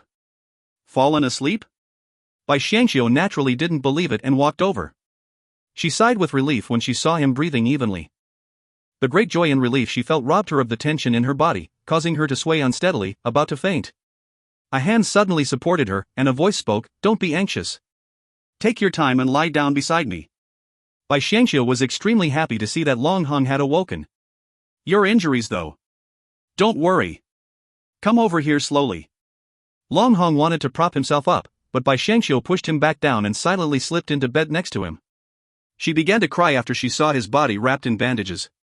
"Don't cry, nothing's happened to me. Half of the blood you saw belonged to someone else." After a pause, he said, "You may all go out. Bring in the princess consort's medicine after it is done." "If nothing's happened to you, I won't need to drink my medicine, let me. Lie down like a good girl. Don't move about randomly. Aren't you the one who's injured? I only have a couple of superficial wounds. It will get better very soon. You are the most important one. Why does it seem something is not right?" She knew Long Hong loved her dearly, but to love her to this extent seemed a bit abnormal. "What seems not right? Let's not talk more about this. It was Su Yun's assassin who caused your injuries. I'm definitely not going to let this go this time. She has gone far beyond just overboard. No, I purposely got injured. Why? Didn't you know I would worry about you? Don't get too emotional. Listen to me, Long Hong revealed his full plan to his wife. Bai Xiangxiu was shocked beyond words. She didn't think Long Hong could have done so much secretly. It was enough to overturn a dynasty. Long Hong had wanted to give her a nice surprise, but she was not quite the same now as she had been in the past. Worrying too much would harm her body. Now that you know what's going on, you won't overthink it, right? Yes, but couldn't you just trick the enemy into believing that you injured yourself? Why did you have to actually injure yourself? I have to make them believe it. Besides, I left one alive to go back and make a report. Long Hong, can you think of me and your child in the future whenever you want to do something? You know? If you know about it, why would you let yourself get so emotional? What if something happened? Know about what? Bai Xiangxiu looked at him, unable to make head or tail of those words. No matter how she thought about it, this sentence made no sense. Only then did Long Hong guess that she was talking about Shaolin. However, seeing her wide-eyed appearance of wanting to know more extremely amused him, so he teased her, guess. Guess what? Do I look like I'm in the mood for a guessing game? Bai Xiangxiu wanted to punch him, but she stopped herself because his body was covered in wounds. Now that you are carrying our child again, you must be extremely careful. Long Hong was afraid she would become emotional again, so he reached out a hand to stroke her abdomen. What? Bai Xiangxiu sat up in agitation. In modern society, one didn't get pregnant with a second child that quickly. She couldn't accept things for a moment. Was it really a good thing to be so good at reproducing? Wouldn't the government come regulate these things? No, she should say, she didn't want to be a mother again this quickly. Shouldn't she rest for a few more years? But there weren't any contraceptives in ancient times. If she continued like this for the next 10 years, she might even end up making a soccer team. Facepalm. This was too scary. She really wanted to invent a condom or something along those lines. Wait a minute, it seemed there was a type of medicine here that could prevent pregnancy if one drank it after one did it. It was usually given to concubines. Perhaps, if she really couldn't take it next time, she could use that. Even though it was a little bitter, it was better than giving birth to a child. What are you thinking about? Next time after we do it, I better drink prevention soup. You are the princess consort. Why would you want to drink something like that? I really don't understand what she's thinking. What kind of a main wife would use those types of things? But, if I continue having babies, won't it be bad for my body? That's true. Long Hong pushed her down and laughed.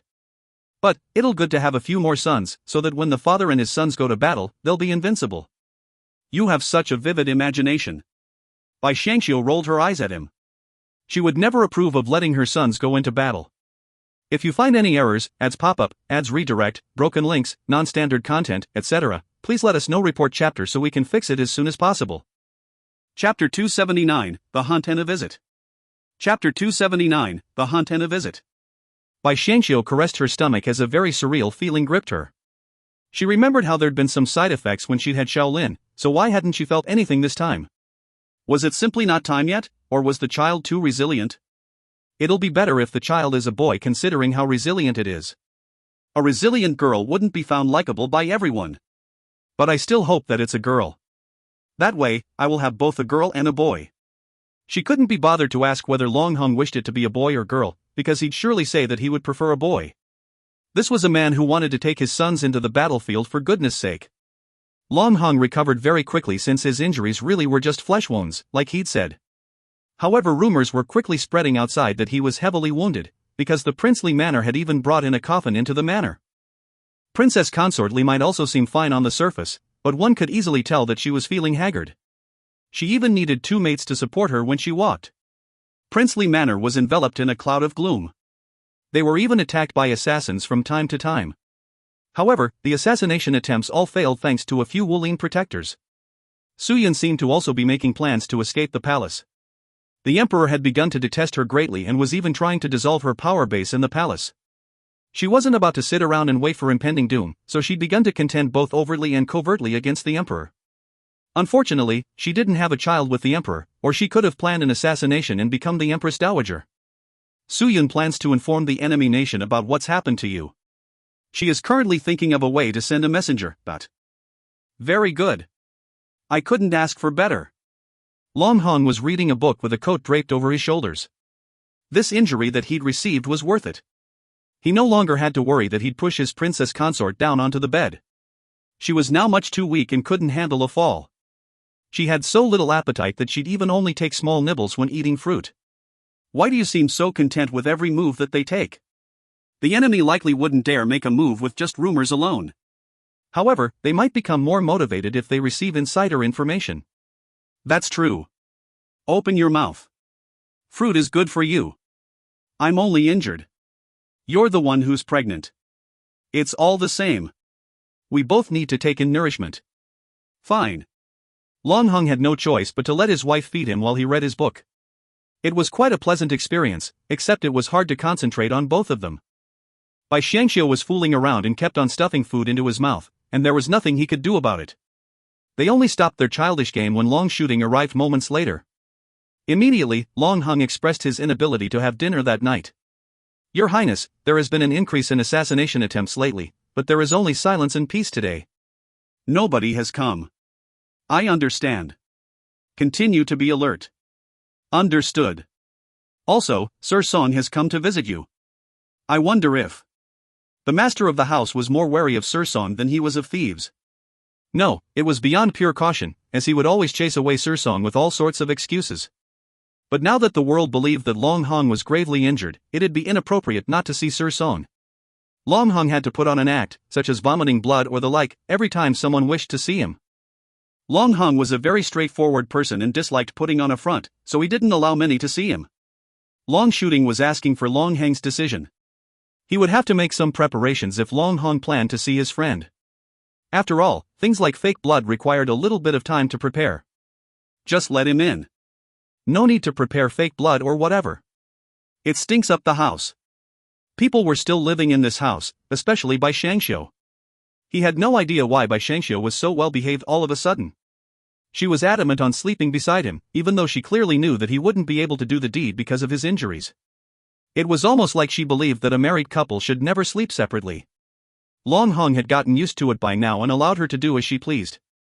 Bai Xiangxiu simply thought that a modern husband and wife would never sleep separately unless they were quarreling. Otherwise, they should sleep together all the time. The servants used to stop them from sleeping together when it was her time of the month, but Long Hong thought that moving back and forth each month was simply too troublesome. Since he wasn't too bothered by it either, Bai Xiangxiu continued to sleep in his room.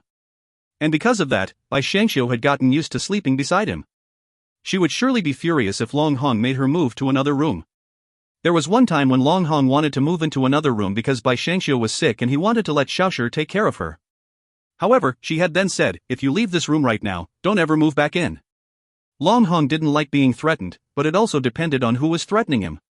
For some reason, men would always toss aside all needs for face when they were with their wives. But Long Hong was taking it a step further by finding it sweet even when it was bitter. Long Hong had found himself in such a situation where he believed that she was only flirting and didn't want him to leave. And thus, he chose not to leave, and from then onwards, he no longer brought up the topic of moving out. Bai Xiangxiu summoned Xiaoshi and the other maids to clean up the bed. There was fruit residue all over because they'd been fooling around just now. It'd be fine if others were to see it, but Sir Song was a guest. Song Jiaoyue arrived right after they were done cleaning up. He was actually quite worried about Long Hong instead of just thinking about Bai Xiangxiu. Long Hong and Song Jiaoyue was still close friends after all, why wouldn't he come visit when he heard that Long Hong was injured? Unfortunately, he was stopped at the door every time he came to visit, making him feel quite panicked indeed. When he heard that he was finally allowed inside the manor, he originally thought that he'd be greeted by a Long Hong at the doorstep of death. Instead, all he saw was a Long Hong lounging on the bed with his hair let loose and a rosy complexion. Bai Xiangxiu was right by his side and didn't seem to be in grief and pain, unlike what the rumors had painted. Song Jiaoyue caught their scheme within a second. He smiled wryly and asked, "And what are the two of you up to now? Haven't you figured it out by now? I'm trying to lure the snake out of its hole. But was it really necessary to get yourself so wounded? Would they dare to make their move if I wasn't bedridden? Servants, serve Sir Song some tea and pastries." Bai Xiangxiu was about to leave after giving that order. It wasn't suitable for a woman to cut in when the men were talking, especially since she had had a special relationship with Song Jiaoyue in the past. Thanks to Su Yun's efforts, there were all sorts of rumors about the two of them in the capital. It'd be better for her to avoid these things to the best of her ability. However, Long Hung grabbed her hand before she could turn to leave. It has gotten colder outside, so it's better that you don't walk about when your body is still so frail and sickly. It's not a problem if you sit in the room with us. Wasn't he always afraid that we'd meet? Why is he keeping me here today? Also, doesn't he hate being too affectionate in front of others? Why is he being so casual all of a sudden? I'm afraid I'll be lying in a coffin in a few days, so it'll be hard on you then. You should protect yourself well no matter what, and also remember to protect him. After that, he glanced at Bai Xiangxiu's stomach with very flirty eyes. Oh God! Bai Xiangxiu instantly understood what was going on. He was showing off their affection in front of a bachelor. Long Hung, you're evil. I will. Bai Xiangxiu nodded gently. She had no idea who this man affecting a weak air in front of her was. Do you really plan on going that far? What if they examine the corpse? They will definitely try to make sure that he's dead. How are we supposed to continue the act if they find out the truth? I would already be lying in a coffin if I wasn't trying to obtain a good substitute corpse. After all, the miracle doctor's wife and his disciples aren't miracle workers in the end. It'll take them some time to create a fake face. You want to ask about the corpse? It's already prepared. It'll be a body from a death row prisoner. He sold his body willingly. If anything happens to you, the border will likely be in danger. Song Jiuyue sighed. Long Hong laughed derisively. I've been guarding the border for such a long time, it's about time I got some rest. If you find any errors, ads pop up, ads redirect, broken links, non-standard content, etc., please let us know. Report chapter so we can fix it as soon as possible. Chapter 280, The Funeral. Chapter 280, The Funeral. By rest, he meant faking his death, of course. Long Hung hadn't actually planned to do this at first, but he realized that none of his enemies would make their move unless he was dead. Left with no choice, he decided that the best move would be to fake his own death. Song Jiuyue frowned. It won't be easy to revive yourself after you've faked your death. They will try to stop you at any cost. Ha! I already know of that outcome. When that happens, I will bring my family to Tranquil City and live a secluded and peaceful life, far away from all the turmoil and politics. Tranquil City. It's not truly peaceful there. The two of you, Song Jiuyue wanted to say that Bai Xiangxiu was likely unsuited to the weather there. However, Long Hung interjected, I trust that my princess consort also loves the city and the lifestyle there very much. I do love the place. By this point, it was already too late to complain even if she hated the city. There was nothing Song Jiuyue could do to change their decision, but he couldn't help but feel that Bai Xiangxiu was being put into an unfavorable position by Long Hung. At the same time, he also felt that there was no better man for Bai Xiangxiu, other than Long Hung. After all, Long Hung was a man with no concubine. He didn't even have a bed warmer. They both had genuine feelings for each other. Song Jiuyue was much worse than Long Hung in this matter, as he had quite a few bed warmers and he just promoted Yusei to his concubine after the last journey. He felt relieved after knowing that Long Hung was fine. If that's your decision, I will give you my full support. Unfortunately, the Song family has no choice but to remain neutral if you plan on proceeding with that plan. Song Jiuyue was trying to say that he personally supported their decision, but that the Song family had to remain neutral, as he didn't want to implicate his family in this matter. Long Hung understood the point Song Jiuyue was trying to make, so nodded in agreement. Song Jiuyue didn't need to know their plans in detail, he only needed to know that nothing bad would happen to them. He also understood Long Heng's intentions as Long Hung didn't once ask for his help. This was proof that Long Hung knew very clearly how important the Song family was to Song Jiuyue. On the 20th of October on the lunar calendar, Prince Li was pronounced dead after succumbing to his injuries. On the 21st of October on the lunar calendar, people lined up from the princely manor all the way to the outside of the city gates to bid their last farewell. It was a very bustling day as even the emperor had personally come to bid his last farewell to this loyal subject. After Princess Consort Li ordered the servants to open the coffin, the emperor hugged the coffin tightly and wept. He even said that the country had lost one of its supporting pillars. On the 22nd of October on the lunar calendar, Princess Consort Li announced that she was carrying the late Prince Li's child, and wouldn't be leaving the manor until the child was born. After things settled down, Bai Xiangxiu supported an aching waist that was about to snap into two while leaning on Long Hung, who disguised as a hidden guard. It'll be difficult for you to come back to life now that you're dead. We now have to see if they cooperate. Noble Consort Su should be making her move by now, right? She's been planning her escape for a few days now. Since the emperor wants to take her down, she has no choice but to defect to the enemy nation. The enemy nation has already sent their spies and they're about to retrieve her. How are you going to deal with this matter? I've already promised the doctors' families that I'll hand her over to them.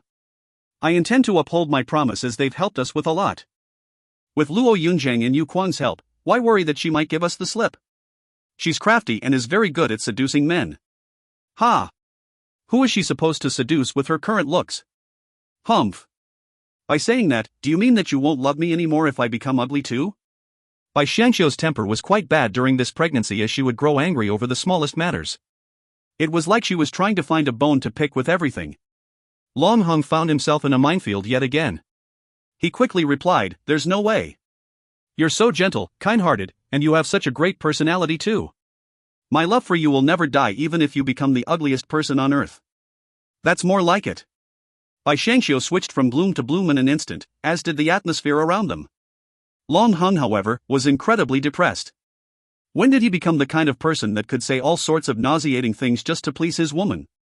He must be crazy. Bai Xiangxiu couldn't care less whether Su Yun would live or die, because the world spun on its own set of rules. After causing harm to so many people, Su Yun deserved to be punished. Bai Xiangxiu had no say in her punishment, nor could she save the woman from it. Bai Xiangxiu truly had no energy to care about this matter even if she wanted to. The child was truly making her suffer. It wasn't making her puke, nor was it giving her a lot of pains, but it was making her feel weak all over. She'd lost her appetite for food because almost everything had become tasteless. Lately, Long Hong had been quite obvious with his movements in the dark. However, he still remained cautious even though the emperor was a little preoccupied with Su Yun's matters. Bai Xiangxiu also learned of Su Yun's escape route because the latter was unfortunate enough to tell it to a maid that she trusted. Su Yun wanted to escape and was even going to bring a maid with her. Of course, none of her loyal servants from palace would be left behind. She'd already come up with a plan, and that is to disguise herself as a eunuch to escape the palace in a crowd. This was a very common escape strategy found in novels, so it was no surprise that Su Yun would come up with such a plan. After Bai Xiangxiu told Long Hong about it, he placed some men at the outskirts of the capital to intercept their escape. Time moved very slowly on the fated day. Bai Xiangxiu hadn't received updates or even though her neck had grown sore from all the craning she did during the wait. Long Hong had taken matters into his own hands because they have received news that the enemy nation had dispatched very powerful experts. His wounds haven't even fully recovered yet, and those three men, Long Hong, Yu Kuang and Luo Yunzhang, were quite literally oil and water. There was a possibility they might duke it out first before they captured Su Yun. If that was the case, Bai Xiangxiu would surely run into the wall headfirst. The men only returned upon nightfall. Hearing sounds outside her room, Bai Xiangxiu immediately put on her shoes and her outer clothing. However, a huge pet animal-esque thing pounced on her before she could even reach the door to greet them. Unfortunately, it was kicked aside while it was still mid-air. Long Hong warned coldly, "Go be crazy somewhere else." Yushu felt incredibly sad. He was only able to appear once in a blue moon and was finally able to see Big Sister Bai, yet he couldn't even manage to hug her. Yushu? Bai Xiangxiu didn't even need to look up. She instantly knew that there was a full moon tonight. What's wrong with him? It's obvious that something is off just by looking at him. Luo Yunzhang dumped a person onto the ground like a clump of mud and began observing Yushu with a curious look on his face. Unfortunately, Bai Xiangxiu had no time to explain everything, because she finally noticed that the three men had brought Su Yun with them. Su Yun looked incredibly miserable. Her frightening face was revealed for all to see, and her slightly curly hair was stuck to her face due to mud and water. Is it snowing outside? No. The doctors' families were the ones who doused her with water and beat her almost to death. She insisted on coming to see you with her last breath. Luo Yunzhang glanced at Bai Xiangxiu. He hadn't a clue why this woman wanted to see the princess consort so much. Bai Xiangxiu nodded. All of you, leave us a moment. Long Hong took out a very thick rope and tied one end to Su Yun's neck, the other to a nearby pillar. This way, she won't be able to escape far. Even if she did, she could easily be pulled back or hung to death straight away. As for why her limbs weren't tied up at all, Bai Xiangxiu looked curiously and noticed that none of Su Yun's fingers were unharmed. Her nails have all been yanked, and her blood had already solidified into black and blue chunks. She'd received all sorts of torture even on her fingers. There didn't seem to be a spot on her body that was left untouched. Bai Xiangxiu glanced at Su Yun's feet and noticed blood flowing out. Bai Xiangxiu couldn't tell what exactly had happened to her feet because of her shoes, but one could easily guess that it probably wasn't anything better than what had happened to her hands. If you find any errors, ads pop-up, ads redirect, broken links, non-standard content, etc., please let us know. Report chapter so we can fix it as soon as possible. Chapter 281, Who are you, really? Chapter 281, Who are you, really? Just as Yushu was about to throw a tantrum, Long Hong reached out and hauled the former out. Luo Yunzhang followed them out, his face looking thoughtful. All things considered, Su Yun had been a one-of-a-kind opponent, so Long Hong granted her death wish. However, for Bai Xiangxiu's safety, he remained just outside. But before the door shut, Bai Xiangxiu could be heard saying, "Dump some water on her and wake her." There's no need to waste time. Oh. After the men left, Bai Xiangxiu sat to the side to take some time to reflect. Dealing with Su Yun recently had put her in mind of the female lead. Suddenly, she realized she'd made quite the wise decision to remain low-key in this world. Although she may not have experienced significant ups and downs, at least her life was relatively stable. Well, alright, she was technically a widow right now, so life wasn't entirely stable. Su Yun woke up just as she was reminiscing. She moaned painfully at first, but gradually regained consciousness. She appeared a bit lost when she opened her eyes, but once she noticed Bai Xiangxiu, it was as if she had regained all her energy. Who are you really? Why was everything going so smoothly before I met you, but began to fall apart after I encountered you? Su Yun, I'm not the reason why you lost. You lost because human lives mean nothing to you. Ha! Why can others be like this and I can't? That happens in novels and TV dramas. It doesn't work like that in reality. So, you are a transmigrator. I was right. How could you treat someone from your hometown so cruelly? Su Yun, you're certainly one to speak. So what if you knew I was from your hometown? Based on your personality, would you have been lenient towards me? I have no doubt that you would have constantly tested ways to eliminate me. For instance, back in Tranquil City, those diversionary tactics was clearly meant to assess me. You sent an assassin targeting me. So what? You were helping my enemy. But from my perspective, they are also my enemies, But afterwards, you still moved against me despite the fact that we were from the same world. Have you seen how anxious the doctor's family members were when they were frantically trying to locate their loved ones? Are you aware of how tragic the lives of the wives and sons are now without their husbands and fathers? Are you aware that one of the wives bled to death during childbirth after hearing the news? You never heard a word. Why? Because you only have eyes for yourself. You only care about your power and status. In order to attain what you want, you treat humans like ants. For despicable people like you, this outcome is already quite good. Shut up. What about you? It's fine for you to seduce men and get them to kill for you? You're like a little white lotus hiding behind others while you enjoy yourself. What's the difference between you and me? I don't allow my man to kill innocent people. I don't make him do things for my own selfish reasons. That's the difference. Humans are selfish. Aren't you selfish? I am selfish. I can freely admit that. I would be more than willing to hurt others in order to protect my family. But I would never kill so many people because of a face. Of course, I don't expect you to understand. After all, you have always been a spoiled rich young lady without the slightest ounce of respect for others. You knew me from before, don't you? Su Yun seemed to have realized why she had lost. So this person knew me from before? Who is she? Is it my scheming younger cousin? Or my love rival? Or perhaps, a random jealous slut? I do know you, so I was well aware of your personality. I knew that you have no moral integrity.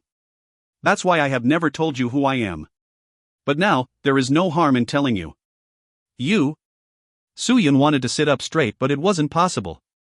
Her body didn't have any more strength. She could barely see the person clearly. Tell me who you are, so I can rest in peace. I'm the person you look down on so much. The girl who sold flowers, Lu Yangyang. Ha ha ha.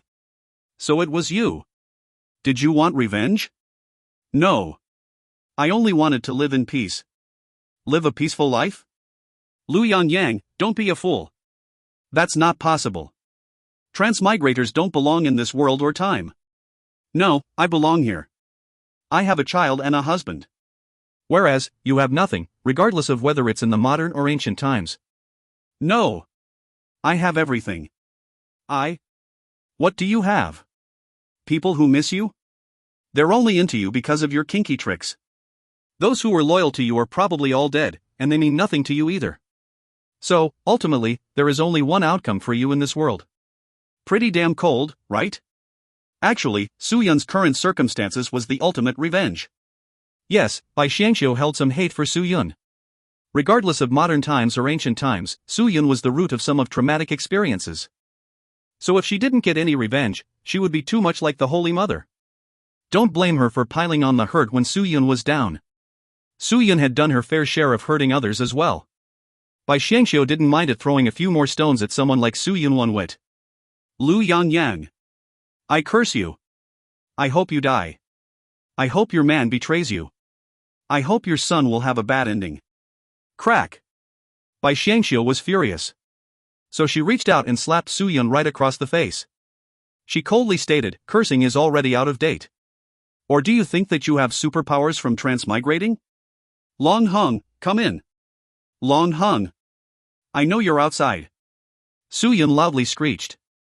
Still outside, Long Hung quickly rushed in to see what was going on. Seeing Bai Xiangxiu's close proximity to Su Yun, he quickly pulled her away. Be careful. She might hurt you. It's fine. Right now, she's. But before Bai Xiangxiu could finish her sentence, Su Yun cut in. Long Hung. I told you from the start, don't think this little bitch actually loves you. She has another identity. She's from the same place I am. She's going to leave you sooner or later and just leave behind a beautiful body. Also, she's not a good person, she. Crack. Su Yun's head spun all the way around as she landed on the ground with a dull thud. No more words came out. Ah. Bai Xiangxiu was frightened.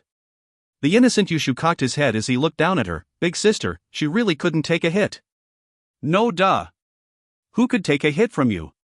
But Bai Xiangxiu was still a bit shocked. Just like that, a life had been snuffed out. Long Hung patted her on the head. Don't be scared. I'm here.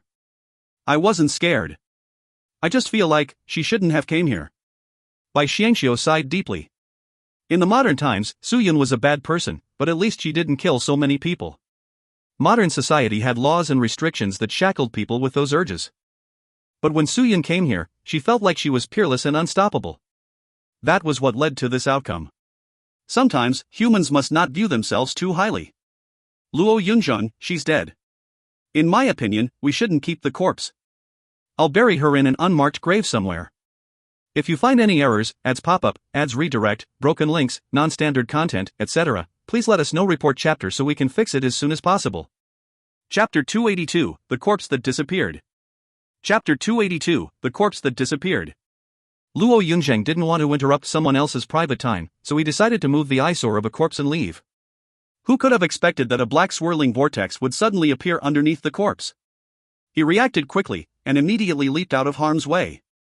As for Su Yun's body on the floor, it was instantly sucked in by the vortex. Everything happened so quickly that none of the people who witnessed it could react. The corpse had vanished in the blink of an eye. Although no one could believe what had just happened, it was entirely clear to them that it had in fact happened. Long Hong only felt his heart shudder.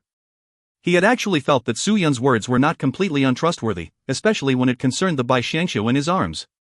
Indeed, while she had been extremely shocked, she had calmed down immediately, almost as if she'd understood what had just happened.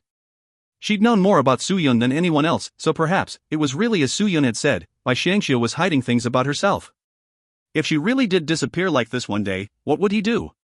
Only a few people would miss Su Yun, but that wasn't the same case for Bai Xiangxiu. She had sons, a family, and soldiers at the border station who respected her. His arm suddenly tightened, making Bai Xiangxiu yelp. She looked at Long Hong confusedly, not understanding why he would suddenly use so much force. He had almost squeezed out all the air in her chest. What on earth happened? Why would someone suddenly disappear like that? Luo Yunzhang was awoken by Bai Xiangxiu's yelp. As a normal person, he could not fathom what had occurred before his very eyes. Don't mention what happened here in front of anyone else. You may all go. Long Hong waved his hand, but Luo Yunzhang was the only one to leave. Yushu stayed back, weakly asking, Big sister won't disappear, right? I won't. Bai Xiangxiu felt Long Hang's arms tighten again, so she felt she had no choice but to utter those two words immediately. It was very clear they all suspected she would disappear, or something similar. This was only to be expected, since Su Yun had said so many strange things before she died. Long Hong wanted to know everything about her, but to take her aside and question her would require him to first shake loose her little tail. Yushu practically clung to Bai Shangxiu's leg when she walked. He looked like a little child, simple and innocent. As a pregnant woman, there was no way for Bai Shangxiu to abandon him, so she decided to just let him lie on the bed while she and Long Hong chatted. They were chatting, but they only skimmed surface topics. In reality, Long Hong was just staring at her, but he did not speak of what he wanted to ask for a long time. Do you have anything to ask me? Did you come from the same place as her? Will you really disappear just like her? Of course I won't. Why would I disappear? What are you hiding from me? What is your relationship with Su Yun? I have no relationship with her. Bai Shangxiu knew that there wasn't any way she could explain that her spirit had come from a different world, so she only said, perhaps she misunderstood because both she and I are both different from other people here. You really won't leave? Of course I won't. Don't worry. Bai Shangxiu could only say helplessly, I've already given birth to a child, and gotten pregnant again. Where can I even go? When Long Hong heard that, he heaved a sigh of relief. That's right. Now that she's had 2 children, where else can she go? He gently hugged her, and Yushu suddenly sat up from the bed. Where am I? No, this voice and this expression clearly made him out to be Yu Kuang. Dumbfounded, Bai Shangxiu said, why are you here? It isn't even morning yet. I don't know either. Yu Kuang looked around. Is this your room? Yes. You indulge in too much. Yu Kuang smiled slightly. Yu Shu may be a troublemaker, but he always manages to get her to indulge him. Since you have nothing else to do here, then get out. Yu Kuang had no choice but to get off their bed and leave after Long Hong spoke. But before he left, he spoke to Bai Shangxiu. He probably left because he didn't like seeing you two together. Actually, he really understood Yu Shu. Even though he didn't know what had just happened, he probably could still guess why the air had suddenly changed. After Yu Kuang left, Long Hong called for people to change the bedsheets before he would agree to resting on the bed. Sigh. Men were always petty. As a tranquil few days passed, the city buzzed with the news of the late deceased Prince Li. The enemy country had begun to stir, and had unexpectedly begun to cause a commotion at the border. The great ministers of the emperor were frightened, yet eager. They were afraid because the country had lost an excellent general like Long Hong, but the generals that had newly been promoted were chomping at the bit. They all strove to outdo each other, one after another, by declaring that they wanted to go to the border to fight off the enemy soldiers. This would allow them to make a name for themselves. But now, at this moment, some of the ministers proposed that the emperor personally lead his troops into battle. Naturally, it was the ideal solution to bolster the emperor's faltering reputation among the populace. If he were to personally lead the troops this time, then he would quickly be able to eclipse the late Long Hong. Moreover, last time, the enemy had already been beaten up until they couldn't even open their doors. This time, even if they tried to fight back, they didn't have any true military strength remaining, so as long as the emperor took the field, they would quickly defeat the enemy. Men were all hot-blooded. The emperor wasn't able to withstand the increasing pressure from the ministers, so it actually lit a fire in his thoughts. In the end, even Minister Lin also joined the bandwagon to propose it to the emperor. After musing for a while, the emperor finally agreed to personally lead the troops. When Bai Shangxiu heard of his decision, she was extremely astonished. She turned to Long Hong, how did you manage to convince Minister Lin? I borrowed a few connections and negotiated with him. As long as the emperor leads his troops into battle, then his daughter will be saved from the low-grade brothel, and enter a temple as a nun instead. No wonder he agreed. But, does he not know how much danger the emperor will be in if he does take command? They think that the enemy country is no longer a threat. Because these people have never been to battle, they don't even understand that 1,000 changes can occur in an instant on the battlefield. They don't know, but they still dare to go. Those people sure have a lot of guts. This was just like in the modern era. If one didn't know the inside story behind an industry and just barged in to work there, one would definitely leave with a face full of dust for their troubles. Of course, Long Hong's objective was to make them lose in the first place. Even if they didn't make themselves lose with their own actions now, they would still lose in the end. Long Hong had been meticulously conducting his operations at night lately. Bai Shangxiu had to think of her unborn child, so she took a nap after the two of them spoke. However, she randomly dreamt that Su Yun's corpse had suddenly appeared on a big bed in a hotel. The server who had been bringing guests around to look through the rooms saw Su Yun when she opened the door. She was so frightened that she screamed, and then called the police. Su Yun had been wearing ancient clothing when she returned, so when she transmigrated back to the present time, she had returned entirely naked. Thus, on the second day after the police cars had taken her away, the newspapers all reported, rich girl and a male celebrity naked in death after getting a hotel room. The details inside explained her miserable death. If hadn't been for a DNA analysis, the authorities wouldn't even have recognized her. The even stranger thing was, she had disappeared in that hotel several months ago, but she had actually reappeared in that same location. This was definitely a mystery. If you find any errors, ads pop up, ads redirect, broken links, non-standard content, etc., please let us know. Report chapter so we can fix it as soon as possible. Chapter 283, Illicit Relations. Chapter 283, Illicit Relations. However, this rich person's daughter was known to be very reckless, so nobody really cared what in the world she'd been through. The only person that truly grieved over her death was probably just her father. However, this man was quick to get over his grief because his new wife, 20 years younger than him, had just given birth to a son. Before long, he was too busy playing with his young son. Bai Xiangxiu placed her hand on her forehead when she woke up. Su Yun's entire life had rendered her quite speechless. Even though everyone had received news of her death, she had been very quickly forgotten by everyone, including her ex-boyfriends and the men chasing after her. Realizing that she was probably going to be forgotten when she died too, Bai Xiangxiu held her hands over her face and bawled her eyes out in the middle of the night. Xiaoshi had no idea what was going on. Frightened, she quickly ran to her side. Princess consort. What's wrong? Does it hurt somewhere? Should I summon the doctor? No need. I'm not feeling pain anywhere. I just felt like crying, that's all. Ignore me. Bai Xiangxiu waved her hands to chase Xiaoshi out, which caused Xiaoshi to worry even more. She doesn't seem to be injured anywhere though. Could she be crying because His Highness has angered her? A black silhouette slipped into the room while Xiaoshi was still caught up in her thoughts. Thankfully, she'd gotten used to that by now. She knew that this man was none other than the prince himself. She lit the candles and looked at Long Hong, dressed entirely in black. You've returned, Your Highness. The princess consort has been crying a lot for some reason. Maybe you should go see. Long Hong had entered the bedroom before Xiaoshi was even finished talking. His young wife was sitting on the bed, bawling her eyes out while wiping her tears with a handkerchief. Her posture looked so beautiful that it almost seemed like she was doing it on purpose. She looked like a cherry blossom after the rain. What's wrong? Long Hong furrowed his brows and sat down beside her, comforting her patiently. Men could unleash their bad temper when they were outside, but there was no way Long Hong would scream and shout at his little wife. Due to Bai Xiangxiu's weak and fragile body, he likely believed that Bai Xiangxiu would die of shock if he even raised his voice at her. Nothing's wrong. I just felt like crying. Bai Xiangxiu continued to weep and sniffle, causing a helpless look to surface on Long Hong's face.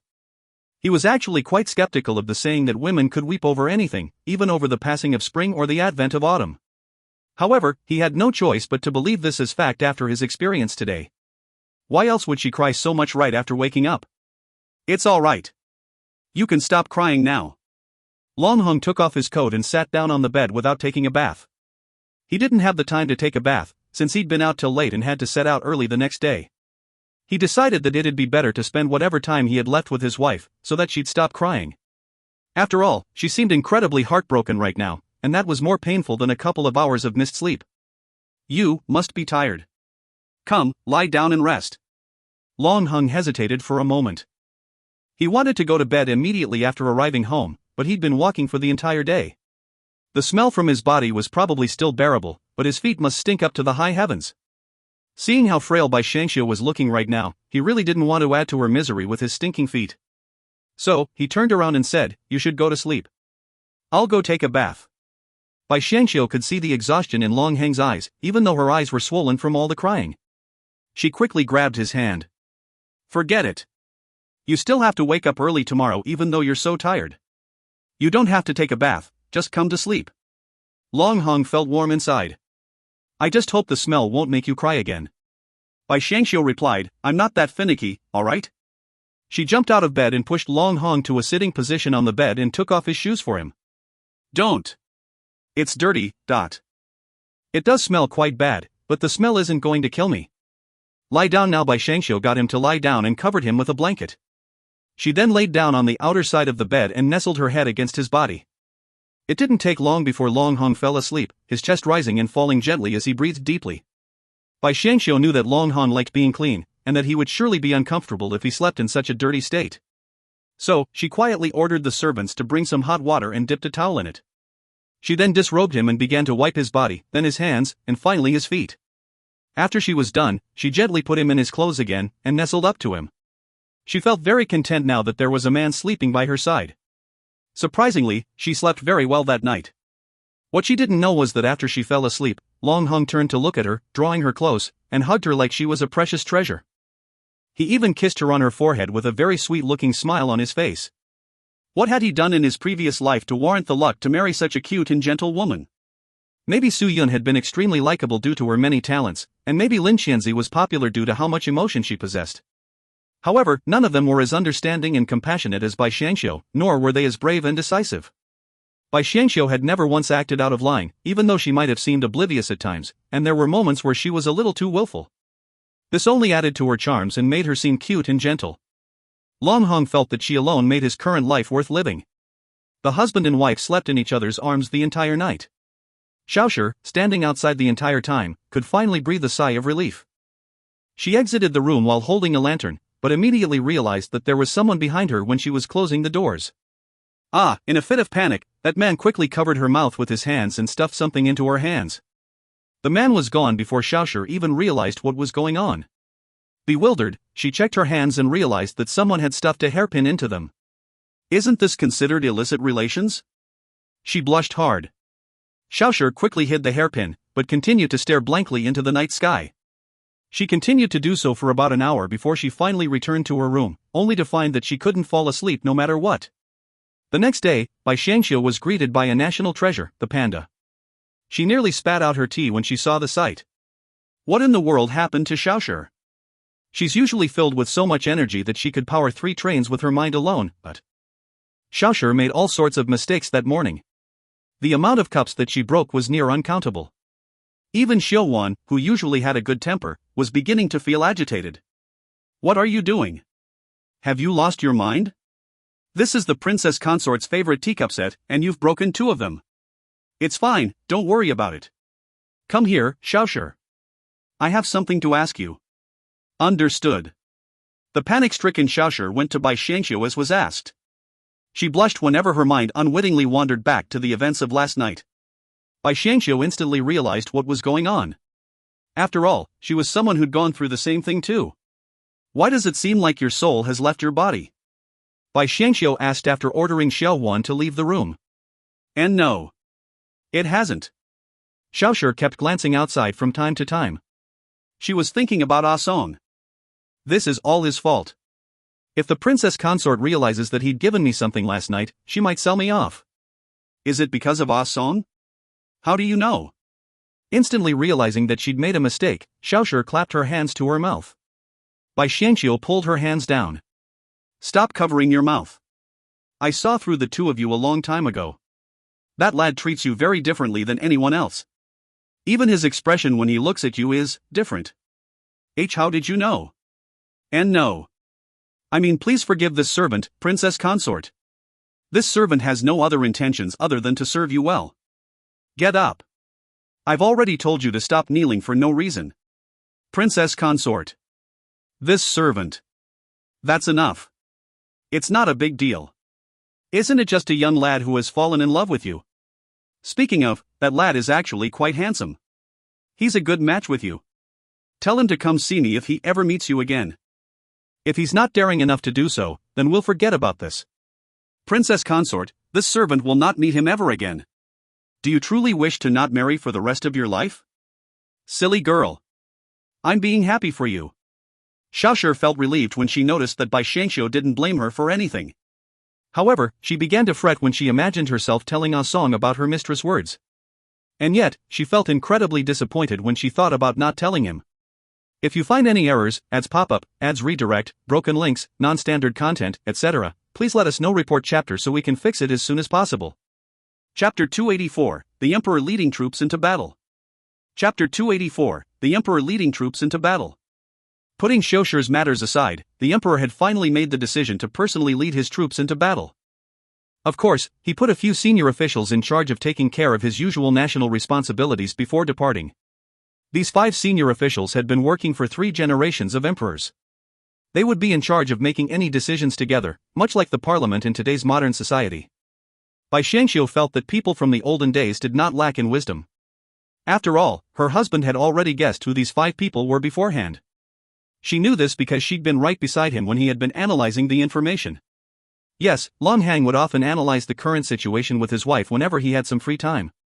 It didn't even matter that she might not understand some of the things, he just liked to talk to her about it. Bai Xiangxiu was the person he trusted the most in the world. There was no one else in this world which he could do this so freely with. Bai Xiangxiu enjoyed this feeling. It was as though they were a couple that had been married for many years. What made Long Hang the happiest was the fact that he could finally tell Bai Xiangxiu about how that but-for-brains emperor was going to personally lead the troops to battle in Shu County. The emperor believed that his generals were very well trained, but the only thing that they'd trained well was their ability to bootlick. Their abilities wouldn't be worth meager coin on the battlefield. Their armchair strategies were truly impressive, but even Bai Xiangxiu would probably be more useful when push came to shove. Do you really think that I'm that dumb? Bai Xiangxiu was angry because Long Hung had started comparing her to the emperor. She was just about ready to throw her shoes at him. However, she then began to worry about Shaolin and the old madam. I wonder how Shaolin and old madam are doing. We were supposed to join them in Shu County, but the emperor just wouldn't give us a chance to do so, thought. Don't worry. You just focus on taking care of yourself. I will soon travel to Shu County. They should be fine, especially since Quan and his wife are taking care of them. It's all thanks to the fact that she'd saved both their lives. I never imagined that they'd end up being so much help. It seems like showing kindness does bring some benefits once in a while. Of course, kindness should only be shown to certain people. Right. Has Miss Lin escaped from that place? She is doomed to live the rest of her life in that place. Bai Xiangxiu couldn't understand. Didn't he say that he'd made a deal with Minister Lin?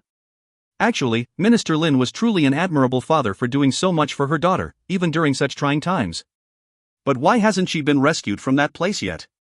Did Long Hong go back on his word? Long Hong flicked Bai Xiangxiu in the forehead. He'd been packing his things lately in preparation for his journey to Shu County. The servants were normally supposed to help him pack his things, but since he was now dead, he had to keep a low profile. He wouldn't even take a walk in the manners garden. There weren't that many that knew the prince was alive since the servants didn't normally enter the princess consort's residence without permission. Miss Lin has fallen in love with one of her customers, and is waiting for him to retrieve her to be his concubine. Considering the fact that she's been waiting for almost 2 months, I fear that nothing will come out from this. She decided not to leave because of this reason alone? Yes. We couldn't convince her no matter how hard we tried. In the end, Minister Lin had no choice but to give up and abandon all thoughts of rescue. As expected of Miss Lin and her logic. I really can't comprehend how she was raised. All she thinks about is love, and love that's nothing but a deception at that. It's fine that she can't live without love, but can't she at least try to pick and choose a little? Isn't she just trying to torture herself?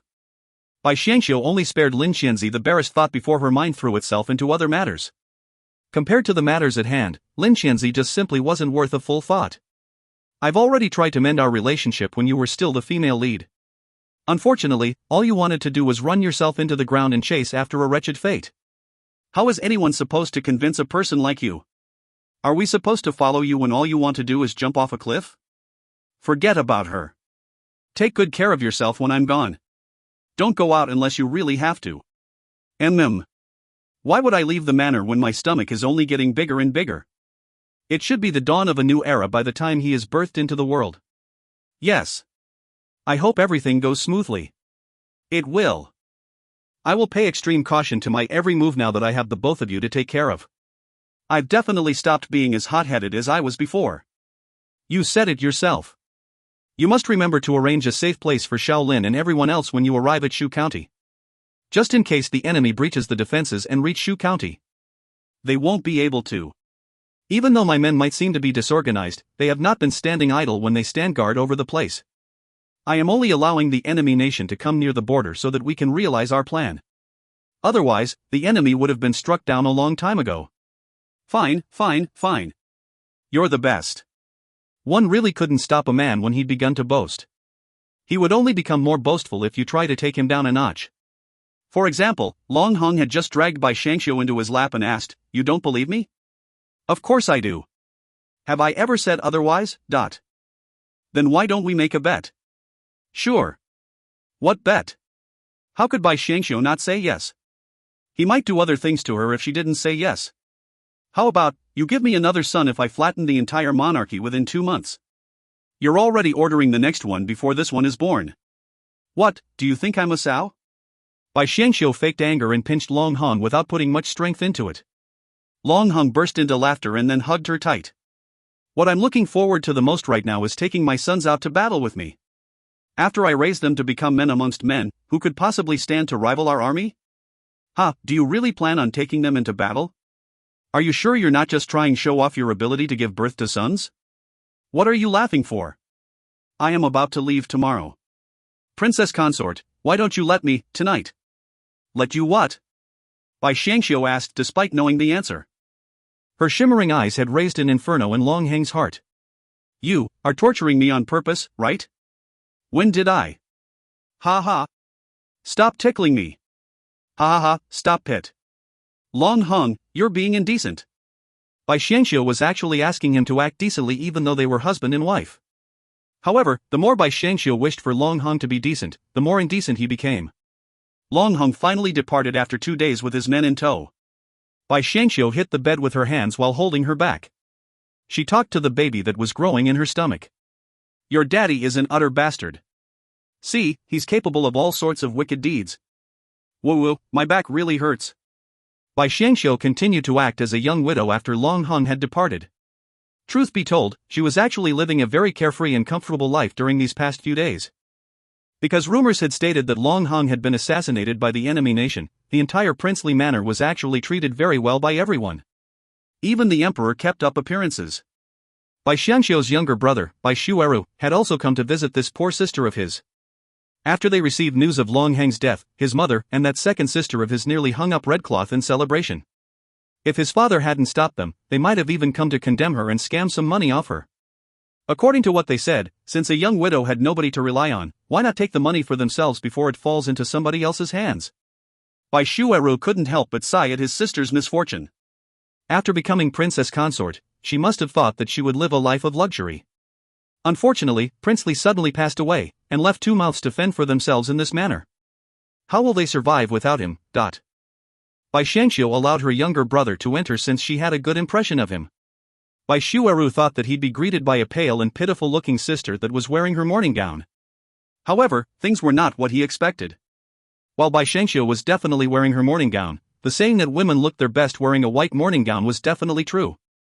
If you find any errors, ads pop up, ads redirect, broken links, non-standard content, etc., please let us know. Report chapter so we can fix it as soon as possible. Chapter 285, Huge Turnaround in the Battlefield. Chapter 285, Huge Turnaround in the Battlefield. Her eldest sister was the very picture of the saying. Her beauty was simply out of this world when she was dressed entirely in white, a sight to behold. However, a person was only as beautiful as their heathen complexion, and his sister's complexion today was simply extraordinary. There weren't any signs that she was a widow that had just lost her husband. Bai Shueru was in a bit of a dilemma. His brother-in-law had been a national hero that had done many heroic things for the country and its citizens. Due to the lack of decent generals in the country, the emperor had to personally take the field to lead the troops to battle. As the wife of such an outstanding man, how can she seem so unfazed by his death? Even though a woman from the rear court wasn't expected to do anything, she still had to keep up appearances for her husband, right? Riled up, Bai Shueru greeted his sister agitatedly. Eldest sister. Hello, brother. Please, have a seat. Have you been busy with your studies? Not really. Bai Shueru took his seat, but didn't touch the pastries served to him. He was feeling a little uncomfortable inside, but he didn't dare say it out. He stared at his sister with a guilty look on his face and finally said something after some time had passed. Eldest sister. Is this really appropriate? What isn't appropriate? Have the pastries gone stale? Bai Xiangxiu flipped the pastries around, proving to him that none of the pastries were stale. In fact, they were fresh from the oven. There was no way the servants would dare to scrimp and save on food even if they looked down on her for being such a young widow. They'd be fired from their jobs if she ever found out. The issue is not with the pastries. Oh? Then what seems to be the problem? Well, nothing. There isn't a problem. Bai Shuaru was on the verge of tears. How had he even gotten this far off topic to begin with? Then eat. Have some tea as well. This is very good tea. Your brother-in-law took it from the palace just for me. Bai Xiangxiu served him tea with a smile, which only caused Bai Shuaru to feel that much more pain. No wonder my sister seems so carefree. Brother-in-law's death probably hasn't sunk in yet. That's why she's acting so unrestrained. I better not remind her of it, or the grief might cause her pregnant body to fall gravely ill. After that conclusion, the youth picked up one of the pastries and began to eat. He left after a pleasant chat with his sister. When he was gone, Bai Xiangxiu wondered out loud. Why did it feel like he had a lot of things he wanted to say to me, yet couldn't? Xiaoshi felt that her mistress had turned into a fool once again. She had been a little foolish when she was pregnant with the young prince, but her foolishness this time was obviously much worse than last time. She had been so scatterbrained in recent days and would often make mistakes here and there. Like a child, her temper was full of ups and downs too. Today, she even made the mistake of forgetting that she was supposed to be a widow. Fortunately, she was at home. Princess Consort, do you really think it's appropriate for a widow like you to play in the snow like this, as though nothing has happened? Oh dear. How did I forget about that? Why didn't you remind me? Don't worry. I have a feeling that the young gentleman has overthought things. He was even looking at his sister with pity in his eyes before he left. Must have thought that his sister had gone crazy due to grief. If I hadn't known that His Highness was still alive, I would probably think that the Princess Consort had gone crazy too. Come to think of it, it's already been more than 10 days since His Highness' departure for Shu County. It seems Ah Song followed him. I haven't even told him that the Princess Consort was asking to see him. I don't even know if he'll be able to come back safely. If he does, I swear I'll tell him. Xiao Huan was depressed. Her mistress was suffering from pregnancy foolishness, and Xiaoshi was too busy staring into empty air. She truly had no idea what was wrong with the both of them. Ah Song, off in faraway Shu County, suddenly sneezed. He curled himself into a bundle and tried in vain to go back to sleep. A fellow hidden guard spoke, "Don't take me for a blind fool. You're hugging a fragrance pouch to sleep, aren't you?" Ah Song blushed beet red. So what if I am? Don't even dream about it. That lass is the Princess Consort's favorite. She might seem young and inexperienced, but the Princess Consort treats her practically like treasure. The Princess Consort has punished anyone who's tried to bully her.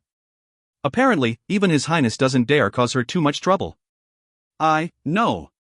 As hidden guards, it's okay for us to fool around a little, but we can no longer be hidden guards anymore if we settle down. I know that too. He knew what his actions entailed, but he just couldn't resist trying to get closer to her. You like that lass? Wearing his jet black coat, Prince Li had coincidentally overheard Theme. They had no idea when he'd arrived, but it seemed like he'd been around for quite some time. These two hidden guards had actually failed to notice their master's footsteps. This was a great show of incompetence. They quickly got onto their feet and bowed to their master. They were flabbergasted by Long Hang's martial arts prowess. He'd improved so much that he was able to hide his footsteps from these two well-trained hidden guards. You may rise. Tell me, why do you like that lass?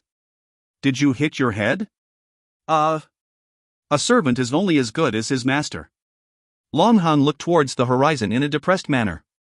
He'd waited half a month for the arrival of a letter from home, but there was only 5 words written on it. I'm safe. Don't miss me. It's wonderful that she's safe, but how can I not miss her? There are now 2 of them for me to worry about. Mother and child are now alone by themselves in that complicated city. I just can't help but feel sorry for leaving her there alone. Then again, it seems like she's actually been quite busy. She didn't even bother to write more. Is she really that busy? Busy with what? Ah Song didn't know how to reply. Long Hong continued, did that lass write you a letter? Ah Song blushed yet again.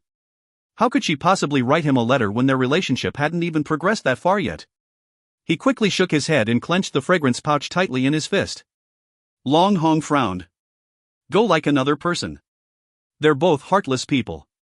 Dumbfounded, Ah Song quickly replied, Master, I'm afraid I cannot follow that order. Long Hong found it quite funny when he acted all serious. This was probably the first time Ah Song had openly refuted him. These hidden guards were all personally trained by him. When one considered the fact that they were all born as beggars or sons of guilty officials, their very existences right now was already quite a miracle. And because of that, they were all much more loyal than normal. So be it. When we return, I will betroth her to you. Thank you very much, Your Highness. That was unexpected. Ah Song immediately dropped to his knees to show his gratitude. His fellow brothers all felt happy for him. They never imagined that their encounter with the prince would lead to such a fortunate ending. Let us depart. Action will start at the front soon. Make sure to hit your targets. Long Hung then jumped into the deep hole. He would always lead the charge, no matter the circumstances. After all, he was a born general. Tranquil City's gates opened some moments later. Being shaded by the golden royal umbrella, the emperor was leaving the city, accompanied by his generals. Each and every one of them had an air of arrogance around them, and they didn't seem to be taking the enemy seriously. That much was to be expected. After all, they were commanding a force far more powerful than that of the enemy. With the morale boost of the emperor present, it was only normal that they'd act a little more overzealous. Unfortunately, the emperor was struck by a throwing knife before the war could even properly begin. His horse reared up and broke into a furious gallop. It wanted to gallop towards the front, but it was blocked by an army of shielded soldiers. So, it turned around and galloped in another direction instead. Your Majesty, the generals who were loyal to the emperor wanted to rescue him, but their troops had already begun clashing with the enemy. The situation was a total mess. Even worse, the generals who'd rushed to his rescue were all shot down midway by arrows from an unknown direction. If you find any errors, ads pop-up, ads redirect, broken links, non-standard content, etc., please let us know. Report chapter so we can fix it as soon as possible.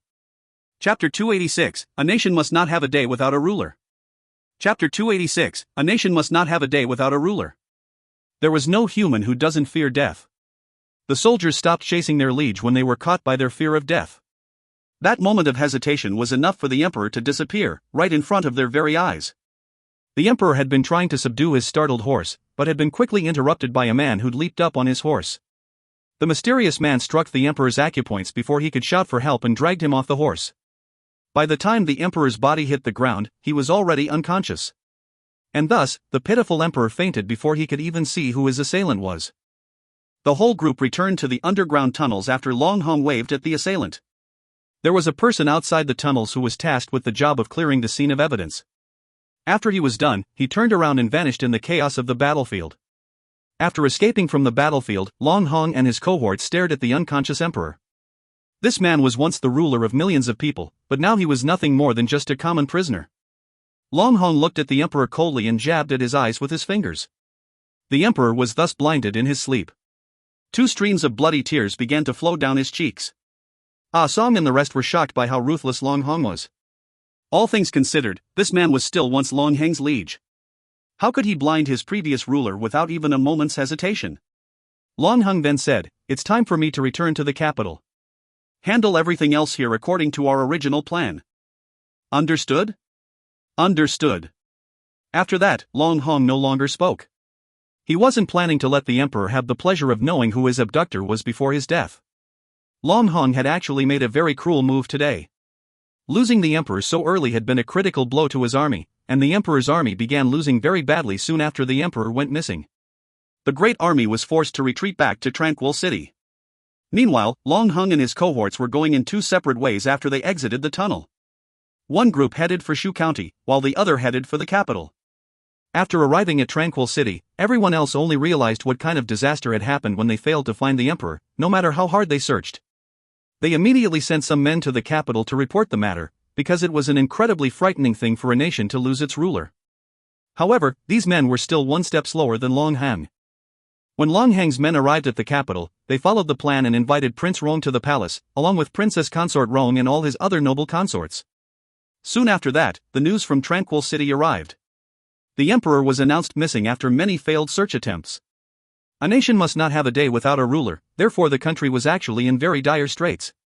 And during this critical time, 3 of the 5 senior officials actually voted for Prince Rong to ascend to the throne immediately. On the other hand, the other 2 voted for the 10-year-old crown prince to succeed his father. It was during this moment when Prince Rong said, "There is someone else who can give out their opinion on this matter." Does everyone want to see him? Who is it? Ah. P. Princely. How can it be you? Didn't you pass away already? These men only saw a heavily injured Long Hong limp his way into the meeting room. Truth be told, while it was true that Princely was heavily injured, it wasn't actually a mortal wound. Realizing that there was a spy hiding in our court, the emperor and Long Hung decided put up an act so that he could remove the spy in secret, Prince Rong said. Oh? Then who was the spy? It was noble consort Su from the royal harem. She was actually Commander Lu's concubine, a prince from the enemy nation. She'd been using every trick up her sleeve to seduce the emperor, including hiring doctors to change her appearance. Prince Rong was telling them what Long Hung had taught him to say, but he was actually sighing on the inside. He'd never once yearned for the throne, but it seemed like he was about to be pushed into that seat. There was almost no flaw in Long Hang's story. There was no way Long Hung could lead the troops to battle since he was heavily injured, so it was only natural that he was given the task of ferreting out spies instead. Long Hung had actually made a significant contribution now that the spies had been removed and the wretched noble consort slain. But who would have thought that something would happen to the emperor in the meantime? With the votes from 3 senior officials and Long Hang's guarantee, Prince Rong was pushed onto the emperor's throne in just a day's worth of meetings. Because the empress wasn't around, not many were willing to support the young crown prince. Even though some believed that the crown prince had the rights to the throne, he simply lacked the necessary military power. Even if he were to become the emperor, Long Hung might not be willing to protect him. Because the nation's border was in chaos, and also because the officials were afraid that the new emperor would fall to the enemy's hands again, it was decided that the throne would be more suited to an adult with wisdom and foresight. Therefore, Prince Rong was the best candidate for the throne. On the second day, Prince Rong entered the palace and claimed the dragon throne. On the third day, the empress returned, but the outcome was already a foregone conclusion. On the fourth day, the previous crown prince was given the title of Prince Yun, and was banished to Yun County. The previous empress was to accompany Prince Yun to his banished land immediately. On the fifth day, Princess Consort Rong entered the palace and was officially crowned the new empress. On the sixth day, there was a nationwide celebration due to the coronation of the new emperor. On the seventh day, Long Hung was given the title of General of Shu County. Leading an army to Tranquil City in Shu County, he was tasked with the mission of finding the emperor and defeating the enemy troops. Bai Xiangxiu only got to see Long Hung once in these few days. She was given a very passionate kiss, but the huge mosquito left as quickly as he had come. On the next day, Xiaoshi found the enormous red mark on the princess consort's neck to be very strange.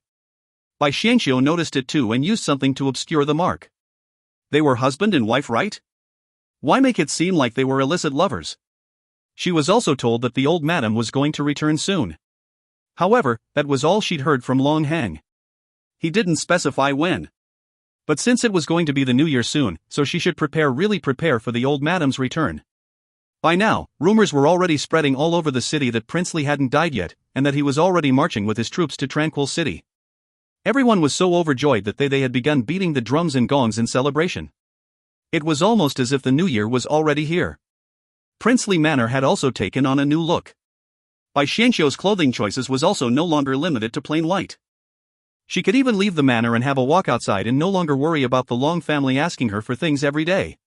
Being a widow sure wasn't easy. She was dog-tired just from managing the family business. Bai Xiangxiu suddenly looked at the old madam with a whole new level of respect and admiration. The princely manor never would have lasted this long if it hadn't been for her. There was simply too many wolves lurking around, waiting to be fed. Even Bai Xiangxiu's maternal home had caused her much anguish.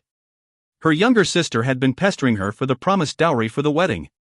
They'd visited her many times after Long Hang's funeral as well.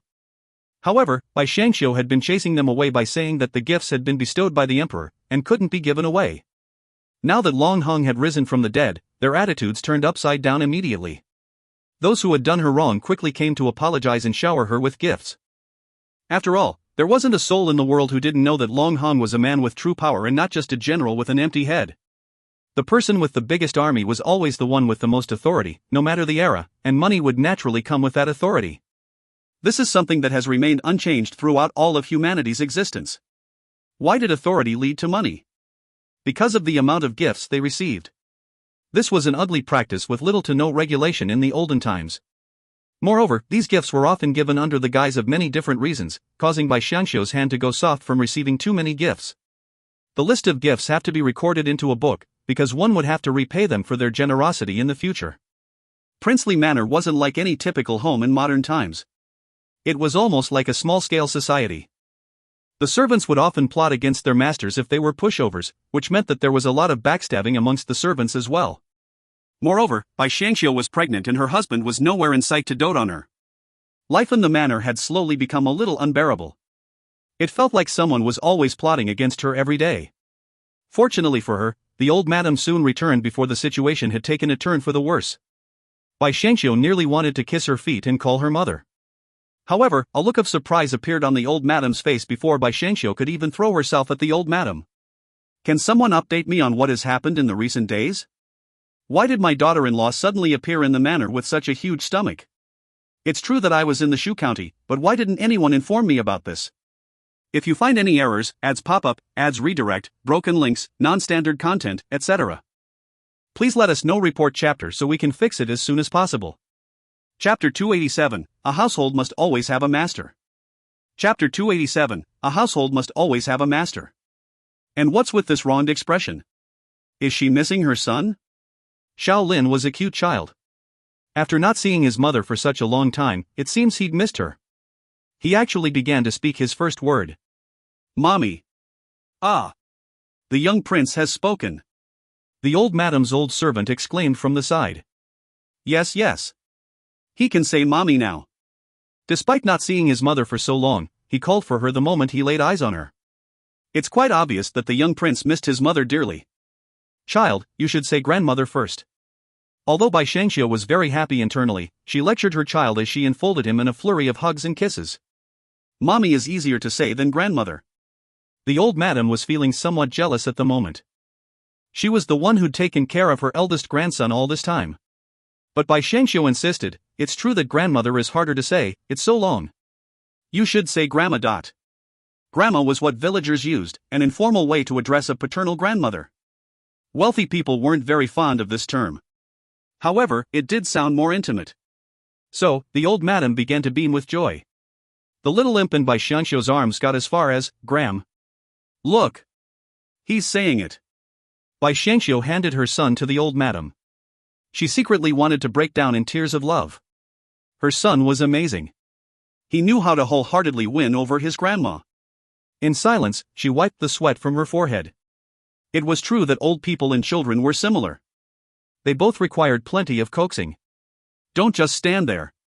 Go and have a seat. Why didn't you send a letter to notify me of your pregnancy? The prince didn't tell you? I've only seen that child once since I left. He came to give Lina a pat and left. We basically didn't exchange any words. No wonder. Bai Shangqiu began to feel unwell everywhere when she sat down. The old madam thought it was already quite impressive that Bai Shangqiu had managed to hold on for as long as she had, and consoled her daughter-in-law in various ways. In the end, the old madam decided to take back some duties from Bai Shangqiu so she had more time to rest. Bai Shangqiu was moved to tears. She honestly didn't understand why so many people desired to take charge of things. Weren't they aware that the most difficult tasks in the world were household affairs? Now that the old madam had returned, she felt a lot more at ease. This confirmed her feeling that a household must always have a master. While resting, Bai Shangqiu began to worry over the state of Tranquil City. She couldn't simply read Long Hang's letters and sit around doing nothing. Although the enemy had just weathered a massive defeat, everything had already been set in motion well in advance. So it was nerve-wracking waiting for the results. Unfortunately for the enemy state, they had already been thoroughly defeated once by Long Hang.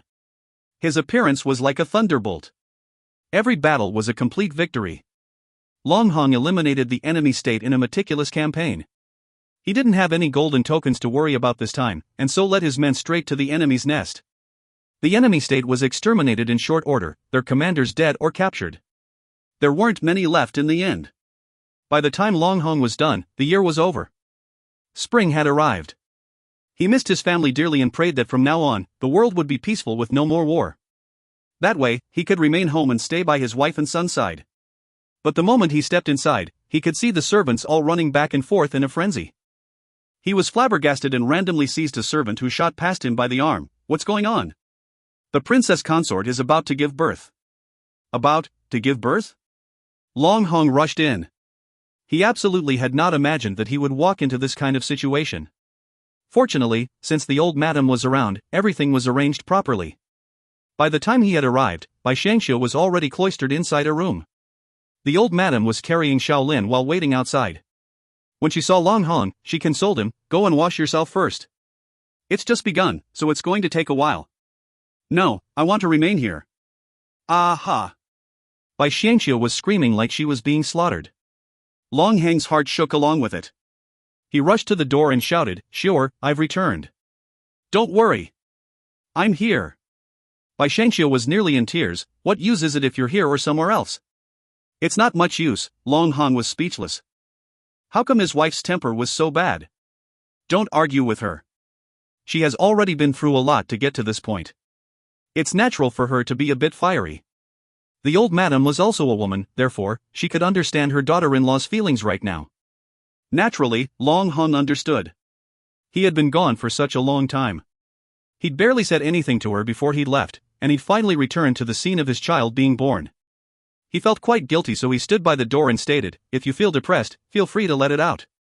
Bai Xiangxiu rolled her eyes at the sky. He was already home safe and sound. What did she have to yell about? If she wasn't giving birth right now, she would have already climbed into his arms and cried her head off. But right now, she wasn't in the mood to cry. She was using all her strength to give birth.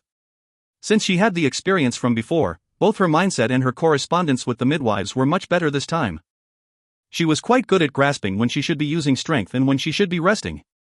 Long Hang began to panic when Bai Xiangxiu cut off in mid-cry. He pushed open the door and stormed in. The others wanted to stop him, but he was altogether too fast.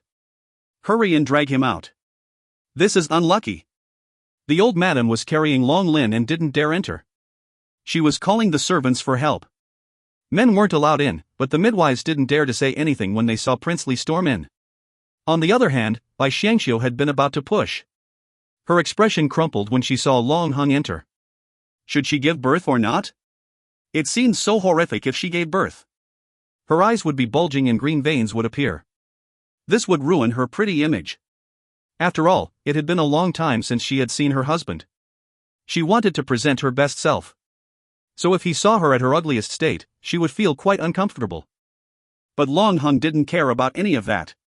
He had missed her too much. The two of them made eye contact without speaking until Bai Xiangxiu's stomach suddenly rippled with a contraction and she couldn't help but cry out. "Prince Li, please leave the room. The child is about to come out." Since the midwives insisted, Long Hang had no choice but to leave. The moment he exited, someone alerted him that the emperor was hosting a feast in the palace and wished his attendance. Long Hang waved his hand to decline. "Tell the emperor that I have family issues and I don't have time to attend." Was that actually a good idea? Regardless of whether it was a wise decision or not, Long Hang had the authority to do as he pleased. Plus, his wife giving birth was different from a concubine giving birth. Therefore, no one dared tell him that he couldn't stay with his wife right now. After waiting outside for a long time, the sky had begun to turn dark. At long last, the sounds of a baby's cries pierced the air. Long Hang paced in front of the door, his emotions a stormy sea. A midwife came out excitedly. "Congratulations, Prince Li. It's a little young master." The old madam smiled. "More sons, more fortune." But before the smiles had even solidified on their faces, another midwife exclaimed from inside, "Get back in here. It's not time to celebrate yet. It looks like there's one more." Long Hang. The old madam. She had always envied those who were very good at bearing children. She had always felt that having only one son was much too little. It was great that she had such a fruitful daughter-in-law. She had already given the old madam 3 grandchildren in less than 3 years. The old madam could foresee how busy she would become in the future while taking care of babies. If her daughter-in-law continued to work hard, the household will be extremely lively in no time. If you find any errors, ads pop up, ads redirect, broken links, non-standard content, etc., please let us know. Report chapter so we can fix it as soon as possible. Chapter 288, Prince Rong collapses from exhaustion. Chapter 288, Prince Rong collapses from exhaustion. Long Hang was now even more worried about Bai Xiangxiu's health. She had given birth to too many children in far too short a span of time for comfort. None of the ancestors in the Long family had ever given birth to fraternal twins before. Xiaoshi was also quite agitated. I'd heard from the old Bai madam that the princess consort also had a fraternal twin when she was born, but her twin brother hadn't survived the birth. I never imagined that the princess consort would give birth to fraternal twins as well. However, the young miss cries doesn't sound very loud. Could she be frail and feeble too? The young miss looked as frail as a newborn kitten. Her cries weren't very loud, and her body was also terrifyingly small. It was almost like her brother had stolen all the nutrients meant for her, causing her to suffer quite a lot in her mother's womb. However, she seemed to have inherited both her parents' looks. She might only be a baby, but everyone's first impression of her was that they'd never seen a baby quite so beautiful. Her skin was white as snow, and her eyes were round and black like small little grapes. The moment she laid eyes on her, the old madam said, well, she does look a little weak, but that can be rectified. But, her looks. The princely manner is going to be turned upside down in the future, isn't it? Then again, there might not be any trouble if her personality is anything like her mother's. Long Hong didn't take a close look at either of his children. He was more worried about Bai Xiangxiu's condition. The midwife explained that Bai Xiangxiu had fainted due to overexertion, but there would be no lasting complications. Bai Xiangxiu woke up when Long Han was just about to leave, after everyone was about finished cleaning. Your Highness, I don't want to give birth to any more children, Bai Xiangxiu said with tears welling up in her eyes. All right. I won't force you to. Get some more rest.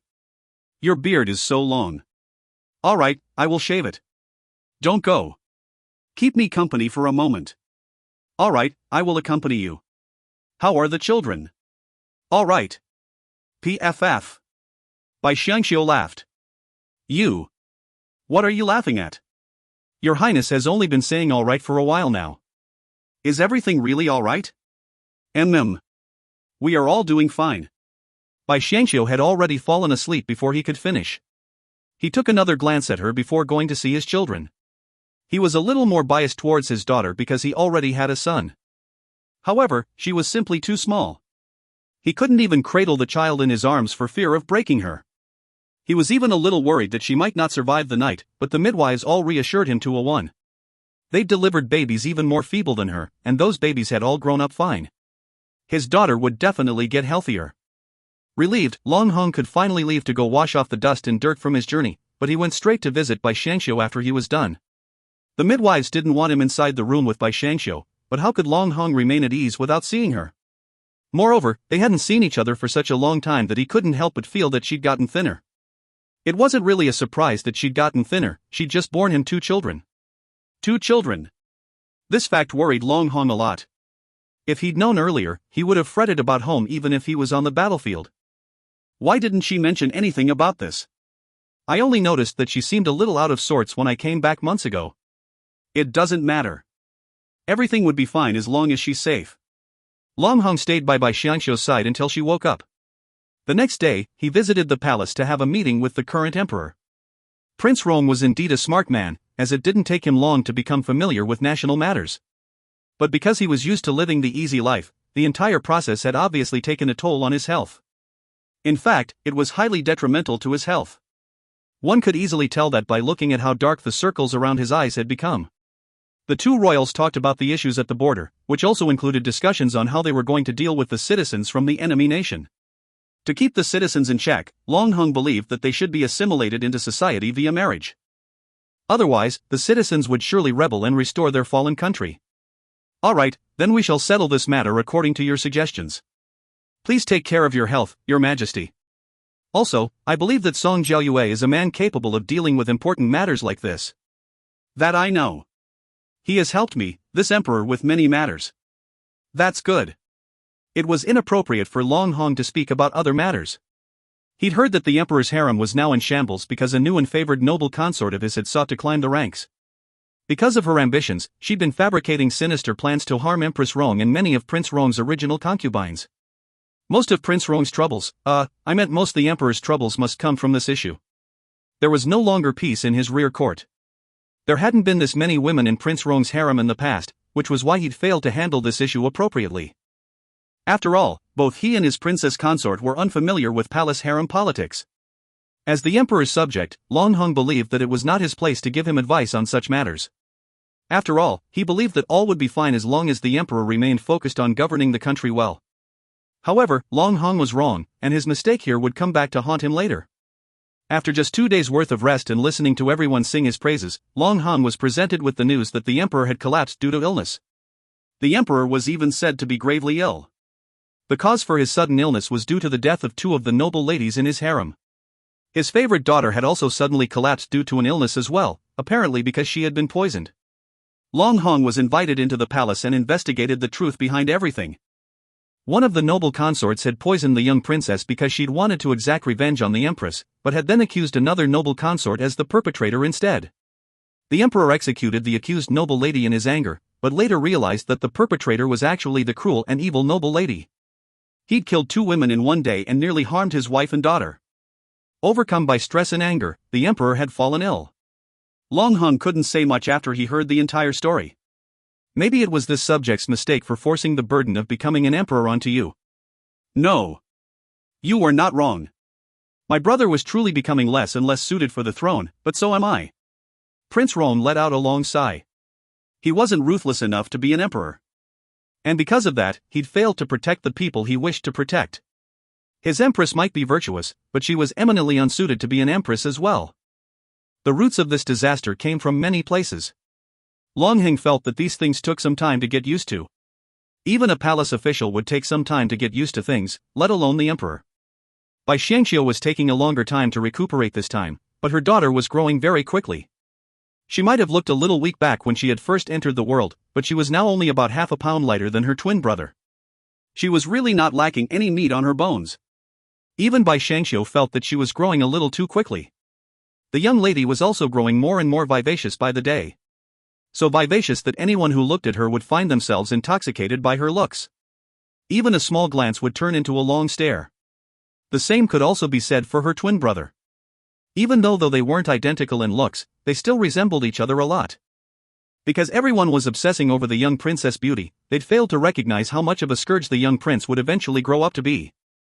He was simply much too beautiful, even though he was a boy.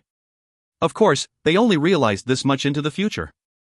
However, Bai Xiangxiu quickly realized a problem. Her twins could actually hear Huayer's voice. She only realized this particular tidbit because they would always stare in Huayer's direction whenever Bai Xiangxiu was conversing with Huayer. They would even reach their hands out to Huayer. This was proof that they could hear Huayer speak, and very clearly for that matter. Does this mean that I won't be the only one speaking to the cactus anymore? She had never imagined that her abilities would be hereditary. It was truly a miracle. The children grew up very quickly. Soon, a month had passed by in the blink of an eye.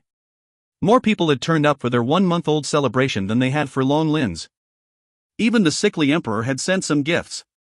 However, Bai Xiangxiu really disliked some of the people that turned up.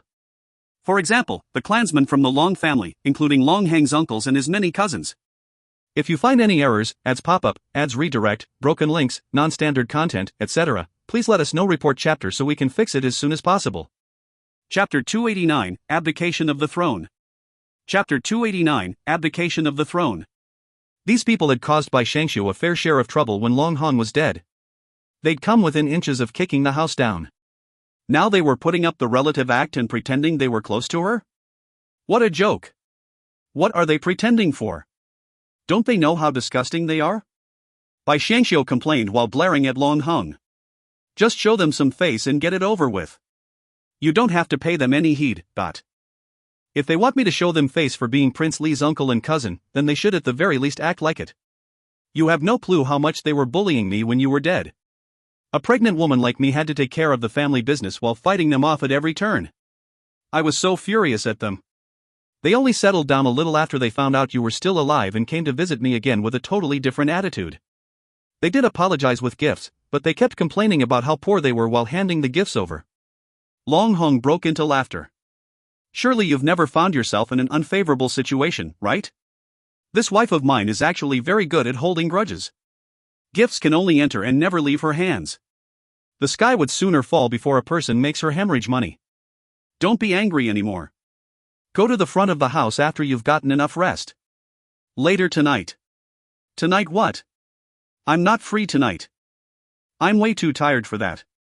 Long Hong was taken aback at first, but his cheeks soon flushed a little red. I was going to say that I wanted to bring you to the palace with me, but I don't want to do that anymore. Eh? We're going to the palace? Bai Xiangxiu was now blushing as well. Her mind was much too impure. You don't have to go. It's not a big deal. I'll go. Why wouldn't I? Bai Xiangxiu stood up and exited the room, her metaphorical tail between her legs, nearly tripping on her way out. She began to mentally berate herself. Why am I so easily embarrassed when I've already given birth to 3 children? Long Hong looked at Bai Xiangxiu's tiny figure run away. She's already a mother, right? Why is she just as adorable as an inexperienced lass? She doesn't act dignified at all, but I like it. What Long Hung didn't know was that he was actually the reason why Xiangxiu was acting like that. As long as women were doted on by their men, they'd always act like they were 13 or younger. Bai Xiangxiu was that kind of girl. And because of that, Long Hang would always see her as a young lass even when she becomes an 80-year-old granny. Princely Manor was peaceful and bustling with noise, but the emperor's harem was the direct opposite of that. The young princess was still very sickly even though her poison had been cured. Plagued with worry, the empress had collapsed due to illness. The emperor's health had taken a turn for the better, but he just couldn't help but feel a boulder constantly weighing on his heart. It was at this moment when he received the news that Long Hong and his family was going to move to Tranquil City. Is he planning to escape and live a life free of worries? Upon realizing this fact, Prince Rong could no longer stay calm. You were the one who persuaded others to rebel against the previous emperor when he and his woman offended you. You were the one who told them to persuade the late emperor into leading the troops into battle. But why am I the one with the throne forced into my hands, while you get to live a life of leisure for the rest of your life? How does this make sense? Emperor Rong discussed this matter with the empress for an entire night. At the end, he put quill to paper and wrote a secret decree. On that fateful next day, Long Hung swaggered his way to court while dreaming about his life after moving to Tranquil City with his family. He dreamed about how he was going to teach his son to ride a horse and his daughter martial arts at the same time. That little girl's physique was too weak, so he definitely had to toughen her up. He'd even come up with a nickname for her. She was going to be called Little Three. His mind was filled with ideal fantasies, but reality had other, scarier plans for him. The emperor coughed weakly as he took his seat on the dragon throne. He seemed particularly unwell today, even his voice sounded a little weaker than usual. He raised his hand, a slight tremble in his fingers as he gestured for everyone to rise. You may rise, my loyal subjects. Ever since I've become the emperor, I've been living a life filled with nothing but fear and trepidation. It is with great disappointment that I have to admit that I'm not destined for the life of a monarch. I'm sad to say that I've not lived up to everyone's expectations. Your Majesty, your loyal subjects are all ashamed for our incompetence. While I do have a few unworthy sons, the eldest is only 12. The preceding emperor's son is also around 10. His youth excuses him from bearing such an onerous burden.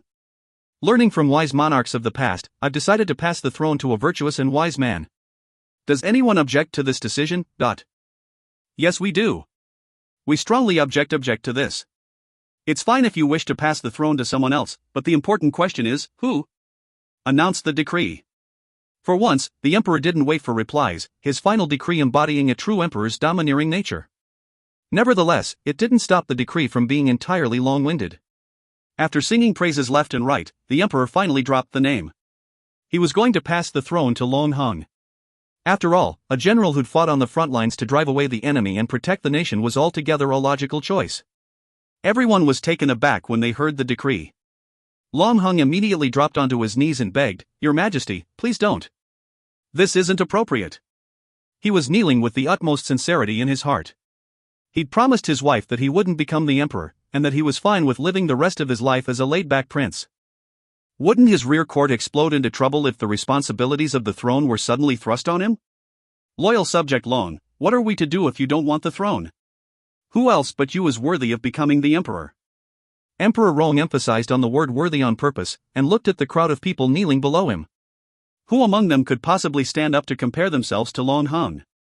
Nobody present would ever dare think that they were worthy to be his rival. This was precisely the reason why he'd made his choice. He knew that nobody would ever dare openly object. They could not afford to offend Long Hung. After all, who'd dare offend a man who commanded tens of thousands of soldiers in the city, hundreds of thousands more in Tranquil City, and plenty more in other provinces? This was a man who could move the entire army with a snap of his fingers.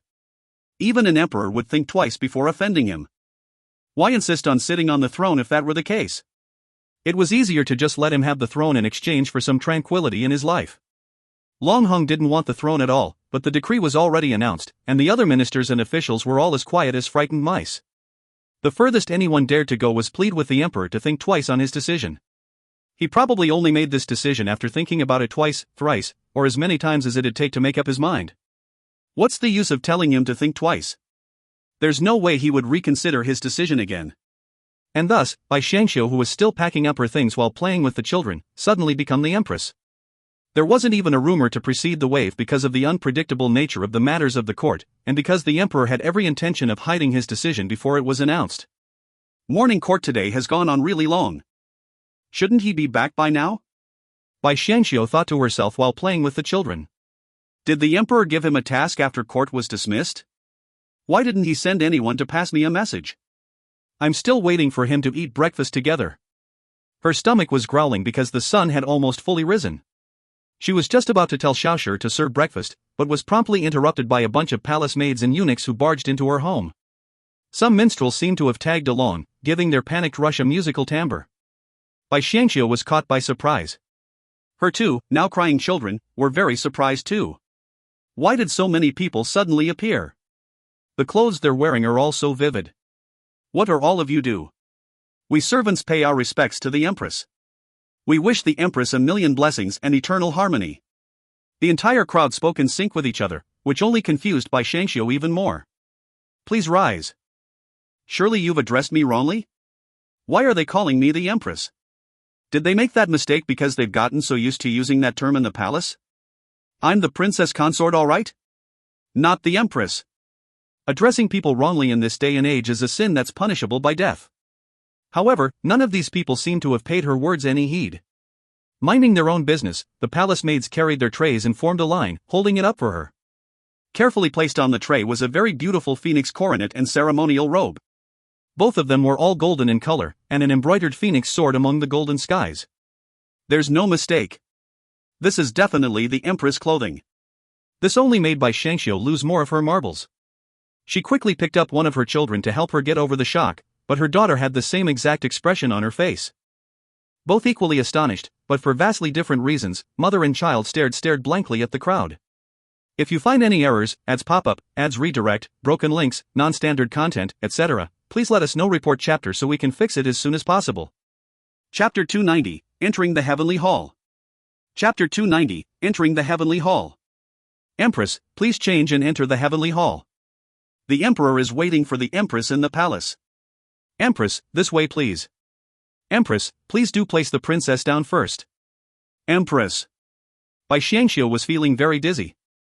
They were calling her daughter the princess, so she had sort of figured things out. She'd have thought the emperor had gone crazy cooped up in the palace to start suddenly calling her empress, but now it seems Long Hong was the one who'd taken his marbles and tossed them out the window. But he actually became the emperor? How was this possible? What happened to the border vacation? What happened to the long-distance family trip? After she was politely but forcefully dressed, the palace eunuchs and maids outside started making lots of noise, setting out for a return journey to the palace. Goodness, she was still a little unaccustomed to this sudden jump in status to the most noble woman of the entire dynasty. When the mass of people entered the palace and then the heavenly hall, there was indeed someone already waiting. That someone was Long Hong, similarly garbed in brilliant gold. She had never thought Long Hong would look so dashing in dragon robes. His aloofness and personal aura made him appear as even more of an emperor than the two emperors that had held that seat. Okay, so this is the legendary natural emperor destiny, right?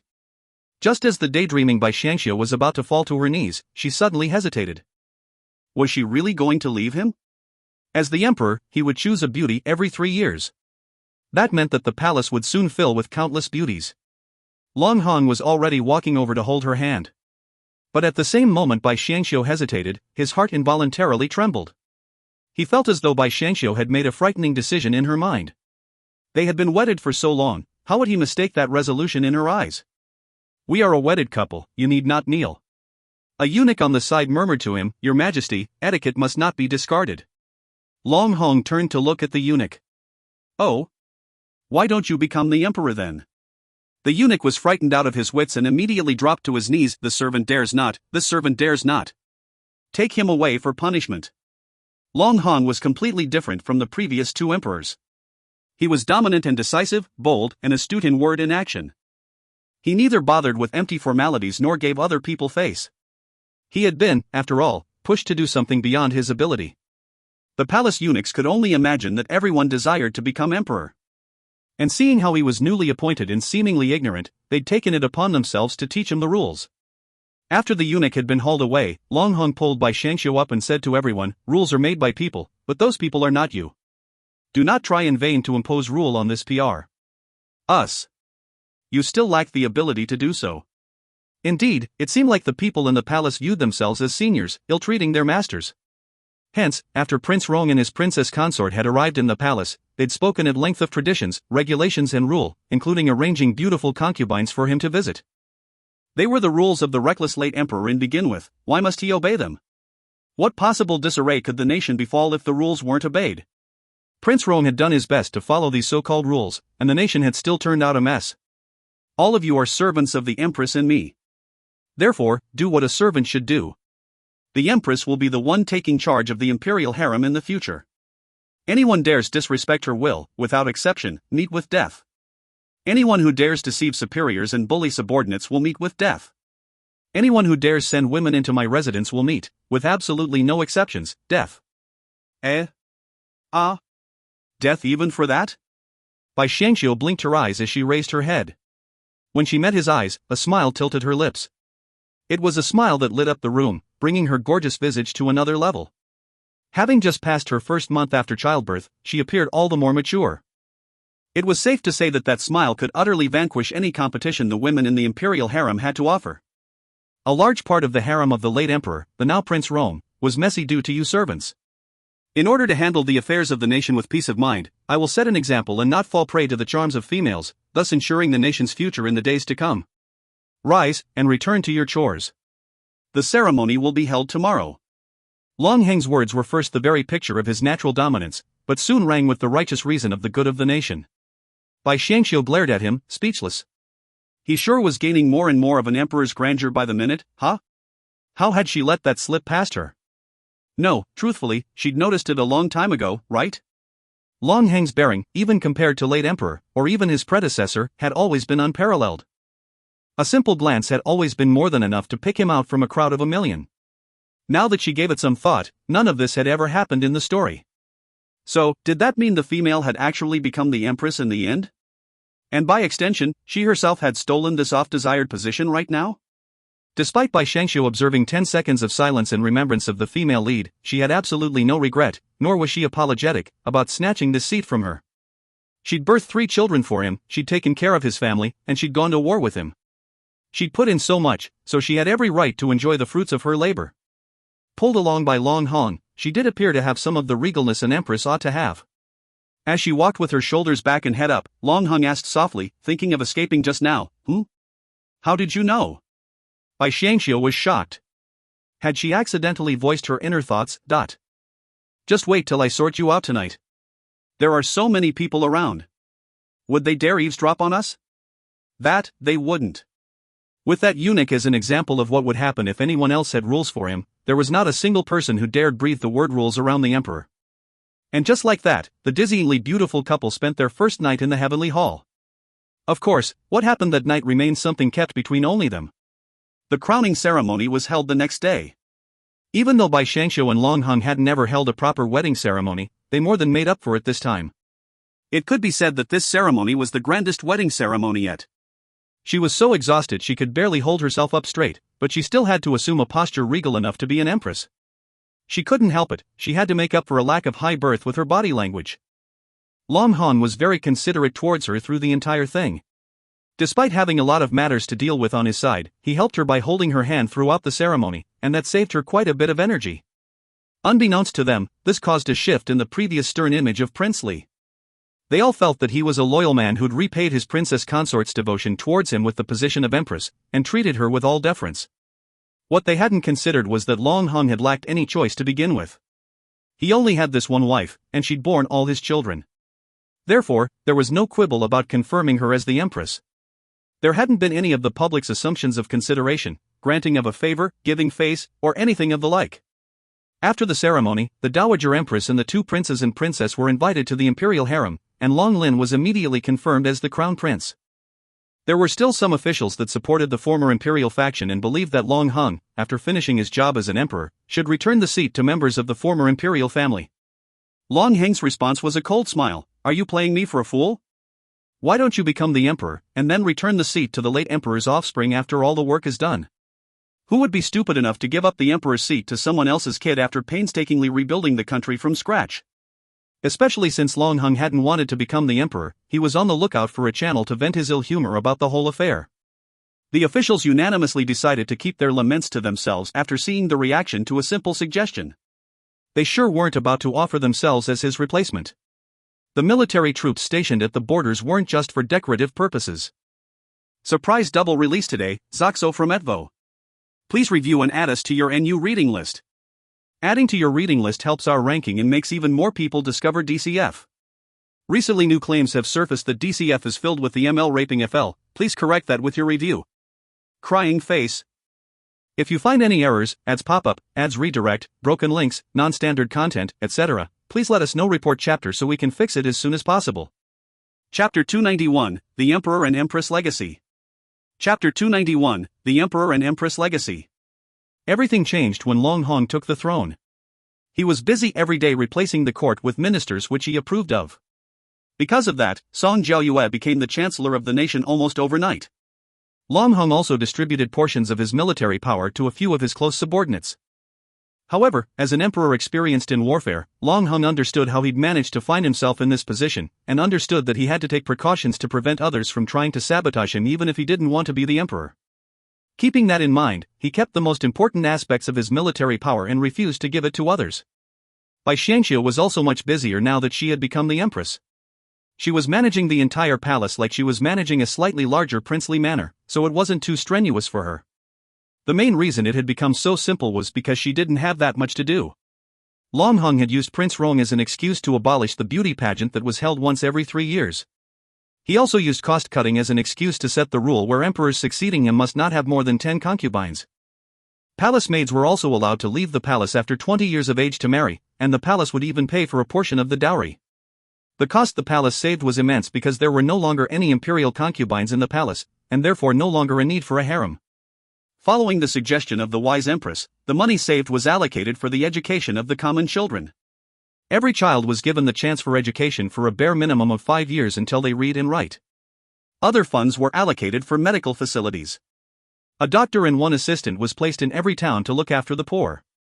These matters had been approved and implemented within the first year or two of their reign. To the people, their empress became known as the Wise Empress, and Long Heng the first of the wise emperors. There were still some kinks with imperial administration, the usual corruption and such, but the country only became better and better with time, thanks to the governance by a group of young and open-minded ministers. Most importantly, their emperor was one who would accept any fresh ideas, as long as it was good. He even agreed to open the harbors to allow for trade, and didn't refuse making those red-bearded foreigners part of his court. He was certainly a very odd one indeed. However, one must admit that this arrangement was way better than the past, when people had to sneak their way to the harbor to conduct trade. Many didn't dare trade for unique-looking things for fear of prosecution. The market nowadays was filled with all sorts of unique and fresh-looking things. They imported all kinds of weird-looking seeds as well, vastly improving the citizens' standard of living. The second year of Long Heng's reign also witnessed the event of Song Jiaoyue's marriage. His wife was not very high-born, but she was very beautiful and virtuous. They seemed like a match made in heaven when they stood next to each other. They also seemed to love each other very much. At least Bai Xiangxiu could tell from her perspective that the Song family's new madam was very satisfied with her husband. Her bashfulness and shyness when she was around him came from the bottom of her heart. The couple soon had a child of their own. Bai Xiangxiu even joked that they might become in-laws when their children were all grown up. Because of that joke, Song Jiaoyue hoped every single day that his wife would give birth to a girl. Unfortunately, it came out as a boy. But it was a very beautiful-looking child. Still, Bai Xiangxiu was kept very busy. She no longer had any children because her body needed time to recuperate. The old madam originally wanted Long Hong to take a few more concubines because she felt that he wasn't being emperor-like with just one empress dowager and one empress by his side. She'd even picked out a minister's daughter in secret. However, the empress rejected her suggestion immediately, even though she was normally very obedient to the old madam. On this matter, she was incredibly unyielding. The old madam had wanted to take some time to persuade Bai Xiangxiu, but Long Lin, who was now capable of speech, was quick to intercept his grandmother. "Grandma, are you trying to find me a new mommy? What are you going to do if the new mommy poisons me? What if she feeds worms to baby sister? She's so weak. What if the new mommy hits baby brother? He'll cry very loudly." The old madam had no idea how to answer him. "I guess there's already enough children to keep me occupied. Things might really get out of hand if more of them come along. Moreover, there really is the possibility that the new concubine might lay her hands on my grandchildren. Even the thought was enough to send chills to her heart. And so, she decided that it wouldn't be a bad idea to wait for her grandchildren to grow up and be able to protect themselves before getting her son a few concubines. 10 years of waiting later, her 3 grandchildren finally grew up, but Bai Shangxiu gave her 2 more young ones instead. In the end, the old madam passed away with a peaceful smile on her face. She felt content with her sole daughter-in-law, because Bai Shangxiu alone had given birth to more children than the entire harem of the previous 2 emperors put together. The old madam actually understood that children in the palace often died of unnatural causes due to the infighting between the noble ladies. However, her grandchildren were much closer than normal because they were all born from the same parents. Because of that, things would never escalate to the point where they would point knives at each other's throats. Long Hong was very loving and respectful towards his empress. But one shouldn't be fooled by the empress' dignified and noble outer appearance in normal circumstances, because she would often jump into Long Hang's arms when they were alone. It didn't matter how long they'd been together, she'd often flirt with him like they were still newlyweds.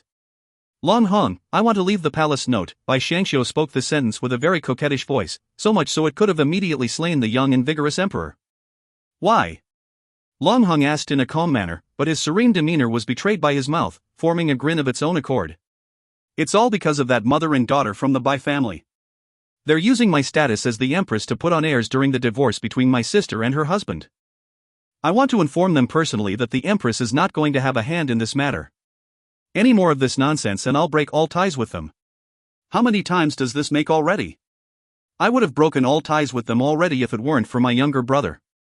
Anything else? I also want to go to the royal hospital and check their progress on apprentice recruitment. They only know how to put up appearances. One should never be nonchalant when lives are on the line. You'd be better off being my minister than my wife. Am I not doing this just to help you out? I would never have wanted to be a wise empress if it wasn't for you. It's quite tiring. The country was now developing according to her knowledge of modern society, which was the accumulation of thousands of years of development. Slowly but surely, this country was starting to resemble her home. Are you sure that you want to go out tomorrow? Yes. Why? Long Hong lifted her up and laughed. Didn't you say that I have the ability to stop you from crawling out of bed for 3 days? Why don't we give that a try? I'll let you go if you manage to climb out of bed. If you can't, then just lie down in bed. Long Hong. You bully. Ah. Despite her best efforts to the contrary, the wise empress was unable to leave the palace the next day. All she could do was recuperate in bed. The legend of the wise emperor and his empress continued to spread amongst the people, even after many decades and centuries had passed. Everything they'd left behind became priceless treasures to their descendants. The Long clan's bloodline always had at least one person who could hear the voices from the holy plant, the cactus. The cactus plant was now grown all over the country, including all of the noble and the commoner houses. From then onwards, the Long clan's bloodline was said to be the bloodline of the gods, because they could hear the very hearts of all of their people. This concludes the main story of DCF, but stay tuned for outtakes involving Xiaoshi, Asong, Yu Kuang, and cameo appearances from our dear Bai Shangxiu and Long Hang. A big shout out to the team who's made it thus far. Your friendly lead translator and TL Siramois, at Valore. Translators Mycian, Rui, Ing, Grace, Eudaimonia, Maxistence, Timebun, Transgeek, Gren, and Guanzhong. Editor Dana. Full thanks to come when the novel well and truly ends. If you find any errors, ads pop up, ads redirect, broken links, non-standard content, etc., please let us know. Report chapter so we can fix it as soon as possible. Chapter 292, Xiaoshi's Pure Husband. Chapter 292, Xiaoshi's Pure Husband. When Xiaoshi first met Asong, she thought him to be a woman. Indeed, Asong was so beautiful that she herself felt inferior to him. He was supposedly a trusted aide of Prince Li, but had definitely lacked some common etiquette. All of his actions were just a bit crass. As a longtime servant of the princess consort, Xiaoshi felt responsible for correcting Asong's attitude and behavior to one worthy of being at the princess consort's side. If he were to ever stay permanently at the princess consort's side, he would run afoul of trouble sooner or later because of his lack of proper decorum and worldly knowledge. But look at him. When he exits the carriage, he doesn't even offer his hand to support the princess consort. He walks alone, as if he wasn't with his mistress. When Asong heard this in the future, he was silent for a period of time. Then he solemnly stated, "If I had dared to offer my hand, I wouldn't be able to embrace you with it anymore." Xiaoshi was also silent. Deep down, she was very aware of how jealous Prince Li could be. If any bodyguard dared to let their gaze linger on the princess consort for even a second, he would no longer be there the next day. Of course, this conversation with Ah Song had taken place much later. Back then, Xiaoshi had no clue that Ah Song was a man. So, she was rather naggy towards him. She constantly told him to beware of this, or watch that. At least, he seemed quite honest. He also had a tendency to blush very easily. Each time she pulled on him, his face would turn red. He would nod continuously, but not say much in reply. Ah Song's reactions, and sometimes lack thereof, caused her a lot of anxiety. It wasn't until later that she found out that Ah Song was a man. In fact, he was Prince Li's personal hidden guard. How could a hidden guard look so beautiful? Also, he was very easily flustered. Whenever he saw her, his face would turn so red that it didn't seem possible that he could turn any redder. Xiaoshi blushed. She'd wanted to find an opportunity to apologize to him since she'd felt guilty for scolding him in front of the princess consort in the past. So, on a dark windy night, Xiaoshi secretly approached Ah Song and pulled him from his guard shift and brought him underneath a huge tree. There were no lanterns in that area, so very few people would notice them. It was only when she'd reached the tree that she realized that the vaunted hidden guard was extremely embarrassed. His hand was trembling in her grasp. It was also turning so hot that she instantly let go. Why you? What do you want from me? Ah Song was a hidden guard. This was the first time someone had held his hand like that. So naturally, he was nervous. Even he didn't know why he'd slipped away from his post and followed Xiaoshi while no one was watching. He had never done something like that before. Most likely, it had been a very long time since someone had said so much to him, and in a lecturing tone at that. But he could tell that her intentions were good. She wanted the best for him. Originally, Xiaoshi wasn't nervous. But since Ah Song was stuttering so much, it was making her feel nervous as well. I just wanted to apologize. Sorry. I didn't know your real identity before and said all those random things. Please, don't mind me. I'm clearly trying to apologize sincerely, but why is it leaning towards something else? The atmosphere was turning very strange. Xiaoshi decided to flee after she was finished apologizing. But Ah Song grabbed her hand. Xiaoshi froze. Is there anything else? No. I just wanted to say, it has been a very long time since someone apologized to me. Huh? Xiaoshi was speechless. What's that supposed to mean? I'm sorry. Xiaoshi apologized once more. She thought Ah Song was a little crazy and enjoyed hearing people's apologies. But Ah Song still didn't release her. Instead, he held on even tighter. Sorry? He was holding on so tight that she grimaced in pain. He looked quite slender, so where did this strength come from? Xiaoshi had already apologized 3 times, but he still hadn't released her. She was starting to grow anxious and almost shouted, "Are you going to release me or not? I have to return to do my duties." Okay then go. Ah Song loosened his grip bit by bit, almost hesitantly. Unfortunately, Xiaoshi had no such compunctions as she hastily flung off his hand and fled. But when she turned around, the black figure was still standing underneath the tree, looking petrified. Is he insane? Who enjoys listening to apologies that much? Should I apologize to him as a greeting when I see him in the future? No. I didn't actually do anything that terrible. Why do I have to constantly apologize? The next day, Xiaoshi's wrist was bluish-black, and Ah Song was harshly criticized by his brothers. Do you think the little lady's arm is the stump you practice your martial arts against? Look at how hard you seized her yesterday. She didn't even slap you. She's so well-mannered, as expected of Princess Consort's favorite servant. Ah Song was depressed. Ultimately, he snuck some medicine and brought it to where the prince and the princess consort were. He worked overtime, guarding until he saw Xiaoshi appear. When she appeared, he approached her with his fastest movement arts. He stuffed something in her hands and then he ran off like the wind. Everyone knew the job of a hidden guard. Without speed, one could not be an effective hidden guard. Speed was an absolute prerequisite of their profession. Otherwise, how would they assassinate their targets and avoid detection by witnesses? And so, from Xiaoshi's perspective, a chilly gust of wind had blown past her. But before she could do more than just shiver, the chilly wind was gone. She didn't even have time to wonder if a ghost was out there. Xiaoshi was so afraid, she nearly cried. It wasn't until after she had returned to her room that she realized there was something new in her hand. In addition, there was a note around it.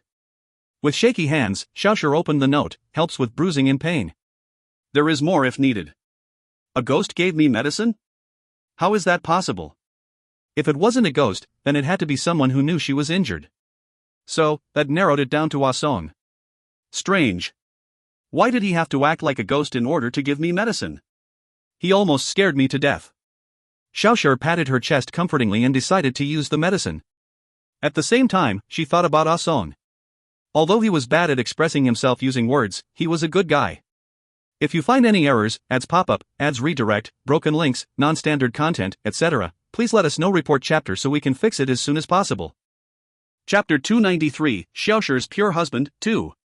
Chapter 293, Xiaoshi's Pure Husband, 2.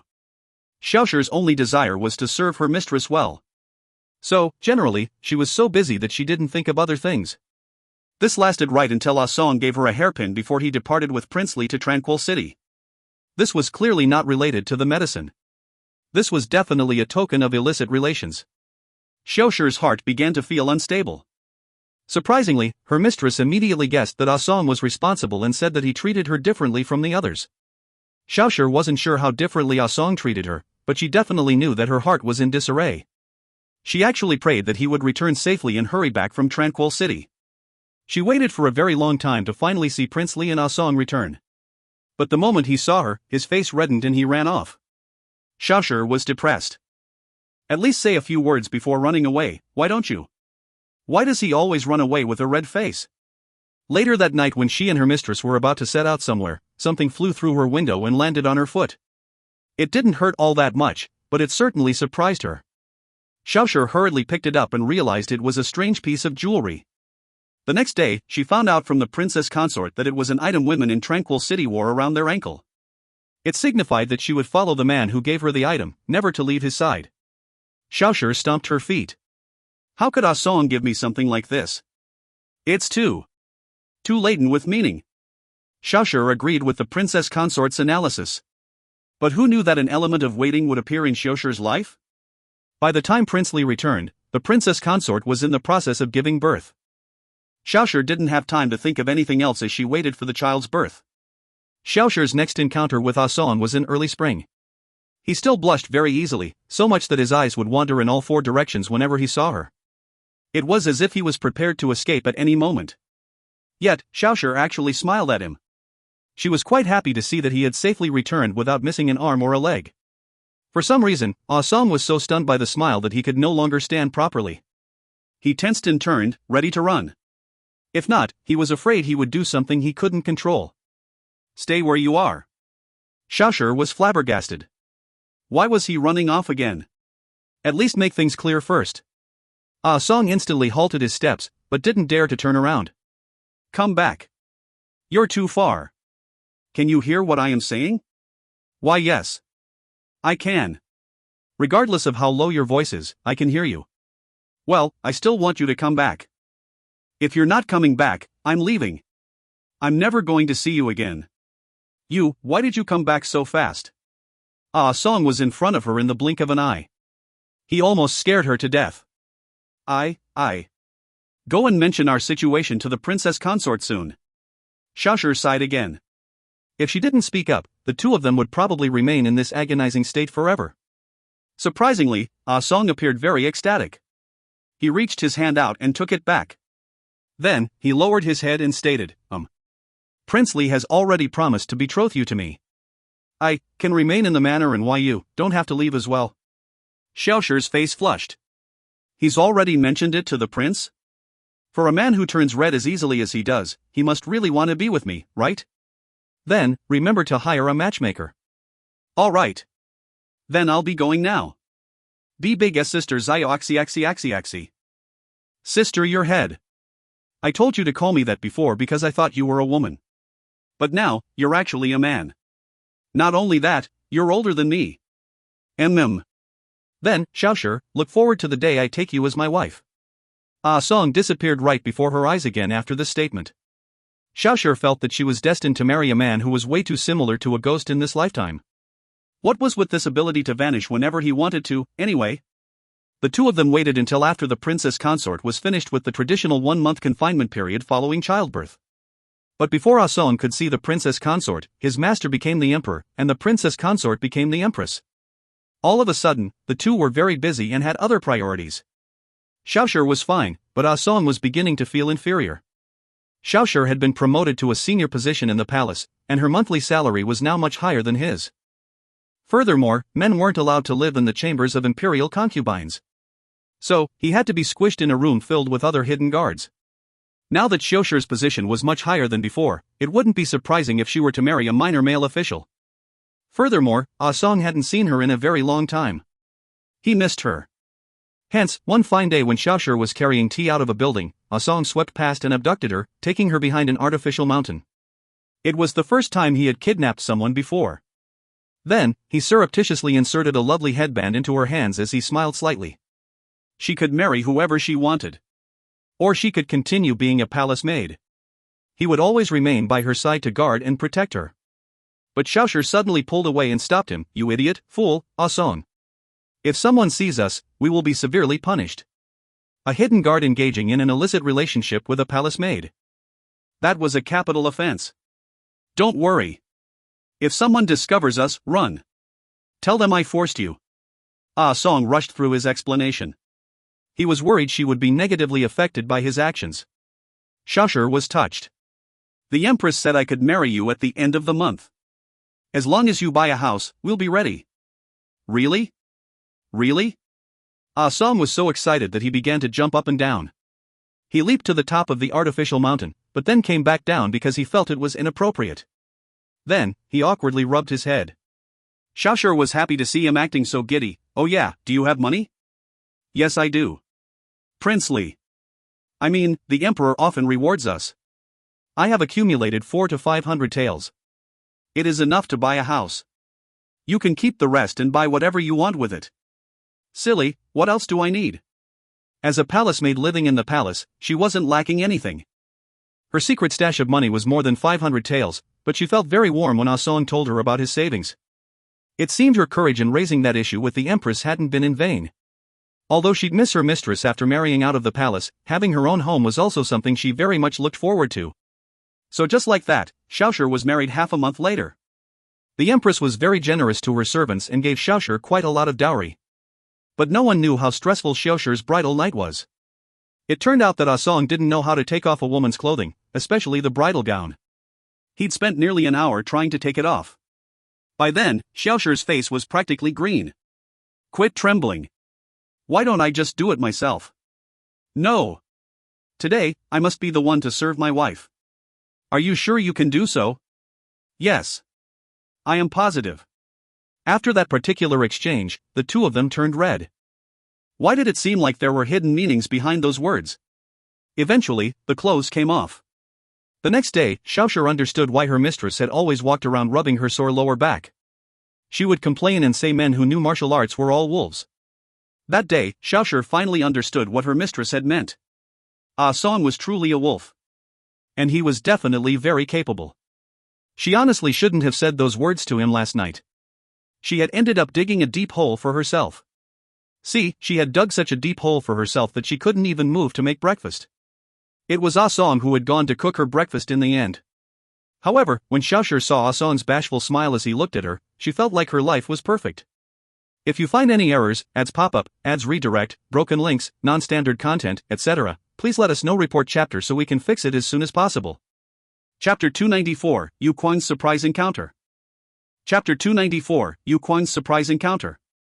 It was another night with a full moon, and Yushu had finally acquired the rare opportunity to come out for a bit of fun.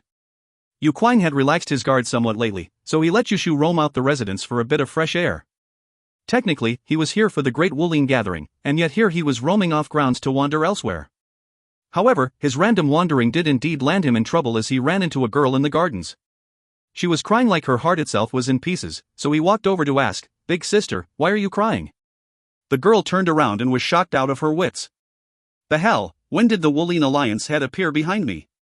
Wait, why is he calling me big sister?" She was so scared that she didn't dare shed another tear. The first word that came out of her mouth was a blank. "I'm asking why you're sitting here crying? Is there anything I can help with?" "I can definitely help you." Yushu spoke very sincerely. The girl had no idea what to do with such a cute Wuling head. She could only shake her head and respond, and nothing, I'm just feeling really hot. How could she not be feeling hot? Her own senior brother had dosed her with that kind of drug, and even immersing herself in water for half a day had proven to be of no use. She wanted to die. She hadn't imagined that the senior brother she trusted for so long would do something like this. She'd have resigned herself to reality if he'd done so because he liked her, but he only wanted to take over her father's position as sect head. Although Jade Peak Hall didn't have much status in the Jianghu, it still had a bit of wealth to its name. That was probably what he wanted. She'd overheard his words by accident and known then she'd been deceived by her senior brother. Although she hadn't been in love with him, she'd seen him as the person closest to her. She wouldn't have truly opposed it if her father had wanted her to marry him. But to think that he was that sort of person. I'm fine. You're sweating, how can you be fine? Let me take a look, I know how to cure sickness. Everyone in the Jianghu knew of that. Not only did the Wuling Alliance head have a strong martial arts foundation, his medical skills were also quite good. But it was also said that he was wholly in love with that legendary lady, the Empress. No, she hadn't gotten 2 words out before the Wuling Alliance head had placed his fingers on her pulse. The Alliance head was a legendary perfect bachelor and the dream lover of all the ladies who knew of him, including her. But she'd never thought that she'd be in such close proximity to him. The little girl instantly grew dizzy. She felt like her entire being was burning up, almost as if something seemed to be leaving her. All she could see was the Alliance head in front of her. Imperceptibly, she actually slowly drew close to him and encircled his neck with her arm. He didn't react to her touch, just saying, "You're so hot, you're almost burning up. Let's find a place to rest. I know an inn, I'll take you there." Yushu was naive, but he still had some basic societal knowledge. He picked up the girl and began to run, but the little girl was quite naughty along the way. She kept running her hands here and there. Yushu had never been touched like that by a woman before and grew uncomfortable all over. When he finally got a room and took her upstairs, he'd thought that he could finally take her pulse properly.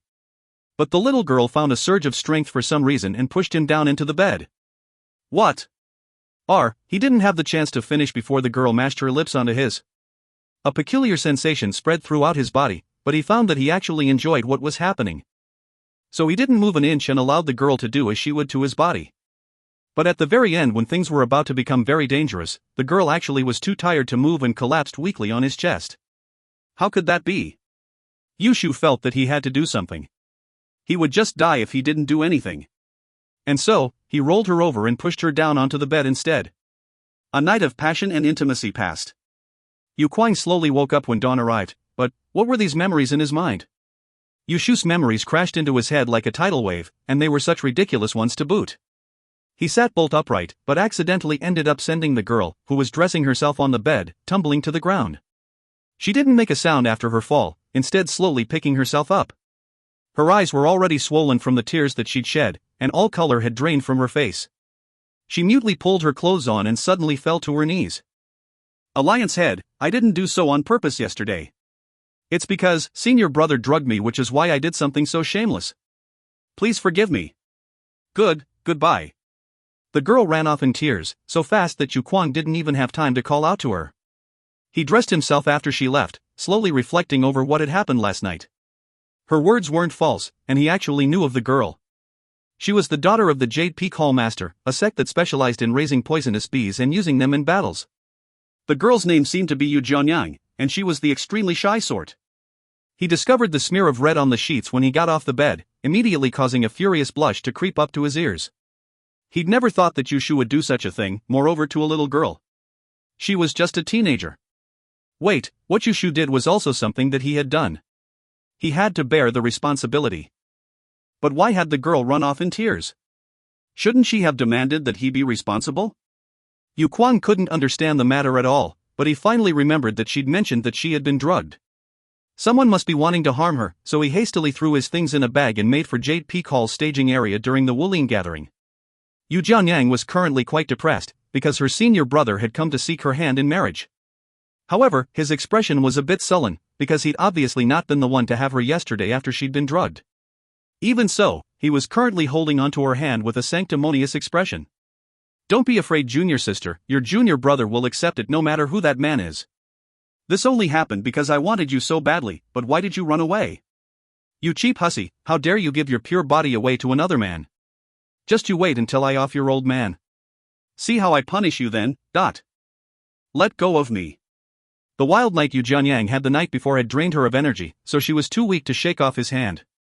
So her senior brother had no trouble dragging her to her father and being forced to her knees. Speak. Where were you last night?